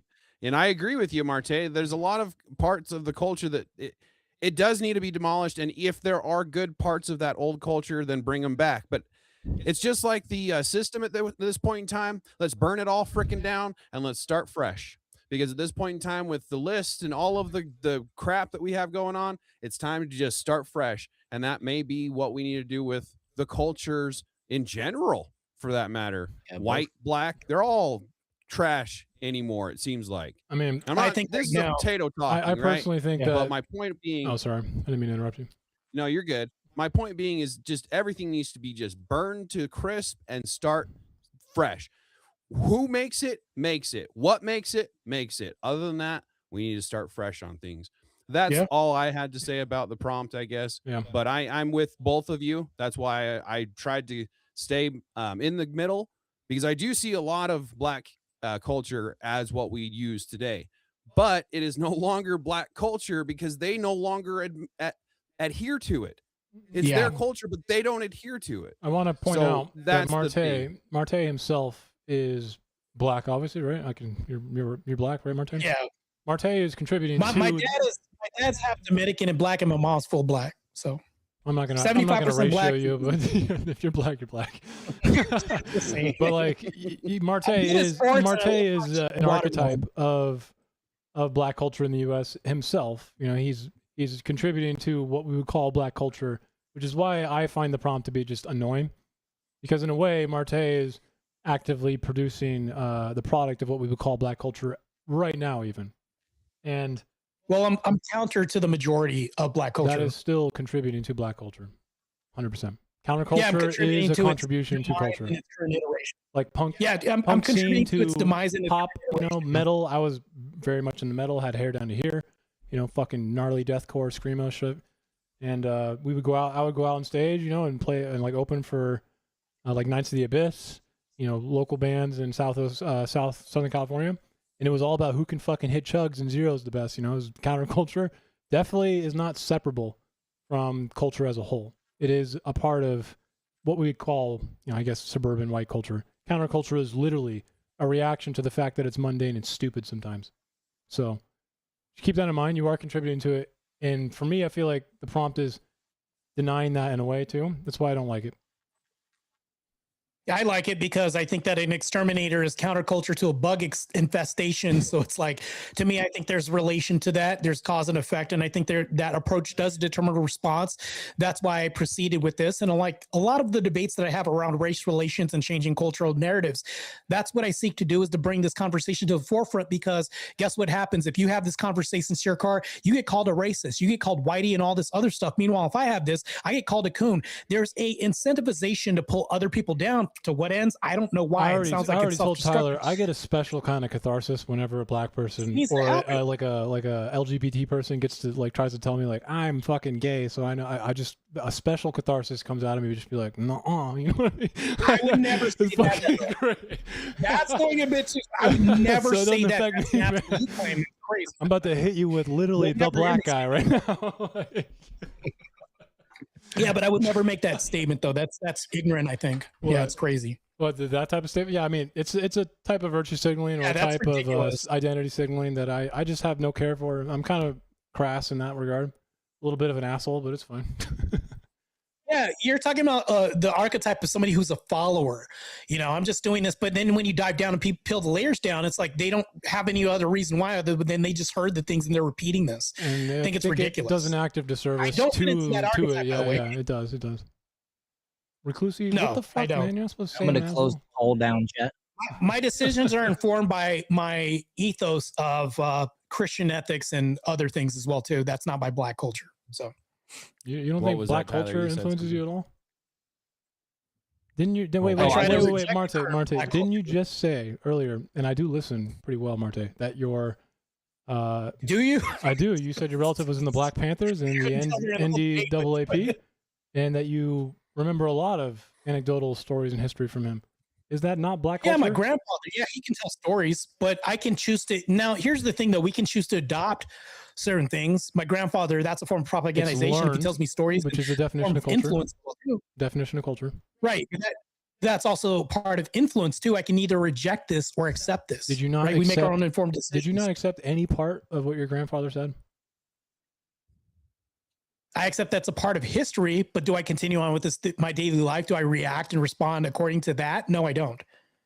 I feel like I don't fearmonger and use that as a victim card like most blacks people do. I'm not saying you need to accept the, Black Panther's socialism aspect of leadership, which is kind of obviously true. But I mean, there are parts of Black Panther ideology that you could accept, like pick apart and go, I like the idea that they're not victims, which I know you do like.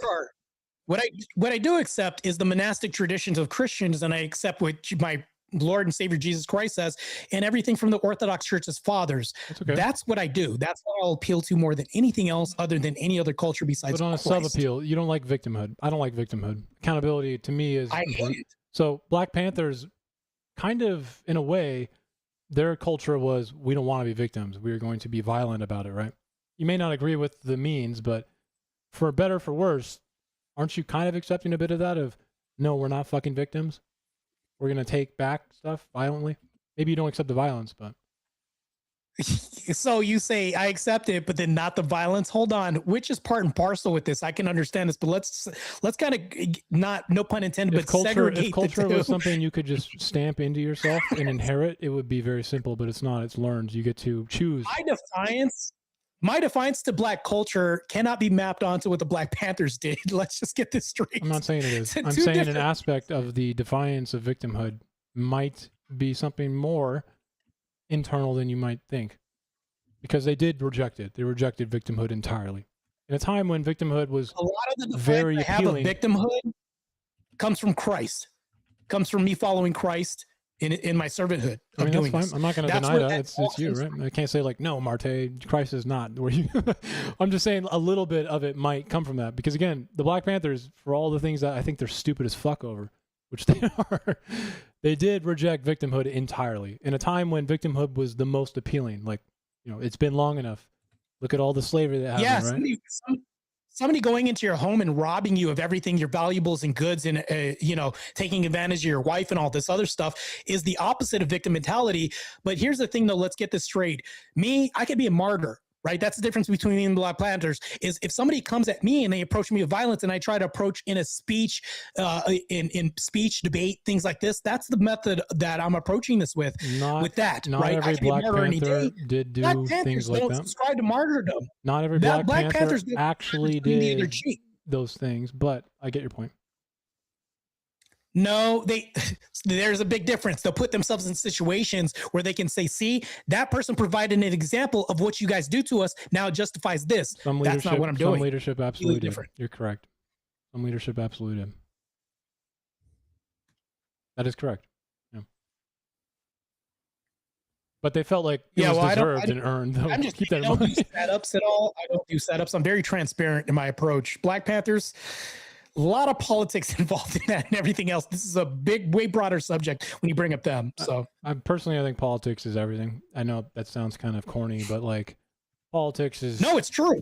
Fundamentally, it's in the air we breathe, and it's involved in everything. That's why whenever we talk to people and people say on the first date you shouldn't bring a politics or religion. No, that's the thing that's probably going to break you up. Get this out of the way and get this at the forefront. It's involved in everything. I agree with that. But when it comes to this, I'm just making a distinction between me and the Black Panthers in our motives. That's all I'm saying. I'm gonna, you know what? I'm gonna rename you Martae the Black Panther. Okay, is that okay? If you're talking about the Marvel version, yeah, let's do that, bro. But the other one, no, let's not do that. It is a nice suit, Martae, I guess. I don't know. I see the IFBB there. I guess, yeah, I'm assuming that means what I think it means, right? Yeah, so I'm training to qualify for the if you want the suit, man. Go for it. Yeah, I'm competing against the elite, thus defying the black narrative of people saying, well, I can't do this because of this and taking a merit-based it's approach. Bodybuilding, right? I'm just saying the suit would look good. Martae, what the fuck? Yeah.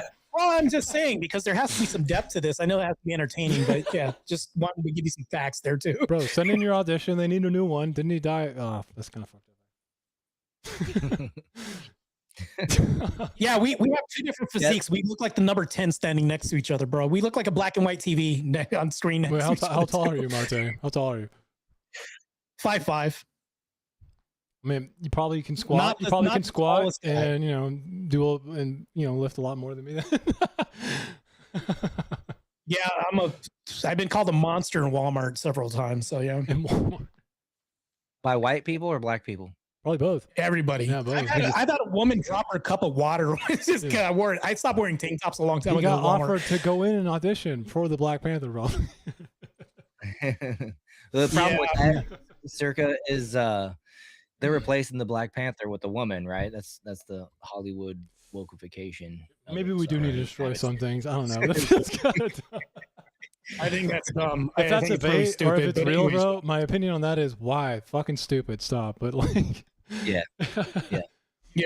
I don't know. Maybe an interpretation could be cool, but somehow I feel like this is going to turn into what you would expect, which is advancing something that isn't really about a cool interpretation anymore, right? It'd probably be more about like something fucking lazy and stupid, but that's Just my guess, right? It's If I so Google this usually right if now, you see this, if I Google this right now, am I gonna there's usually an fucking agenda, sigh like audibly? Is that what's gonna happen? well, there's usually an agenda like LGBTQ Yeah. or some feminist agenda that they want to say because they feel like, you know, we need an inclusive community. You have that. Matter of fact, you're overrunning everything to where you're ruining box office sales and plummeting them through the basement. Disney is good for doing this. They've ruined Star Wars and everything else. It's really bad. They Right. do have some bland characters in the new Star Wars. That's for sure. They try to make Christ a black bald woman. Did you guys see that in New York in the play? That's crazy. This is just Oh, insane yeah. what they're doing. Yeah, yeah, that freaking seems wild. kind what of they're historically accurate. Yeah. It's ridiculous from Wicked.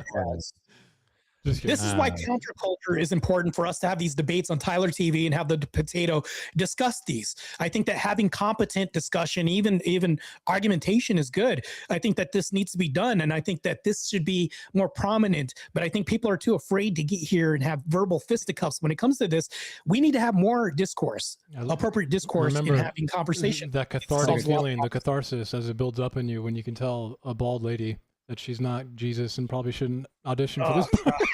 But this is exactly why I have my open panels on Thursdays is for discussions rather than the heated debates. If anybody is watching this and wants to have an actual discussion, not a debate, that's what we have on my Thursday open panels for just that reason. Yeah. There's so many people out there that want to have their piece spoken and they don't want to get into the ring with those fisticuffs, and I don't blame them. So that's what the entry level for the Fast Friday debates are. That's why we're doing this on Wednesday, not Friday, so we can still lure in those people that are amateurs and have those Friday debates. But again, the open panels on Thursdays, I still want to really push that out there so we have more discussion. I cruise around in And open again, like panels. I cause a lot of mayhem, though. I'll probably show. yeah, I've noticed.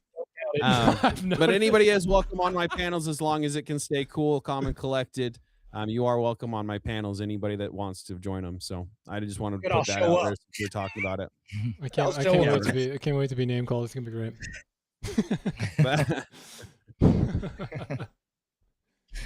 All right. So I think we're all pretty good now, right? I think we got a Martae, some sort did of you a- vote for Trump, by the way? Yeah, I did.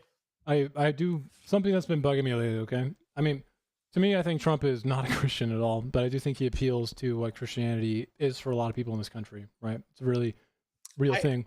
But like recently, I didn't vote for him because of his Christian ethical stance. I voted because I think that the abortion rate is skyrocketing insane. And I think to vote against this from happening, anything we can have is a speed bump. And Trump presented that at least one critical point. And immigration was a good stance that I was firmly against, is closing up the border. The previous administration didn't do anything to embolden stopping this. So there were a couple reasons why. Those are the two major reasons why: stopping mass casualty deaths from happening in clinics all the time. Okay. And then this issue, because I used to work for Homeland Security, the immigration issue is a massive issue we have. So yeah. it definitely was from 2021 to 2023. It definitely wasn't functioning that well. But regardless of that, I'm getting the sense that if you're an Eastern Orthodox, right, I feel like that'd be a pretty high value to you, right? As in things like not committing blasphemy. And maybe you know where I'm going with that. Lives. Yeah, I know where you're going with that. To me, recently, you know, the thing that everyone was focusing on with Trump's recent tweet about, like, you know, the total annihilation thing. I don't know. I mean, maybe people think it's mocking, right, at the end, which kind of hard to infer. It may be, you know, like a plea to his Saudi friends who are getting mad at him, or the UAE friends. But what is Trump saying? Praise be to Allah, that just kind of sneaked by at the end of that recent tweet. Kind of He did. sit with this fucking. What the fuck was that? sarcasm. How does he just get away with that? Yeah. Sarcasm. That And was I a think troll. Trump was trolling. I think that's Even in utter a mocking way, sarcasm. isn't that blasphemy in and of itself in the Eastern Orthodox tradition? There's no fucking way you can get away with doing that, right? We can wait, hold on. We can say that we can make fun of Allah all we want because that's not the God that we worship. That's something else entirely different, not the Trinitarian God that we have. It's completely If I'm different. correct, I think the phrase Allah just refers to It means God. It means just God. in Yeah, their- in it's their dialect. and they are an So it's- Abrahamic it was- God believing, you know, religion, right? They do believe in the same God technically. They all believe in the story of Abraham. I do believe it's a troll, though. It certainly was a troll, in my belief, for sure. And I will Yeah, say I something would about say it. to me, it looks like Trump's he's about to fucking Christianity. don the robe and hit the like fucking wheelies in the Rolls Royces out there with the Saudis. I don't know, man. He's being fucking weird lately. Well, I want to say one thing. I was thinking about this just over the last couple days with the AI image that Trump posted, That and one too. everybody's like, "Oh, he's Yep. depicting himself as Jesus," but like I didn't see a cross. I didn't see anything like directly religious in that post. I mean, the hand on the It could be cope. is It could be technically, you cope. know, like doing a ritual that's in early Laying on the Judaism, hand. right? You know, like that's how you would anoint, how you would transfer in apostolic succession, right? You would have to do it on the forehead like that, right? Or when you heal miracles, but it is a little murky, I guess. Right. Right. That's one thing. And then I think the narrative became, oh, he's claiming to be Jesus. And then I looked at it closer, and they're like, oh, there's an evil demon with the horns on his head. But then you look at the There's also Statue an of eagle Liberty thing next to it. It was on the the same side. sign as the Statue of Liberty. Yeah. We know how AI makes AI images. You know what I mean? So you might just settle with the best one that you can get. Plus, it looks These like type of he's things healing Hunter Biden. I don't know. It looked like Hunter Biden to me. Someone I saw Jon Stewart said, "Why does Oh, he like, look what like the me?" hell? What is he curing here? Like the drug addiction? I guess so. He was that was his secret message of I know whose cocaine it was in the Dude, White it House. literally looked like Hunter Biden to me. I mean, very funny image. I think in the grand scheme of things, it really, you know, you're going to have a president that's more associated and becoming integral with our cultural part and relevance of AI participating in that culture and everything else. I do think that faux pas are going to be made, and he's just going to do things that are just like, maybe he should have thought about that more. Yeah, but that's minutia in comparison to like the reduction of illegal immigrants coming in and the bigger picture of the deaths at Planned Parenthood and all this and what we're talking about. So yeah, I mean, these are just things that they'll take a little bit and just run a mile with this, and that's always going to happen in any administration. I'm going to so I don't present scoff an over it. interesting thought dialogue right now. Okay, I'm not really. I'm an independent, so when I say that, it means that I vote for whoever the fuck I want. Right now, obviously, I'm very much against the Trump administration. I think he's a fascist. I mean, you probably all saw my debate with Andrew. I think he qualifies for it diagnostically, and that's coming from someone who just studied fascism before I ever even cared about Trump, right? But Trump, to me, and I feel like this is kind of apparent in everything he does, is not really someone who cares about Christianity, right? I mean, he puts his name and adds additions to the Bible and the Trump Bible, which I'm sure we're all aware of Revelation, right? Anyone who adds words to this is committing probably one of the most unforgivable sins, right? I feel like he kind of mocks. The majority didn't vote for him because of Christian ethics. You understand that, right? I The majority get of that. pollers. I get that, but I'm asking you as Right. someone who holds it as the highest value. And then in contrast, disregard all the other stuff right now. If the highest value right now is going to be Christian ethics, okay? You have someone like Biden, who, again, I don't really give a fuck about his religious identity here. He's a Catholic. Maybe that makes people a little upset because fuck sacrament, fuck the rituals, this shit sucks. But nonetheless, you know, Mary is not, you know, that kind of stuff doesn't matter. I don't disagree. He's pretty much been a lifelong devout Catholic who actually, in earnest, and I think we can say this with clarity and factuality, is a lifelong devout Christian who does not mock religion. So if Christian ethics is the highest here, I feel like, to me, this is a thought experiment right now. Is Christian ethics really your highest value right now? Because Trump, to me, and maybe this is me being dumb or maybe not missing it, but I feel like he mocks religion in a lot of ways. So He might. What do you- My take on Trump and Christianity is I think he's just recently become a Christian. And so he has 70 plus years of being a crass New York businessman. yeah, And the repentance that we're called to do and turn from our ways and stuff is still new to him. But he's a baby in the eyes of his Christianity. And so I think that's why some of his opinions seem some of the posts seem maybe tone deaf or whatever. you know, one of the because, most beautiful things about Christianity, right, is that idea of forgiveness, and it's not like I can really say that that's not true. I feel like it's the most positive part of Christianity is the idea that forgiveness is there for everyone. So I'm not going to directly say that what you're saying is not true, because that is, in my opinion, just not correct. But to me, it does seem a little advantageous to him to suddenly, as someone who's shown his entire life to be a malignant narcissist, to kind of lean into this when it's necessary, when it feels advantageous to his own personal game. But I do want to and he clarify is that the there's no way leader I can that- say that what you just said is wrong and false, because that's kind of unchristian, kind of fucked up. So. I do got to say this though. I do have to leave and bid you guys adieu because I'm starving, and fried chicken and watermelon sounds so delicious right now. I have a cold glass of grape drink right here. Can we destroy Yeah, that? keep that culture Can we around. destroy that? What's Keep going that on? culture around.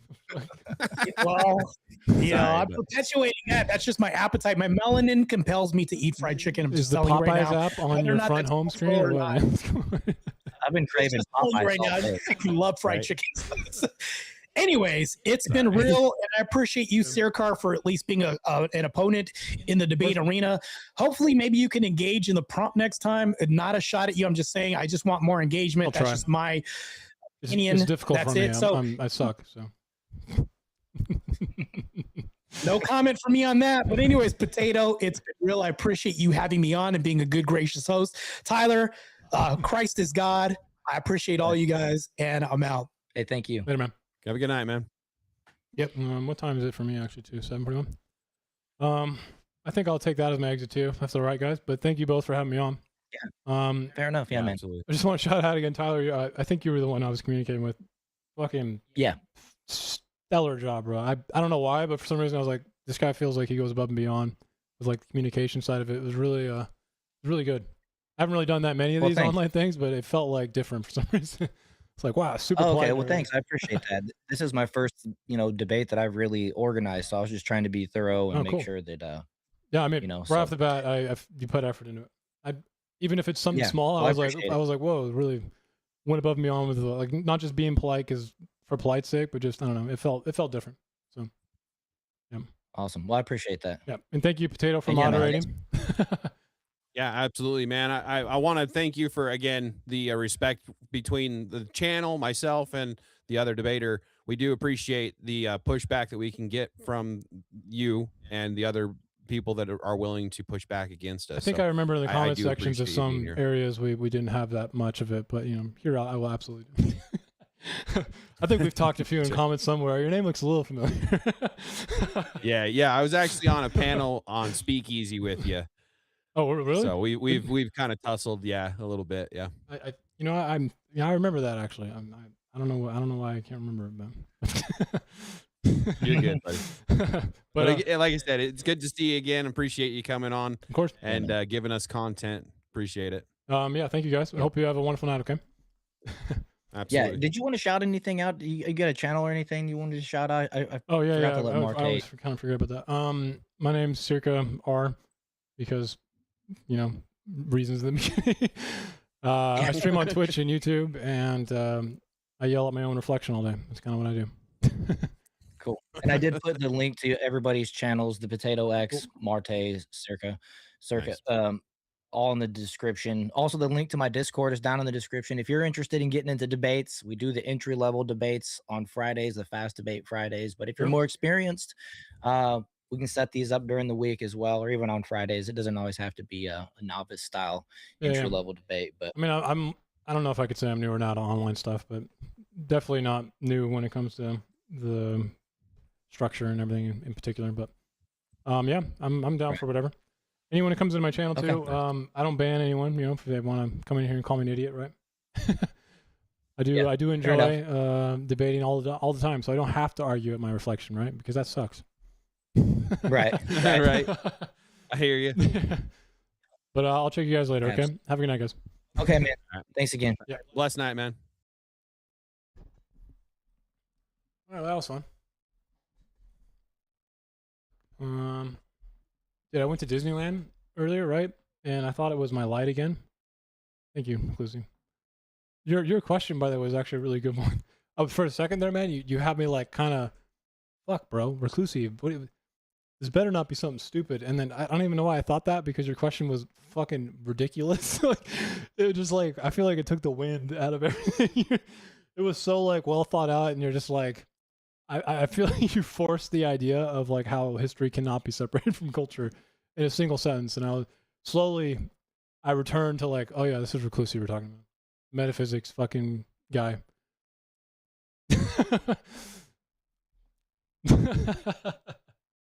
That was fun. That was fun.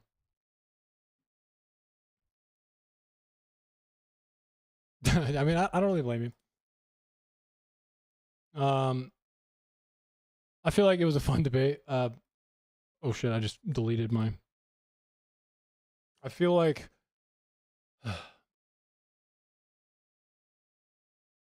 I mean, I don't want to be mean, right? I don't think he was engaging enough with what, and I kind of anticipated it because it's not talking point material.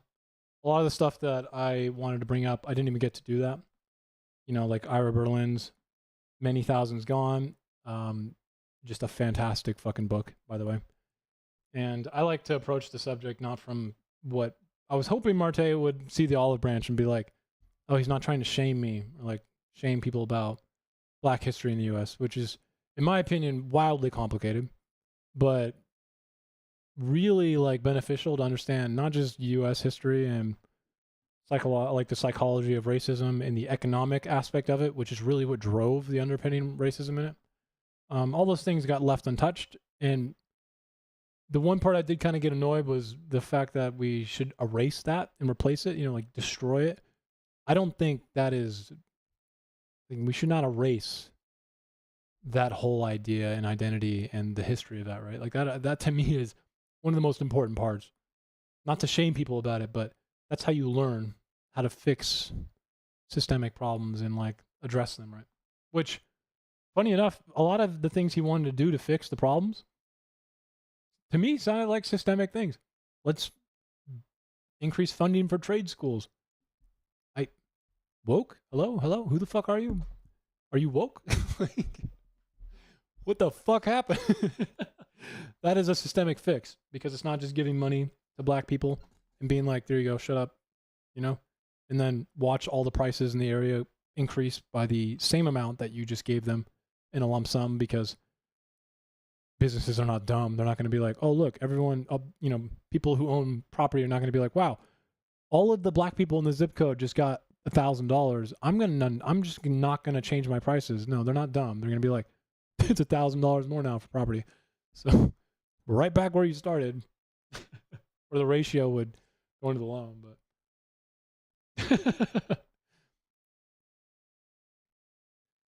I mean, that's why I always try and bring up the idea of what a debate is. I feel like people really do not know how to demarcate debate from dialectic and a conversation or a dialogue. And one of my favorite parts is the conversational aspect where people get to know each other's positions in a dialogue. You know what I mean? A debate, though, is not fun or engaging or entertaining if, like, on the second question, you give up. What? What are you doing? Fucking argue your position, bro. Even in the face of failing, because debate is not about being right. It's about presenting the position which wins. And that's kind of the skill that we're having fun with, right? Most conversations in the world are not won with truth or facts or like, you know, what Ben Shapiro says. The funny part about, in the irony in that statement, facts don't care about your feelings, is the feeling it elicits in you over the fucking facts. So, I mean, I wish more people could actually identify what debate is and then really understand that when two people are in a structured debate, right? It's not fun if someone just gives up. I know, I fucking got sauce, bro. Fuck me. I have to rethink my whole stance. God. Fuck. Absolute nihilism, bro. The fucking meaning, just a gravity well underneath me. What the fuck is the point? How am I supposed to go on living if I can't convince an entire chat of people who very much feel already differently than me and have so for years of my extremely important mission to overcome Black culture and how important it is to me.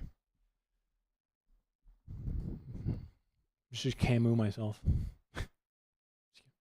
I mean, was it worth it? I mean, please say yes, or else what is the win here for me? If I got sauced 89-11, then I have to have some win, man. Fucking help me out, bro.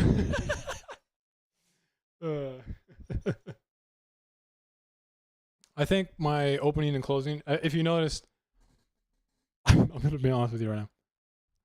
Oh, hey, Zach. I saw you say something during the debate, man. I didn't respond. It's been a while. I'm sorry I didn't say anything.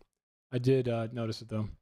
I feel bad because I didn't say anything. I was too focused on what I was about to say, which was during Marte's closing, 10 seconds in, I shit you not. You know what I did? I took out my whiteboard and started writing in addition to my closing and just ignored everything he said. I was like, this is grade A fucking prime worthless right now, dude. Nothing. I was like, okay. Reject.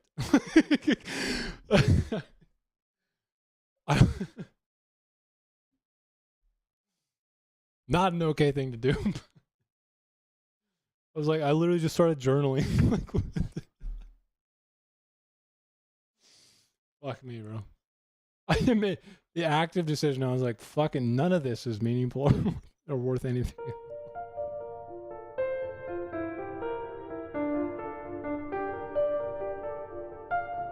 I almost, for long parts where he was telling me that my run-on sentence was too long while conveniently forgetting that his entire argument was nothing but commas and ellipses and looked like someone having a seizure creating a tweet. But I was beginning to be like, I'm just gonna play some melodies, you know.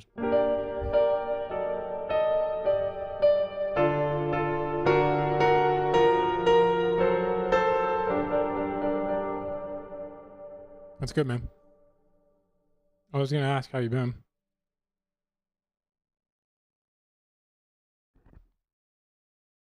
I do spend a lot of time on my openings and closings, and I bet a lot of people really just think they're AI, but I spend a long time on them. I feel like they're in a debate. I feel like your opening and closings are probably the most important parts of a debate when we're talking about people who can't demarcate debate from dialogue. And I feel like the veneer of a good opening, no matter how much you really like someone, you know, this is my team. A weak opening doesn't feel good for anyone. If it just feels like it's scrambled together. Not that off the cuff is bad, because I interject quite a lot of off the cuff in my closings and openings. You're supposed to. You have to adapt to what's being said, right? But the underlying structure, I almost certainly in all of these debates I do, I know, and it sounds super pretentious, but I know exactly what the fuck everyone's going to say. That is not hard. What would really surprise me is if he actually started to talk to me about how, you know, Pete Daniels, the slavery of the South from 1906 to 1965, a really good read, is not actually filled with the substance I think it does. That would be much more difficult for me to debate with, because I have my opinions of that book. It's critically acclaimed, right? It's a very good read. But if someone were to give me a position of like real tenor, you know, like I feel like in, you know, the first chapter, he overemphasizes exactly how social law and order and the creation of legal systems in the South really did create a system of criminalization for black communities through debt peonage. I would it'd be much more difficult. I'd have to be like, oh, fuck. I mean, I thought about that, but I can't just like use a quip to be like, you know, multiple choice question there. I've got to think about that one, right? But, you know, that's uncommon. That's uncommon. It's very uncommon, I've noticed. To me, I feel like it is a bit of a stupid debate point too. Buddy got DUI, was refuted.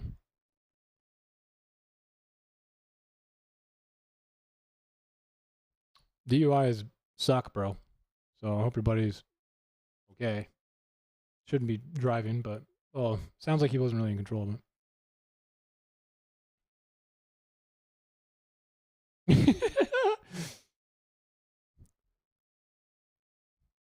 I was going a little bit insane near the end there, man, when I was like, how are you tying this entire argument right now? The substance of your argument is to divorce rates of black families when black families overwhelmingly reject the idea of marriage in general because it's a governmental system which they distrust inherently because of their history with the government. How does that make sense? And he just would not understand what I was saying. I was like losing my mind.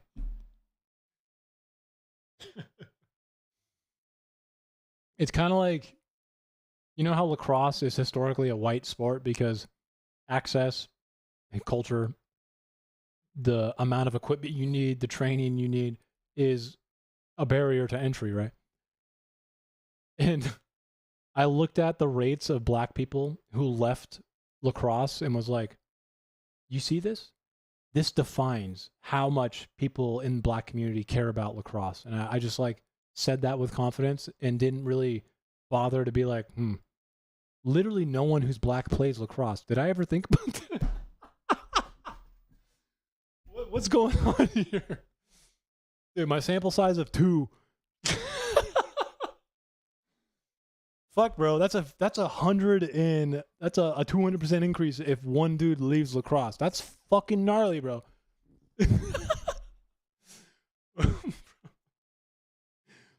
I'm fucked. Holy fuck. It's okay though. He was a good sport. I like when someone can roll with the quips. I think I honestly found it kind of impressive. I don't know if it's what Martae, I mean, he online, it's not like Martae, like we discussed, not like, meet me outside or something, but the moment, when you brought up the thing about the darky moment, when I was watching that, I literally was like, what the fuck did this guy just say? Like, excuse me, bro? And he's like, he's entitled to say it. And I'm like, I don't know, Martae. I feel like, people are entitled to say what they want, but they're also, again, entitled to get their fucking ass beat or like entitled to reap the social consequences, which is the whole point here, right? To me, it feels like maybe he was in the situation there, understanding that there's nothing he can do. But even Speakeasy kind of was like, you shouldn't say that, right? I don't think there's any moment he would have been kicked off. But to me, I just disagree with Martae's point there. I feel like, nah, fuck that guy, bro. You shouldn't really be fucking saying that shit. It's fucking retarded. I don't know.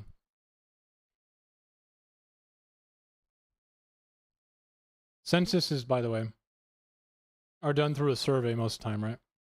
And the instability within black communities and the unfortunate reality of how people even address the census, as in like how they respond, if it gets mailed properly. I mean, if you don't have a stable address, you don't really look at your mail, I would know.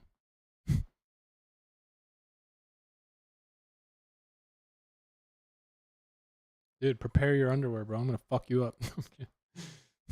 I think you already know my argument on this, don't you? So there's no real problem with me giving my game away, but the problem with the death penalty is the fundamental idea of liberal democracy's justice system is not founded on the idea that we punish and have retribution. The entire system we have, all of natural law and its origins and history, is founded upon the idea that we do not jail or deny the rights to innocent men. That is the actual foundation. And the death penalty is the antithesis of that. The actual antithesis. It is the government ruining that very idea in a single blow. And it does it devastatingly. That's why the death penalty is not a debate to me. If you care about natural law, and I identify with it kind of a lot, it's got manifestations, sub-varieties, sub-variants, right? But the death penalty, even if it was like 0.5%, but it's 4%, by the way, 4% are innocent. If it was like 0.5%, it flies in the face of what our justice system is supposed to represent. We do not take away the rights of innocent men because we think we might be giving retribution. It is the opposite of that. We do give out retribution only and only if we can overcome the idea that they're not innocent. That is the fucking point, right? So that you know my argument already. I just hopefully you'll find a way to make it interesting. I expect you. Okay, we're reading lists, so we can have some fun here. Thomas Hobbes, obviously, John Locke, John Stuart Mill, and then some jurisprudence textbooks, natural law, or fuck is his name? A really important book on this is something they teach in a lot of jurisprudence courses. I actually had this conversation with someone in my chat a long time ago. He taught me a lot. I think Kant might help us a lot in understanding the moral actions here, right? But ultimately, jurisprudence has its own form of moral authority and moral decision making, right?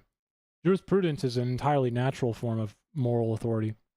And I do think it's one we should keep. I don't think Kant really describes jurisprudence that well. Jurisprudence is almost like a utilitarian idea in which what's best for society is decided as moral in law, which kind of is what we accept. You know what I mean? And I think the idealism in Kant doesn't really map onto your traffic infractions that well, right? Which is a more natural law. I like Kant. I don't know why. Maybe he's pretty hard to read. It's not like I understand it fucking, that well, but I just liked the appeal of like the categorical imperative, right? His idea of like the non-separation between the means and the ends, but like honestly, it's not like super satisfying at that point, right? After that.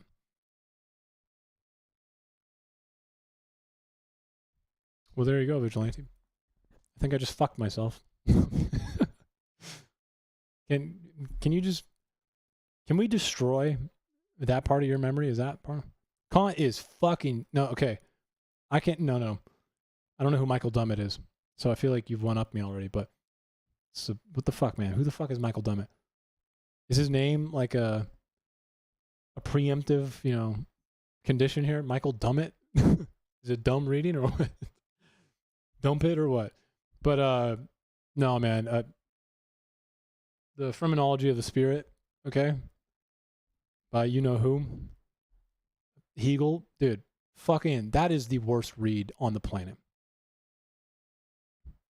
Meditations by Marcus Aurelius. I think if you want to understand Stoicism, Vigilante, Meditations is a go-to, but Epictetus is more or less the better foundational idea of how to understand Stoicism. But Meditations is obviously still something that classically, if you want to understand Stoicism, is a good read. But I feel like Reclusi here might be able to tell us too, because he's probably one of the more knowledgeable people on philosophy in my chat. At least I have come to think so. Epictetus is, I think, considered more of on Stoicism. I mean, Plato, I feel like the 5 Dialogues is like one of the best introductions to just like philosophy in general, right? Or like those 5 books cover so much ground. And then, people recommend Aristotle, and I mean, it's like going to a graduate level course in philosophy right away. But nonetheless, obviously, good read. It's long. If you want to go, in section 1140b, underneath understanding bracketed, under subsection B, we have this multivariated understanding of how virtue ethics works within the moral claims, and you think to yourself, am I reading a goddamn textbook? And why did I feel like I wasn't going to read one? When you come from Plato, then that's probably what's going to happen. But the dialogues are fun. Plato makes it more engaging. He's all like, in the story of Youthful, right? Like, fuck, I can't remember. The judge is his father, right? Or the why can I not remember this?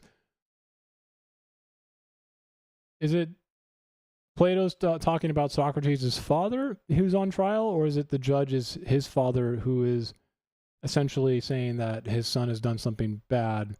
I mean, the moral point of the dialogue anyway is the fact that he points out that God says it's bad, and then, you know, Socrates' father or Socrates himself, I can't remember, simply just points out, like, I mean, yeah, but bro, have you thought about whether or not that good is good because God says so, or like because it's good, and then everything gets fucked, right? But why can't I remember who the fuck is on the stand and who's the judge? Anyways, it's engaging. It's fun, right? Aristotle's like, you want to figure that out?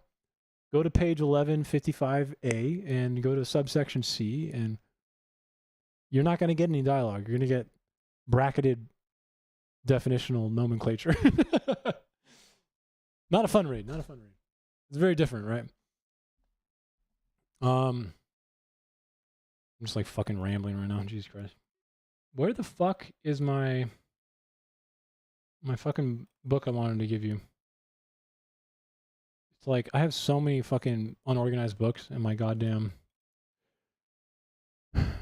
sucks. Okay. I think I found it.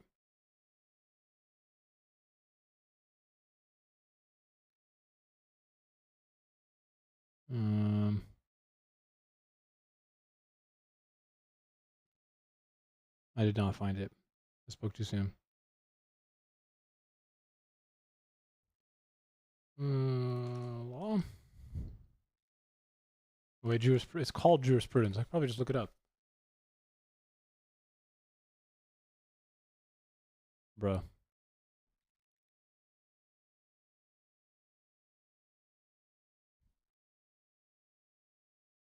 I hate everything.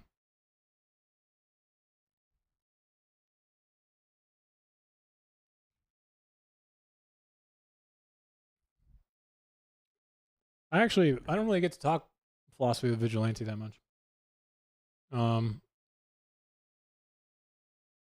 Like Horseradish, for instance, is like, he has the wisdom of like Socrates, but he's never read any philosophy, and it's awesome because he like perfectly communicates philosophy in like the most I've never read any of it way, which is one of the funniest things and best things about philosophy, right? I fucking love that, right? So most people, I feel like, outside of a few in the debate panel that I do, don't really read a lot of philosophy because, I mean, come on, sometimes it's a dry read. It's really things that we think already, right? Like what Horseradish kind of exemplifies or does. But philosophy is the way that we can communicate those ideas easier, right? Because all of it's already thought within people's heads. So it's fun that way, right? But foundational stuff. Meditations is a really good read, and that's partly because as an emperor, he was extremely well read, and he probably had some proofreaders after the but obviously Marcus Aurelius was someone who had a lot of knowledge on the classics before him too, right? So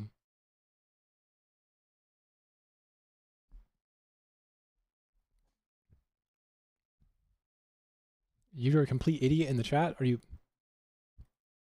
Dude, thou protest with the humility over here, bro. What are you talking about, bro? I reject that reality and I substitute my own. I'm gonna Adam Savage your ass right now. What the fuck did you say? Didn't we just read a paper by Mr. Tugboat, or what the fuck his name was? On like how metaphysics can be grounded through like, you know, Y as a power and the virtue of X, which is a property, and how, like, the fuck out of here, bro. What are you talking about? I think the Greeks, Mr. I can't remember. Mr. Tugboat, right? Mr. I can't fucking remember what it was. He's Mr. Tugboat now, okay?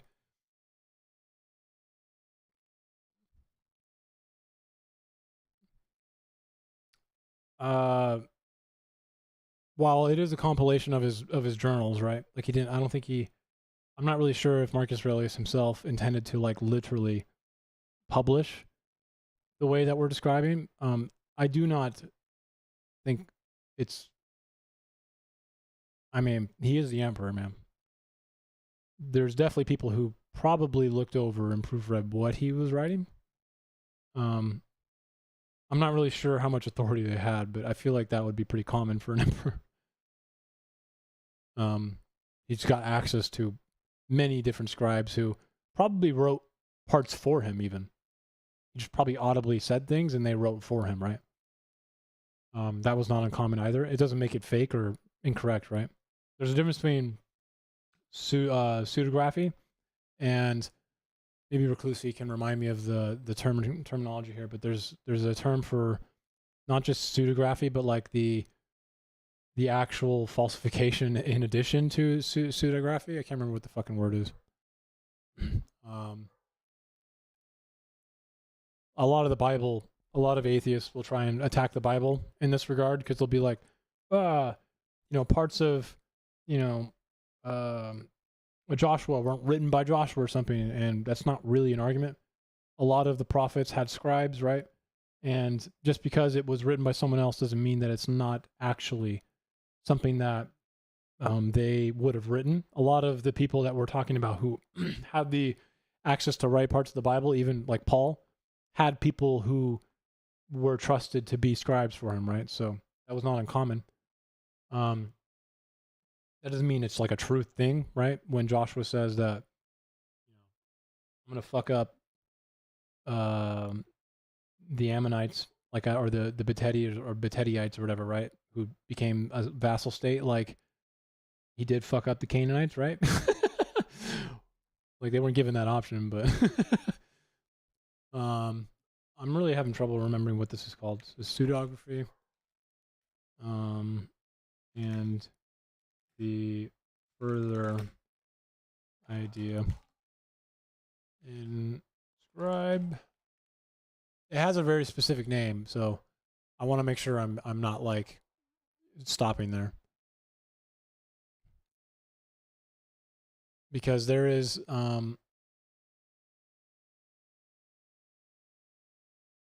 secondary pseudopigraphy. Okay, so there's like authorial pseudopigraphy. I feel like that's not the word either, but and then there's like secondary pseudopigraphy, which is scribal, and then there's like a form of it that's even less historically or like okay. I can't remember the fucking name. I can't find it either. It's just pissing me off. Anyways, I think you get the point.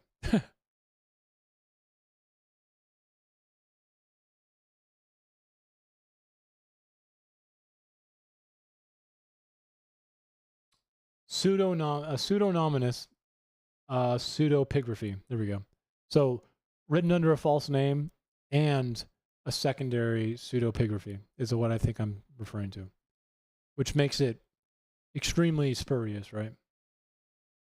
Something like Timothy.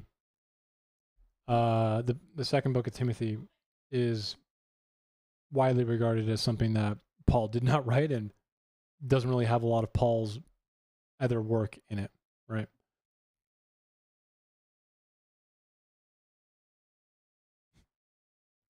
Marcus Aurelius says to control your emotions. Hi. Fuck you for increasing my bill. I'm going to tap my inner Marcus Aurelius for now. How are you doing? Good day. No wonder you're reading fucking Stoicism, bro. What's wrong? Customer service. How to properly use anger. Men should cry in the right scenario.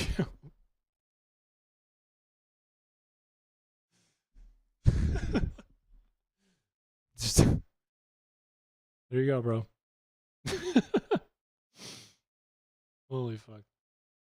I'm dead. I definitely should have put on sunscreen earlier, by the way. My girlfriend told me to do it. I didn't listen to her. I was like, I want to get burnt. And now I'm regretting it because I can see my face becoming more like, you fucked. as this continues. It's wonderful.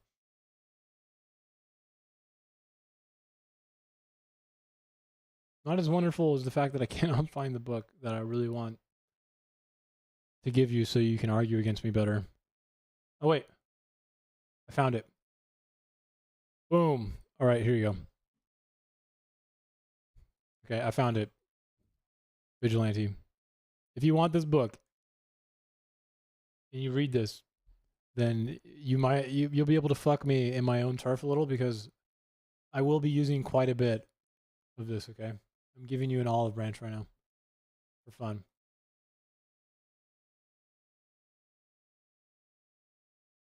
Okay? It's by Hart.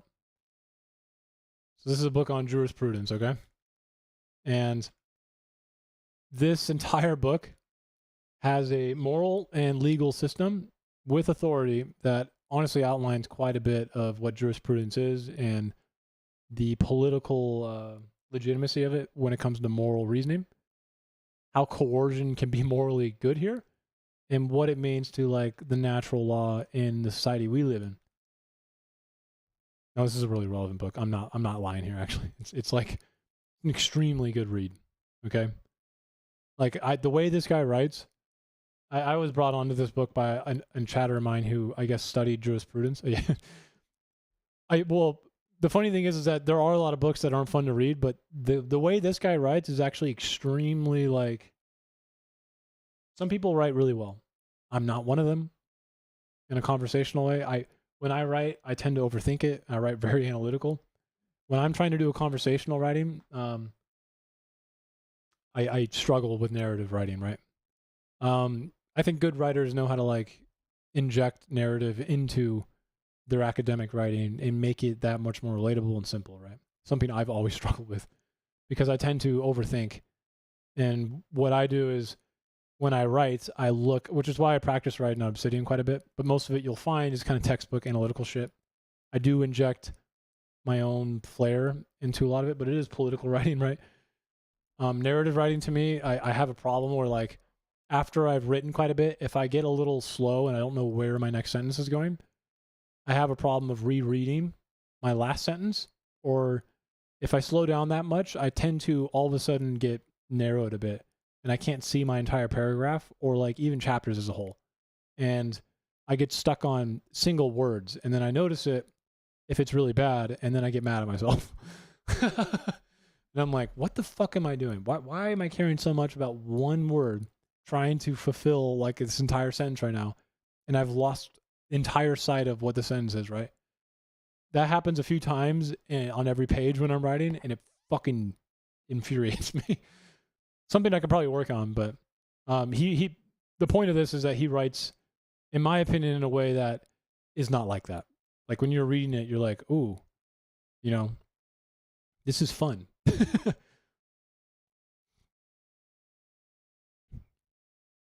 Yeah, like you probably understand what I mean then, because I don't know if I write.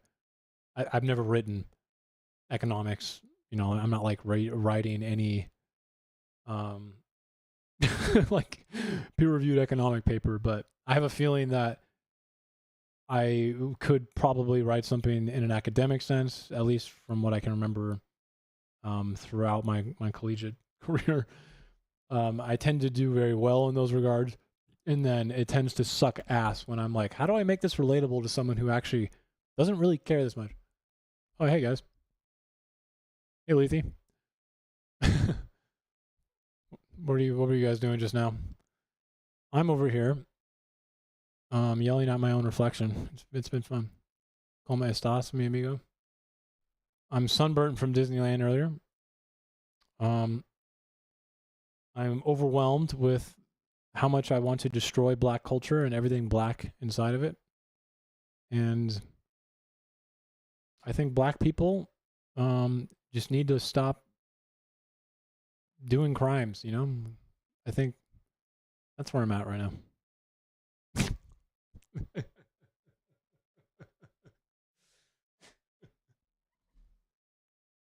I don't know, man. I was overwhelmed with I swear to God, in my closing, I said this to you guys didn't hear this, obviously you just read it, but in my closing, the funny part is my girlfriend was like, you should put sunscreen on. You know what I did? I did the fucking stubborn stupid ass, guy thing where I was like, no, I want to get sunburned. I want to feel that. And then I was like every other time that's happened, now I'm like looking at my screen, up here, and I'm going, holy fuck. Should have listened to her. The fuck can I do? Time is a way of, doing common rituals and stubborn Taurus shit or something. I don't know. But funny in my debate, okay, guys, in the closing, most of the time I do actually listen to the person, because it's important. I feel 10 seconds in, guys, of him talking, I straight up went, none of this is really relevant. It's all worthless. And I just wrote like a new part of my closing. And I actually wrote it kind of mean. I literally started it with like how I usually get a catharsis, from like doing this debate and like enlightening, people who may be black about black history. For some reason, I'm just racist like that. And I got none of that. And instead, I got this overwhelming sense of like despair and the fact that that's actually how I am for my debate right now. Exactly. Who's Clyde Shelton? I have to look this guy up right now. What a soothsayer, bro.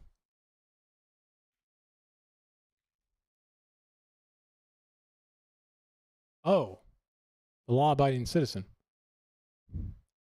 No, you run the clip. Run the clip, dude. There's no such thing as publicity like infamy.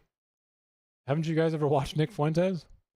I mean, how hard could it be if you just play an act the entire time and do it for content? I mean, there's no moral stress that happens there, right? Right? Can't be that hard.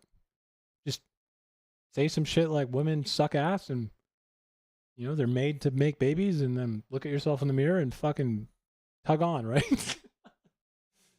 Or something like that. I don't know.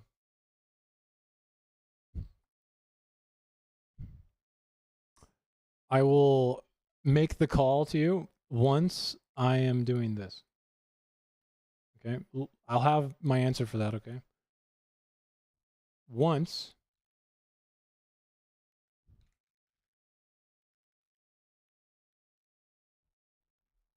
I am in this position right now. Okay?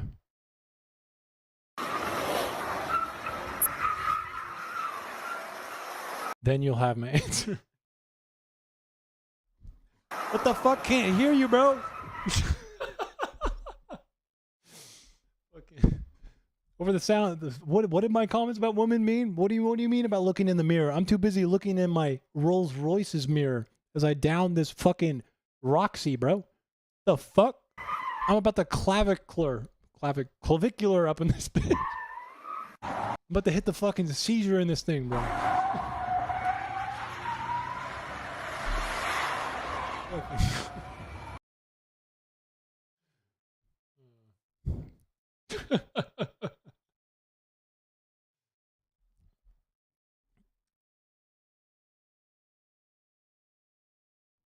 I think he's out on bail for like assaulting some girl.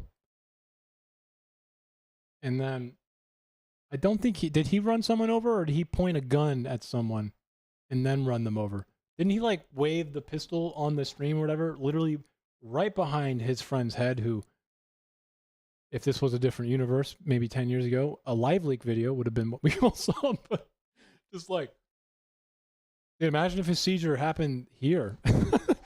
He's all just like, fuck. At least I think that's what happened, right? Clavicular. Oh my god. Imagine spending your entire life smashing a fucking golden baseball into the side of your head to get half the jawline I have too, bro. Just to be clear.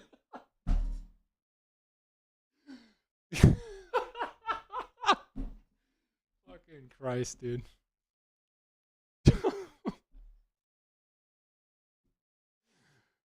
Holy fuck, bro. I had to do it to him. I'm sorry. That is the most, fucking pretentious.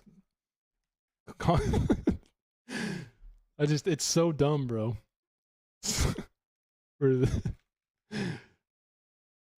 Holy crap, bro. Where is it, man?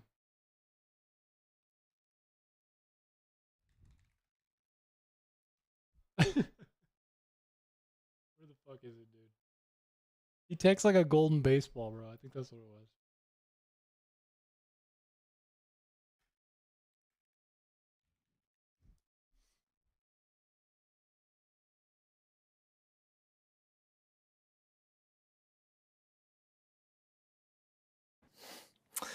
What about bone smashing? I've heard you speak about that. What does that involve? Well, it's exactly how it sounds. I mean, you're just creating microfractures in specific areas of your face, and the idea behind it comes from Wolff's Law, right? I was not expecting that. Wait, Wolff's Law? Like the physics law? Is he talking about the physics one? Is that a thing? Wait, I don't even know what that is. It sounds like some physics, but this might just be bullshit. Developed by German anatomist and surgeon Julius Wolff. Ah, yes, because everything about anatomy and medicine comes very much out of the 19th century. Wait. Does this even say what he's saying it does? This has nothing to do with forcing it to... This has more to do with like the structural aspect of continuous resistance, right? So simply using a fucking baseball against your face, it does not qualify as continuous. If you had a resistance of the baseball against your fucking jaw forever, to walk, then wouldn't that be Wolff's Law? What he's doing is smashing his face with a fucking golden baseball.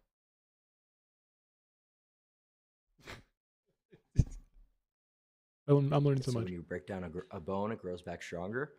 So yeah, no, I don't think that's what we just read. I think it was more about the resistance restructuring the bone without fractures actually over time. You're intentionally creating these traumas, typically on your cheekbones, your chin, wherever, in order to grow your bones. And meth. I've seen you say you take meth. Do you do that for your appearance? Not anymore, but I have previous.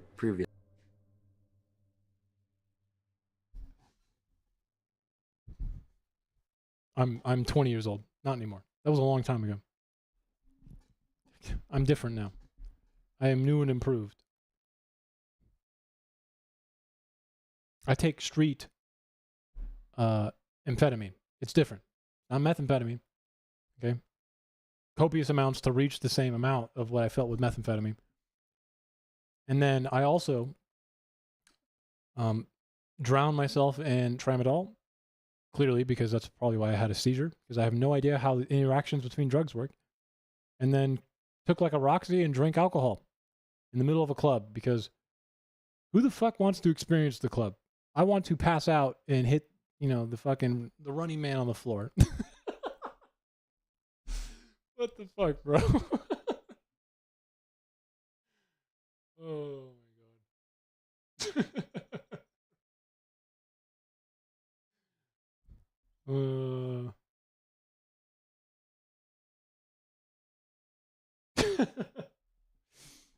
At least Fear and Loathing in Las Vegas, there was some style.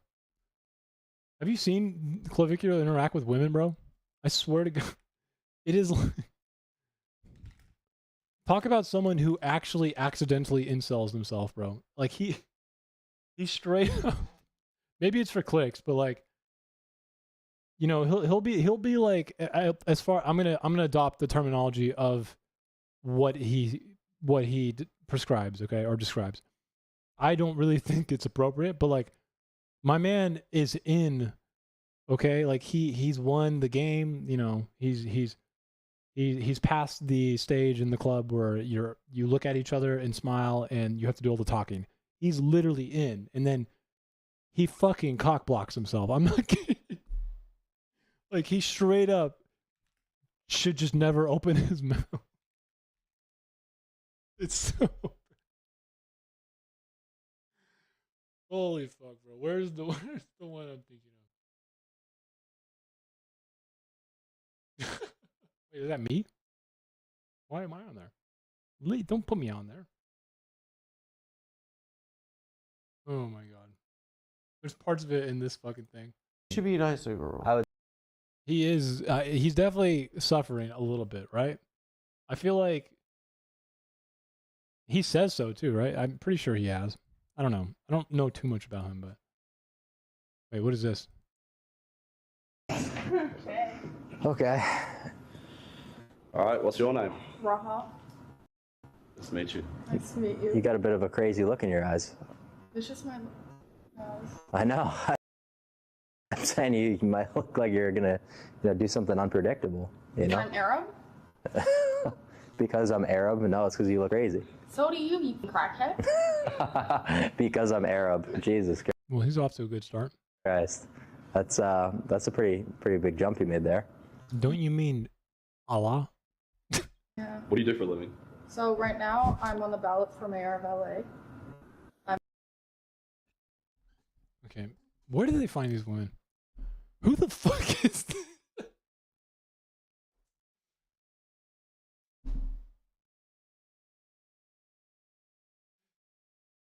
What did she just say, bro? You mean like you penciled yourself in like Kanye did for the presidential election or what, bro?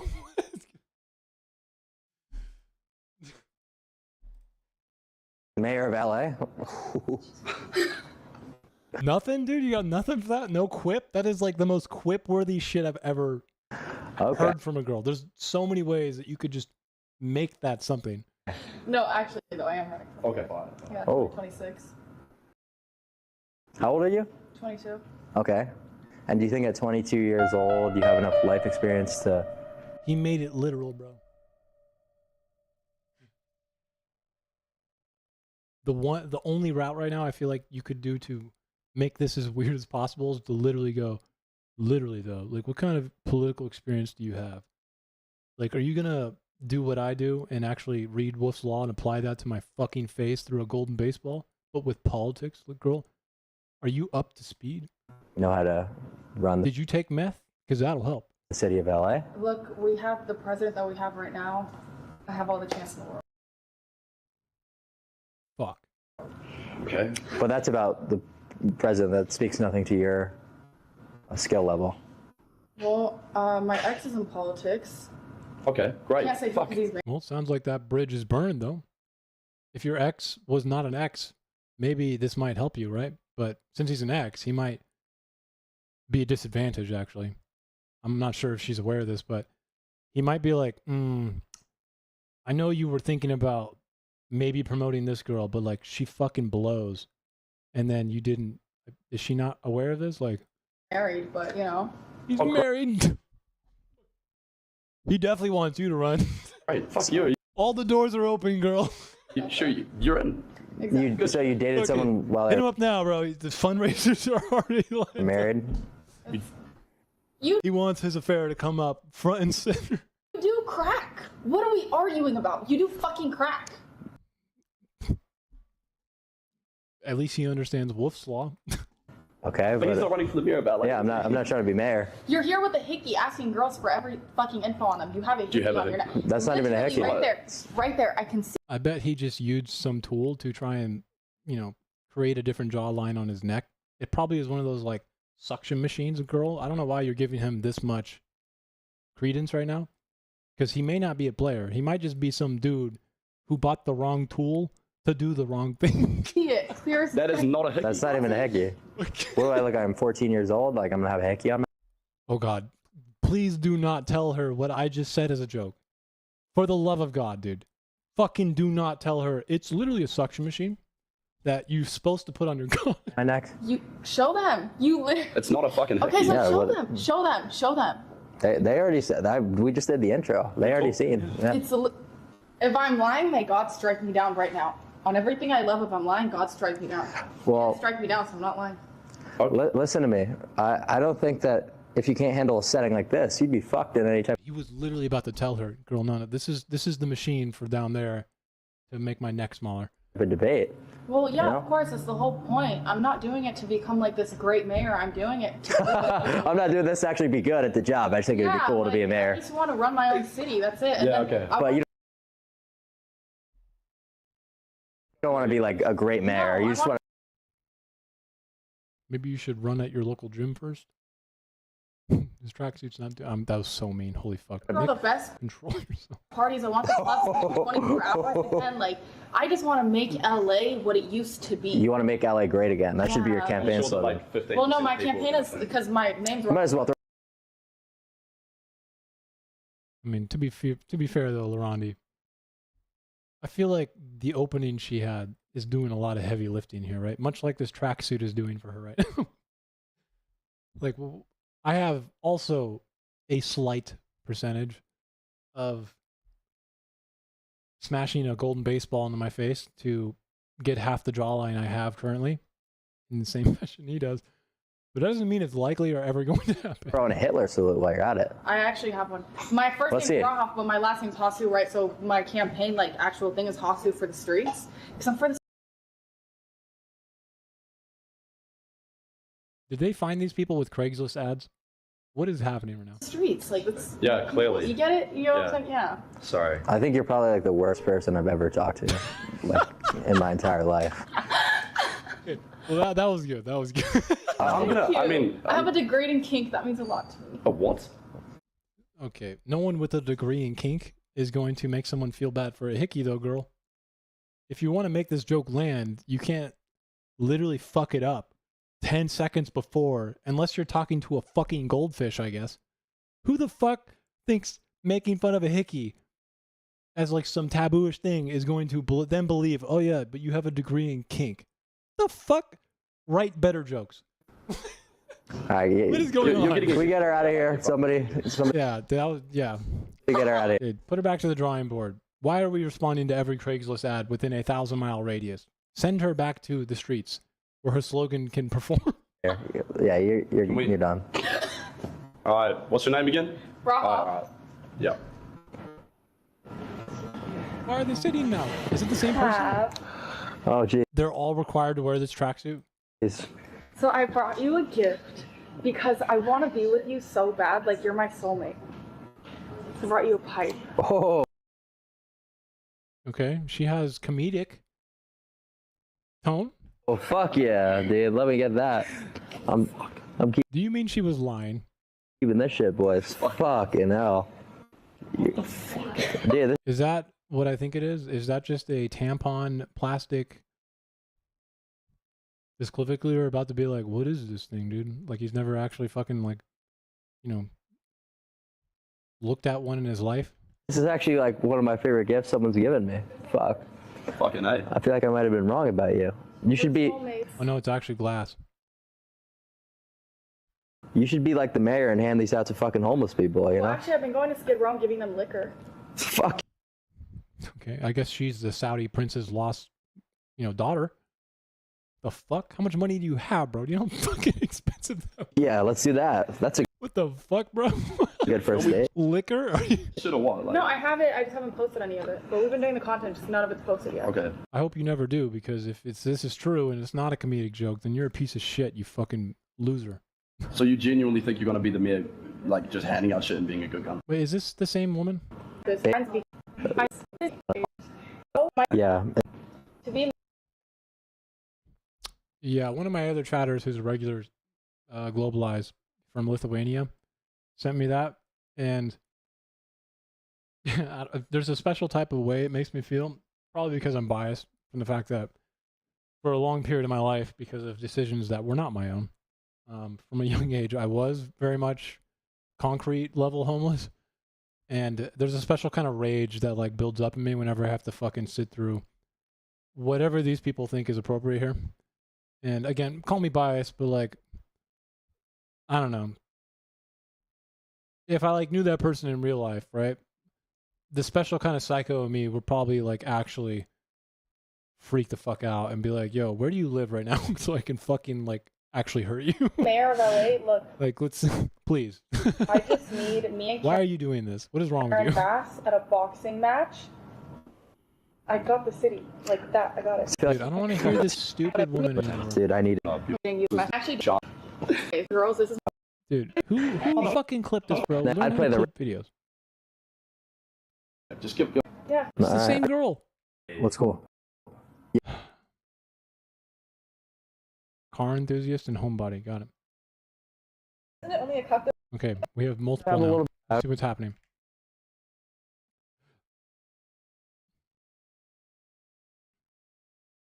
But did The first contestant? Okay, whoever made chapters in this video, if it's automated, what do you mean the first contestant? We already saw the future mayor of LA. How is she not the first contestant? What the fuck? Okay. So like that's kind of my whole personality. This car. Like, hi guys. Hey, what's Did up? he just under his breath? Yeah, she's kind of nice. I'm Bambi. I'm an LA girl. I do a lot of car stuff. Okay. So like that's kind of my whole personality. Okay. I like cars too. I don't know how you can make it your whole personality unless you have an aspirator and to, I don't know, fix problems in the relationship. We'd have to look at your carburetor like you're a fucking 1969 Mustang or something, but we're off to a good start. This is cars. What kind of car stuff? I mean, like I go to a lot of meets. I used to. How about you ask her, what kind of car do you have? What do you mean, what kind of car stuff? Isn't the car stuff the car stuff? Race. So I like drive cool cars and I like to modify cars and just do stuff with cars. Interesting. what car do you have? I have an Audi R8 right now. And An Audi R8. So, right off the bat, an Audi R8, kind of a hard car to modify. Signals something to me. Do you really like to modify cars, or are you just saying that? I mean, there is modifications you can do to an Audi R8, okay? But it's not exactly a modder's car. Personally, if I wanted to have a modder's car, I would have advocated for like a 1970 240Z or like a fucking Sylvia, for God's sakes, with, you know, cool NKs, or like a 1993 FD3 RS RX-7. That's kind of like a car, right? A modder's car. An Audi R8 is like a poor rich person's fancy idea of what a fast car is. We're off to a horrible start here, guys. Okay. I have a GT3 left. You have a GT3? Again, a car you don't really mod. That is a... she didn't say RS. Notably. So I don't know if people in here who don't know what this car is. A GT3 RS is the much more desirable, very hard to get, almost impossible. Porsche 911 that has a extremely awesome track suspension and other cool goodies to it. It is, if I'm not mistaken, the same engine as a GT3, but it is a track spec car. But both of these cars, once again, not exactly easily moddable.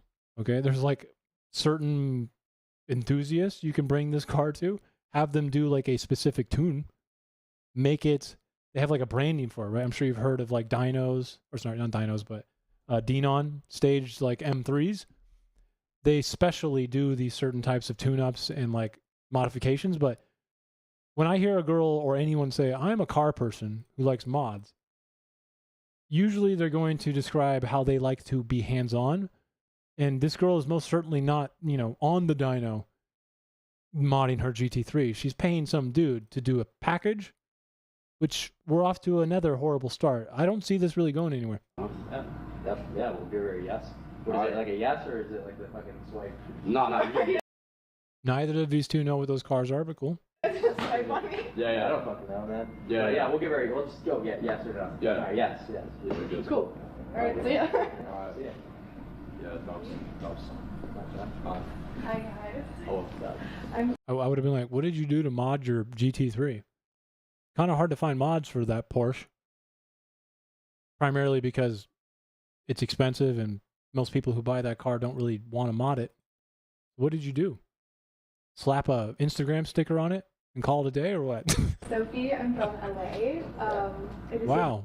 Your whole personality is fake. Awesome. Media, and I'm very much like a homebody. I love to hang out with my cats. I love to cook. What do you mean by social media? I post like fashion content. And? Yeah. And what? What else do you Okay, I don't like the boots, but probably reasonable. That's not social media. Is there a link in your bio? There's a link in my bio. Oh, She looks like she's about to go skiing, but forgot the rest of her skiing. you need to fucking guess. Yeah. Alright, no, get her out of here. No, hold on. Like, well, can you tell me a little bit more about yourself, Lash? I'm sure she's Yeah, I mean, what do you want to know? like, what do you like to do on like What's Sunday your body night? count? On Sunday? What is your body count?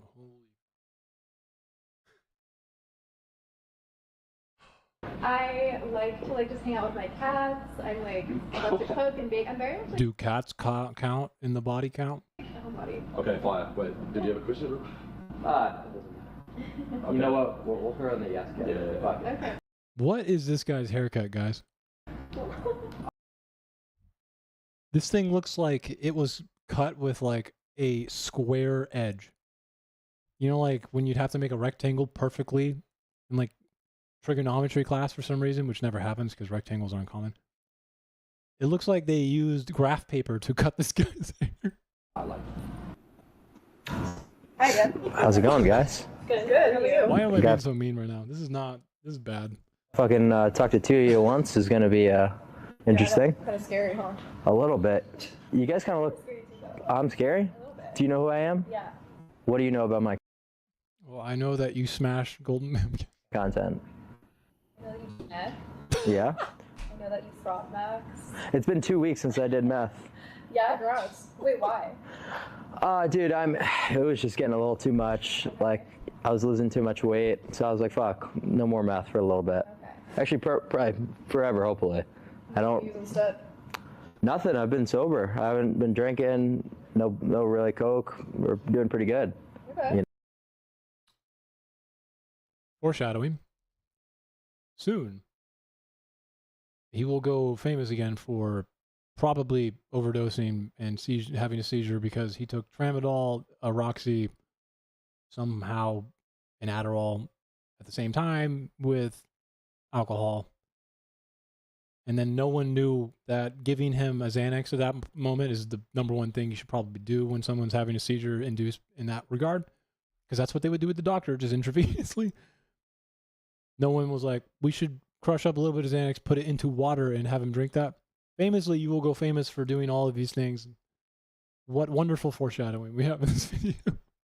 know? So what about you guys? Do you guys do any drugs? No. Do nothing. Why? What a weird question to ask when you first meet two people. Do you guys think you have a little bit of similarity to your look? Do we? A little bit, yeah. I feel Just like, maybe your eyes. I don't know. One has skiing boots on with a 1960s future modern dress. Literally looks like a maid who would clean your hotel. The other one has what looks to be Converse, a skater girl look, but realistically says she likes cars and likes to mod them, but fakes it. I cannot think of anything similar between these girls so far. One's a homebody, right, who likes cats. The other one likes lying about how she likes to mod cars. Other than the fact that they're two just kind of the same height white girls. Fucking stellar prognosis here, dude. You are observing everything. yeah, I think it's the eyes mostly. Oh, maybe. Okay, got it.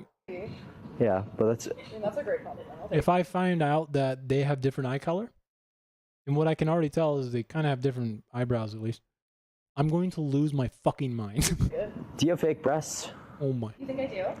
I'm wondering. Why am I watching this? I'm asking. Are you supposed to know? Well, I mean, you're not as revealing as some of the other girls we've analyzed. Hold, control. I don't. Okay. Well, I dislike the word analyzed used in the sentence. Does anyone else feel a little weird about that sentence? Why the fuck would you ever use the word analyzed like you're a robot, doing, a fucking metal scanner thing at a concert to someone? Does anyone think that's a good idea? well lucky No, you got no metal on you. lucky fat source. Sorry, Yeah. just had to inquire. I thought you were supposed to know. Well, I mean, you're not really showcasing yourself, so it's hard to see past the shirt. Use your fucking heat vision or infrared vision, Clark Kent. What the fuck? But I mean, I wouldn't blame you if you did with your career path. Wasn't it just fashion content? Dude, he's so weird. He's so weird. What do you think about what she does for work? He's so weird. I mean, I think what she does for work is great. The way that she does it, she's a marketing genius. Jesus Christ. So nice. Didn't she say okay, why are we not getting the information? Is she a fashion content creator, or is she like fashion content creator? Do you think it's great that she's I mean, a prostitute? she's not a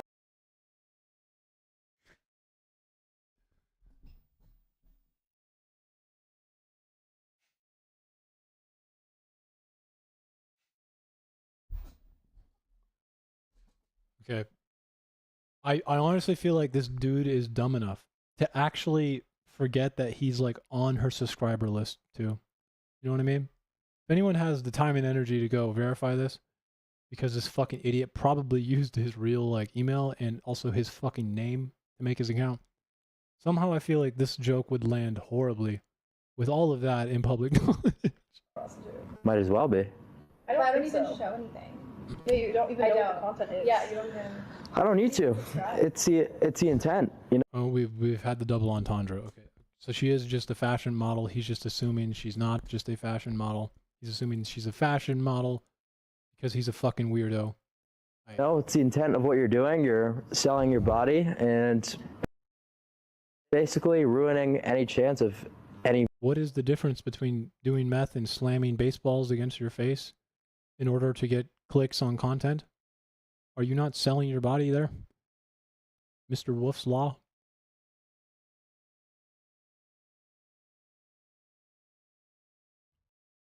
Man of seriousness, you know. Well, it's a good thing there's no one serious in the room, I guess. Taking you on as a partner, you'll never be able to have like a long-term relationship that's of value. Wow. Because she takes fashion photos with cats? Wild. Okay. Well, I mean, I feel like it really depends. I feel like if you're not doing It depends on whether or not you want to date a cuck loser who's okay with what you're doing, or if you want to date someone who's a serious guy. Isn't it only a cuck though if they're watching you like have sex? Like, Does it count if you just seize in the corner? Does that cuckold sex? I'm way too mean right now, bro. This is not what I like to do. I don't know. if you're not having sex on camera, like does that make I mean, you might just be seizing in the corner. I don't know. I think it goes to show a lot about a man if he's willing to have an If he seizes in the corner instead of has sex, maybe. extension of him being his girlfriend be all over the internet naked. Or maybe just like doing meth and seizing in the corners of clubs. I don't know. Like that's sacred to you. And I think if you post on Instagram and aren't making money off these people that follow you, you're a fucking idiot. Yeah. Okay. Wow. The deeper we go, the more I just realize that everyone just kind of sucks sometimes. I'm maybe in like a harsh boss girl kind of way. Somehow I just feel like that comment wasn't really necessary. You could have let him kill himself here. He was drowning in his own fucking ocean of stupidity here. Why did we have to say that? Yeah, I would 100% agree with you there. I actually don't really think it's like the worst thing in the world. Like I don't blame. Didn't you just say that selling your body for clicks online is implied, at least? You didn't literally say it, but like it's kind of implied that it is one of the worst things in the world if you want a serious man. Women for taking advantage of the society that we live in. Like, yeah, these losers are going to pay someone. Like, you might as well be the person. you're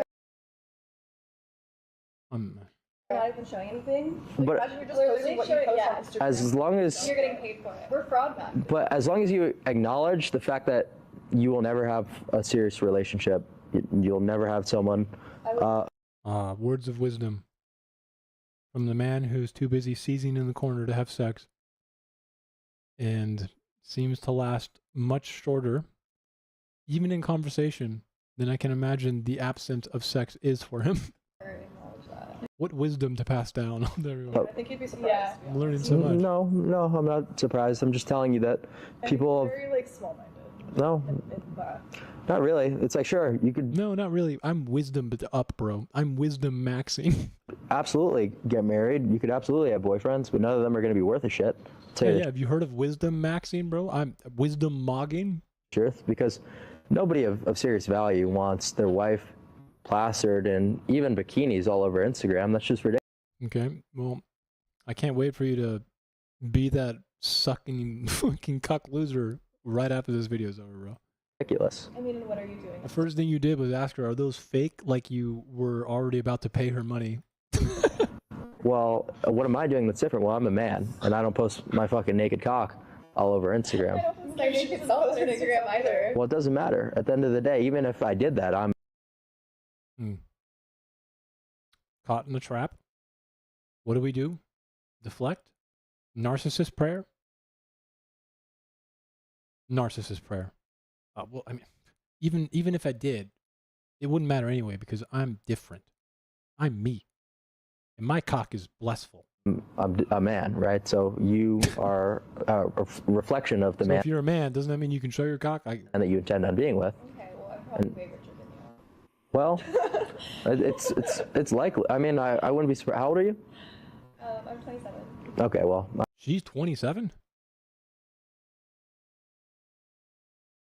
Bro, this is the second time in the same day that I've seen him get look-smogged by someone twice his age. The Australian guy? No, this girl. I'm 19 years old, so I would say that if you weren't richer than me and you were hoeing yourself out, I'd be a little bit disappointed. I'm not wearing myself out. Oh, well, I'm glad that you convinced yourself into seeing it that way. So you wouldn't date someone who just posts bikini photos on Instagram? Fuck no. I actually hardly post bikini photos on Instagram.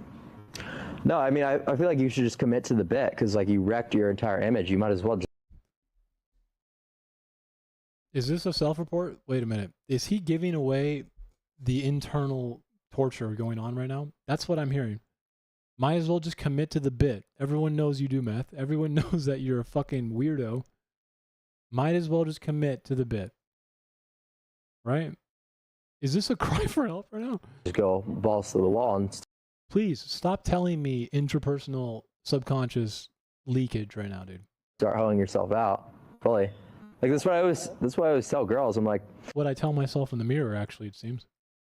You're ruined regardless. OnlyFans... Dude, he's literally talking a therapy session where I joke about arguing with my reflection in the mirror. He's literally doing it right now. This is perfect insight into what he actually thinks about himself. And it's kind of horrific. With bikini or OnlyFans, it's all the same shit. Not true, It's the exact fucking same. Yeah.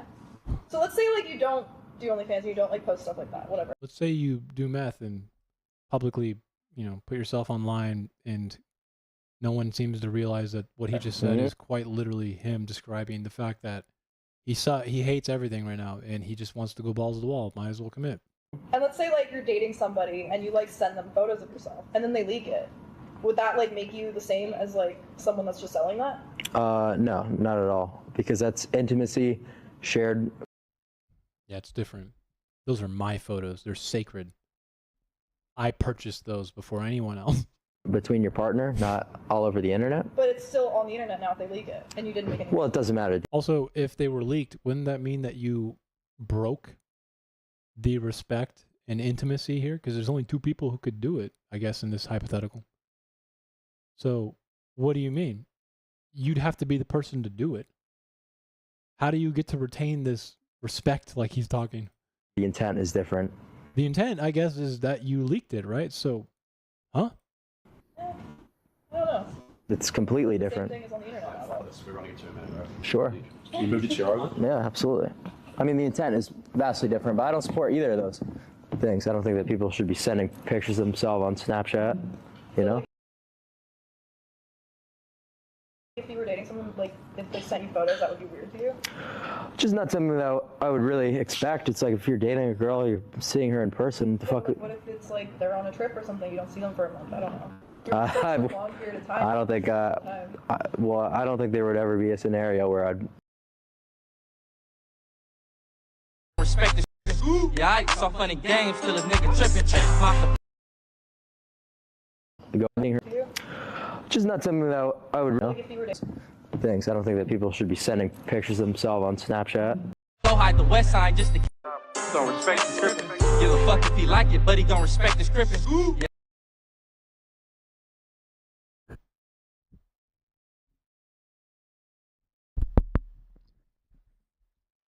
My man is using a filter, by the way, that does the baseball smashing for him at the same time too. What a double fucking whammy. You know, like if you were dating someone, like if they sent you photos, that would be weird to you.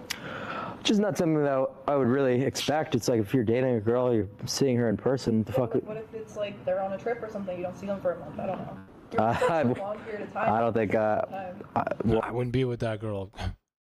Come on, it's too long. I'm a man. Well, I don't think there would ever be a scenario where I'd go a month without seeing a long-term partner. God forbid they're like a person with their own life. What if they want to do something for a month? Maybe it's professional. I'm just going to pop out in the middle of like them doing graduate work or something, or I don't know, being somewhere professional. Be like, it's been too long, girl. I don't do photos. Partner. It seems a little ridiculous. It's ridiculous. Think about like Your job, your work, ridiculous. people's work. Me. I don't know. Yeah, no. It's Me. Just all a bunch of random hypotheticals that aren't practical. Nope, not practical at all, especially if all you do is talk to, 10-year-olds. How was recess today? Oh, cool. Do you go to school? Oh my God. What happened when you got out? Oh my God. I guess these hypotheticals are not practical if, again, you talk to children who their entire life's existence is somewhere between, recess and lunch, but that's fine. So, I honestly. You literally show the worst sides of yourself online. The worst sides of myself? I mean, you tell people you do crack.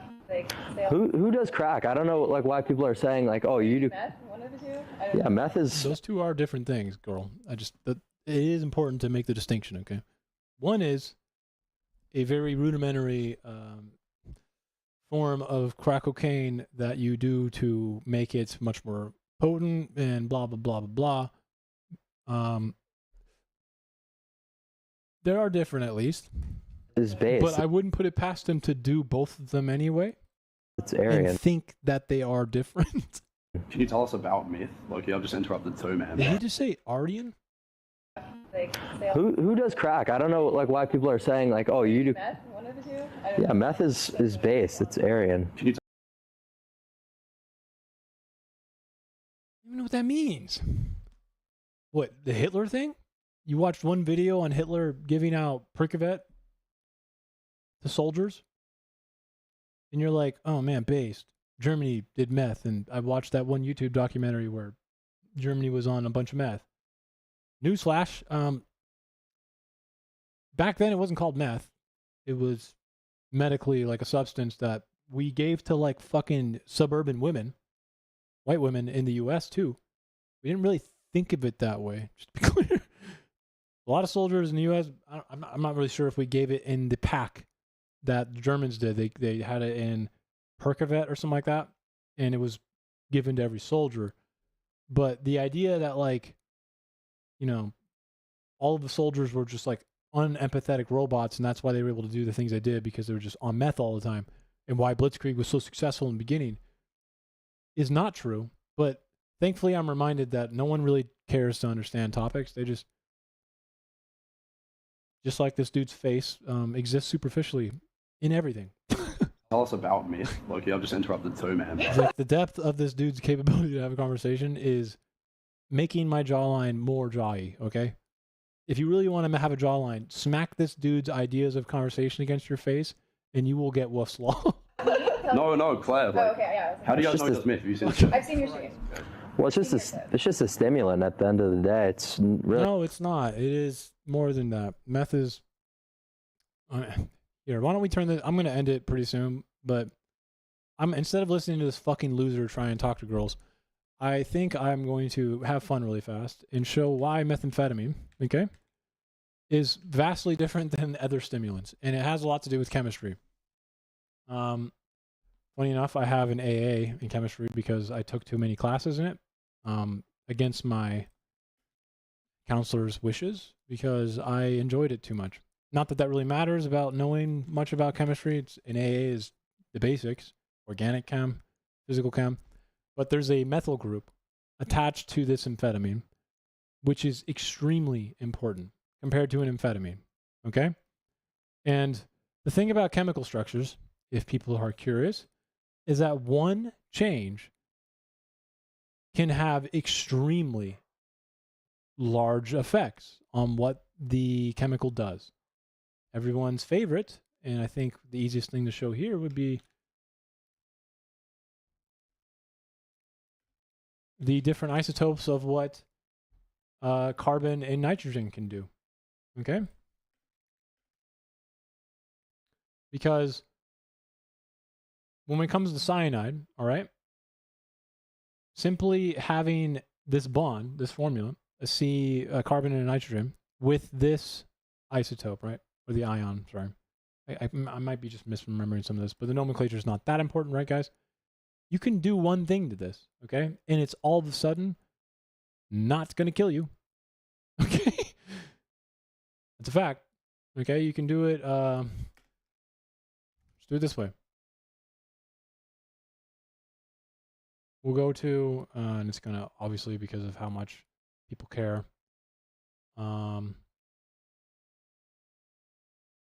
in this, right? But if you add a salt to this, right? Or, sorry, a sodium, not salt, then this is a really highly toxic version of it, right? But again, adding one thing to this can really change what the molecular formula and the outcome does. And before I get sidetracked, these do fundamentally very similar things. The stereochemistry going on here is actually something you can say they function similarly. And stereochemistry is an important word here. Stereochemistry is kind of the chemical nature and the structure and properties of what they do, the chirality, things like that, and what that actually does within the body, right? In bioactivity. So stereochemistry is really important. All right. The methyl group that is attached to this amphetamine, okay, changes the structure in a very drastic, toxic way. So a regular amphetamine can obviously be neurotoxic. It creates a stimulant effect. But when you add this methyl group attached, okay, to this amphetamine, you get something that is now 10 times more neurotoxic in less dose. Now, these two things are not the same, at all. They have similar stereochemistry in the way they interact with the body, in the same way that MDMA and amphetamine are both stimulants, and they give you a sense of euphoria in some ways. But to act like these three things, or even the four things, MDMA metabolizes into MDA during its process as well. MDA, by the way, is extremely neurotoxic compared to MDMA. And the opposite is happening here, where the methyl group on top of MDA, which makes it an MDA or MDMA, makes it less neurotoxic. Wow, that's weird. Doesn't it make it more neurotoxic if you look at amphetamine and methamphetamine? No. Weird. So, fun stuff about chemistry is that just simply saying things like what he just said and trying to engage with the ideas of the drugs and how they interact this way is stupid. And I'm glad I ended it that way and in something more informative instead of listening to some dude who should not be popular talk to women who it seems like she was 10 years older than him, as if she's in grade school, and think that he's killing it, dude, while he self-reports the fact that he's tragically depressed and wants to kill himself. I'm glad I ended it on something more informative. But thank you all for watching. I'm going to go press my head into my pillow and scream until my face looks like, a better jawline, I guess. It was a fun debate. But yeah, I hope you all have a wonderful night. I'm going to go get to that. Oh, and since I've been doing this lately, peace out, A-Town.